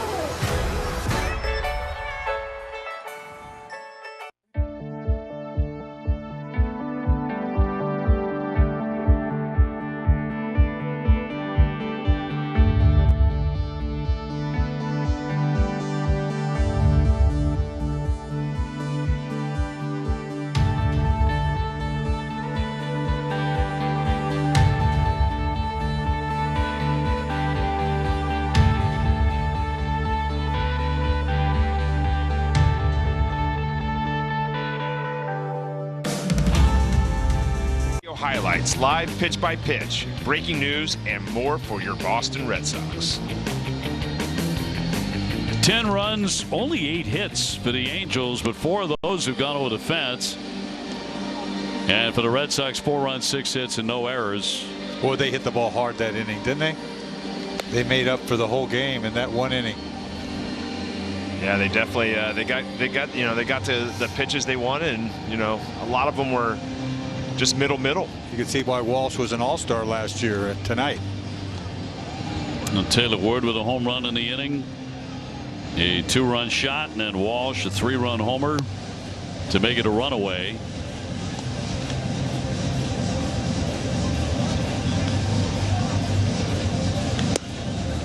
Jimmy Herget 1-0 with a .556 earned run average.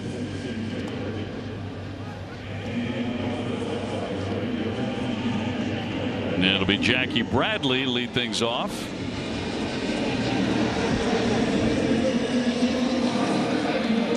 Jackie getting his first official at bat. The runner will be Bobby Dahlbeck at second. And 10-4 Angels as they seek to even up the series. Rich Hill against Shohei Ohtani tomorrow, 1:35.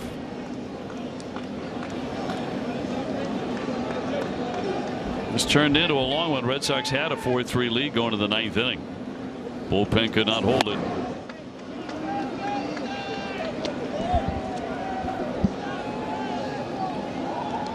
There's a crazy game the other day with these guys where the White Sox came back. Right.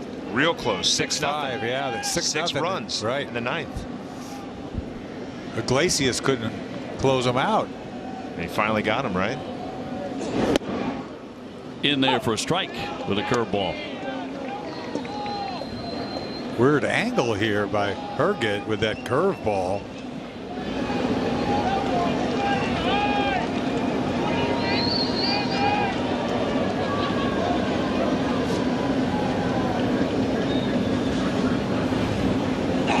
Look at that.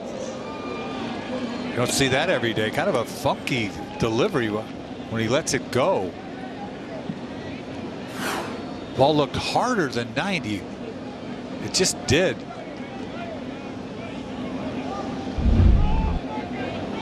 Got the socks working, the glasses. Is 1-2. And a base hit. Here comes the run. Dahlbeck to score, and it'll be an RBI hit for Jackie Bradley Jr. to make it 10-5. Back-to-back fastballs, and Jackie's on this one. Yeah, missed his spot there. He was trying to go in with it again, trying to get him to freeze or get a bad swing. Leaves it right over. Great job, Jackie. Yeah, Jackie a couple of doubles last night. You see him an RBI base hit tonight. It's just too bad they're down by 6. See if that bullpen starts getting a little antsy. Top of the order in Story has 2 doubles. He's driven in 3 runs. 10-5 game here in the 10th.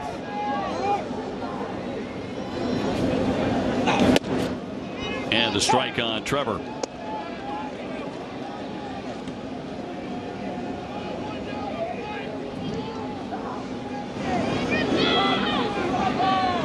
Devers on deck.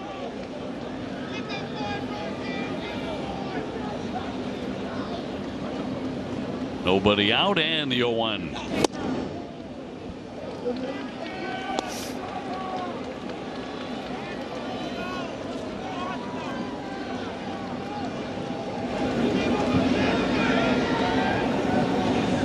Mentioned that the Yankees finally lost. Toronto beat them 2-1, snapping an 11-game Yankee winning streak. In Canada,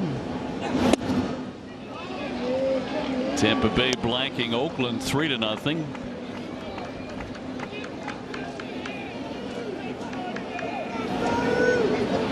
Pretty soon they may get their closer up. He's going.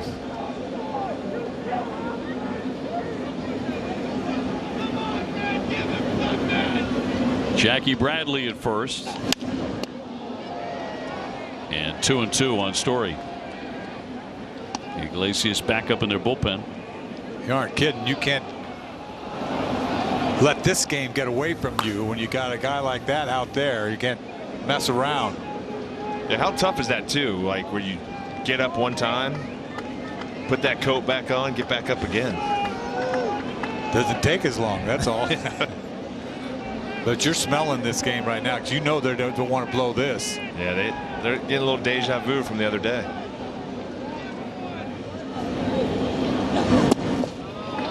Three and 2.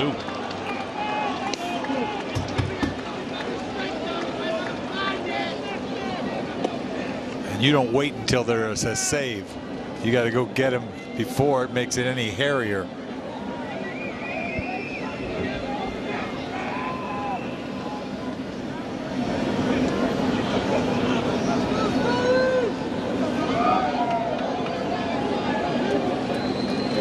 Three-2.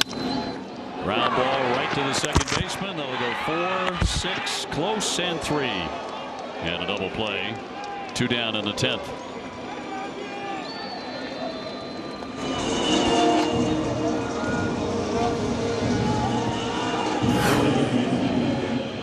Sharply hit ground ball. Well, not enough time to Mayfield to turn it over.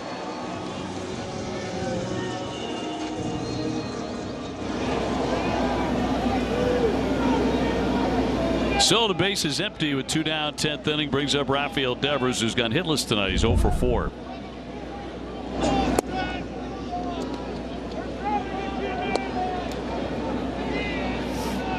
Red Sox are up 4-3 on the Bogaerts home run going to the 9th inning. Angels tied it, then exploded for 6 in the 10th. Red Sox got one back moments ago.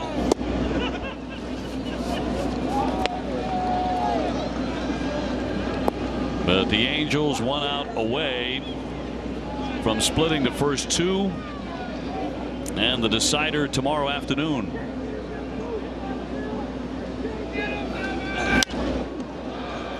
Seems like forever ago that the kid had a perfect game going. Domination there the first 4 innings. Whitlock, yeah. Yes. They didn't touch him through 4 innings. In fact, he had 7 strikeouts. And with 1 out in the 5th, they finally got their first hit. He ended up throwing, what, close to 80 pitches, I believe. Very tough night for the Red Sox bullpen.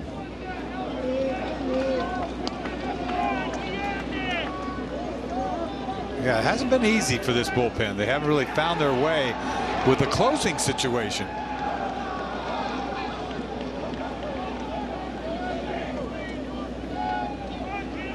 Bogaerts is on deck. Here's the 3-1 to Rafael. And smoke foul.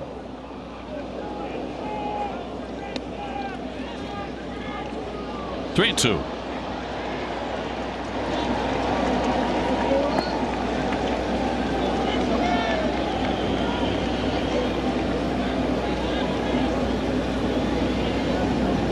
Rich Hill against Shohei Ohtani tomorrow afternoon, 1:35, right here on Nesson. 3-2 pitch right behind him. Goodness gracious. So Devers will take a walk, and that will bring up Xander Bogaerts, who for a while looked like the certain hero in the 8th inning when he hit that dramatic home run totally out of Fenway down the left field line to put Boston up 4-3.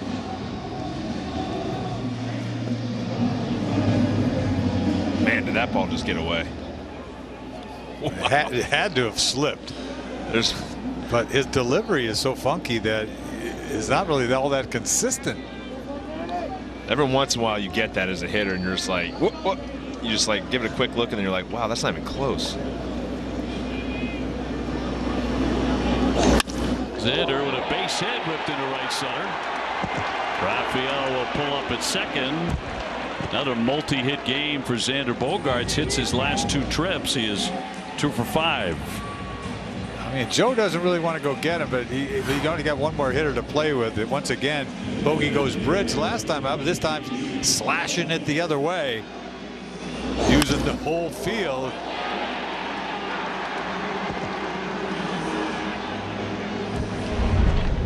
A little send of J.D. Martinez, who singled in the second inning. He is 1 for 4. Guessing this is the last hitter. I hope so. Going out on a limb there, Eck. Sometimes you don't want to wait till there's a save. I mean, hooray for a save. Let's stop it. 2 on, 2 out. Ball 1. During Red Sox first pitch, presented by Rodenhiser Home Services. TC Jim and Ellis highlighting J.D. Martinez on the Rodenhiser Heat Zone. We check out his numbers over the last half dozen.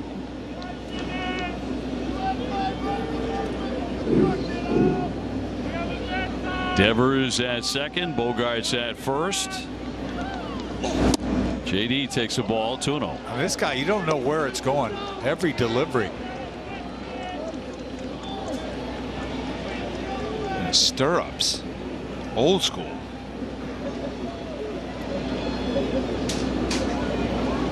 Very unusual delivery. 19 pitches, only 9 strikes. Flied into left field. There's Walsh coming in, and that is the ball game. 6 runs in the 10th inning for the Angels, and they even up the series with a 10-5 win. The finale tomorrow afternoon. TC.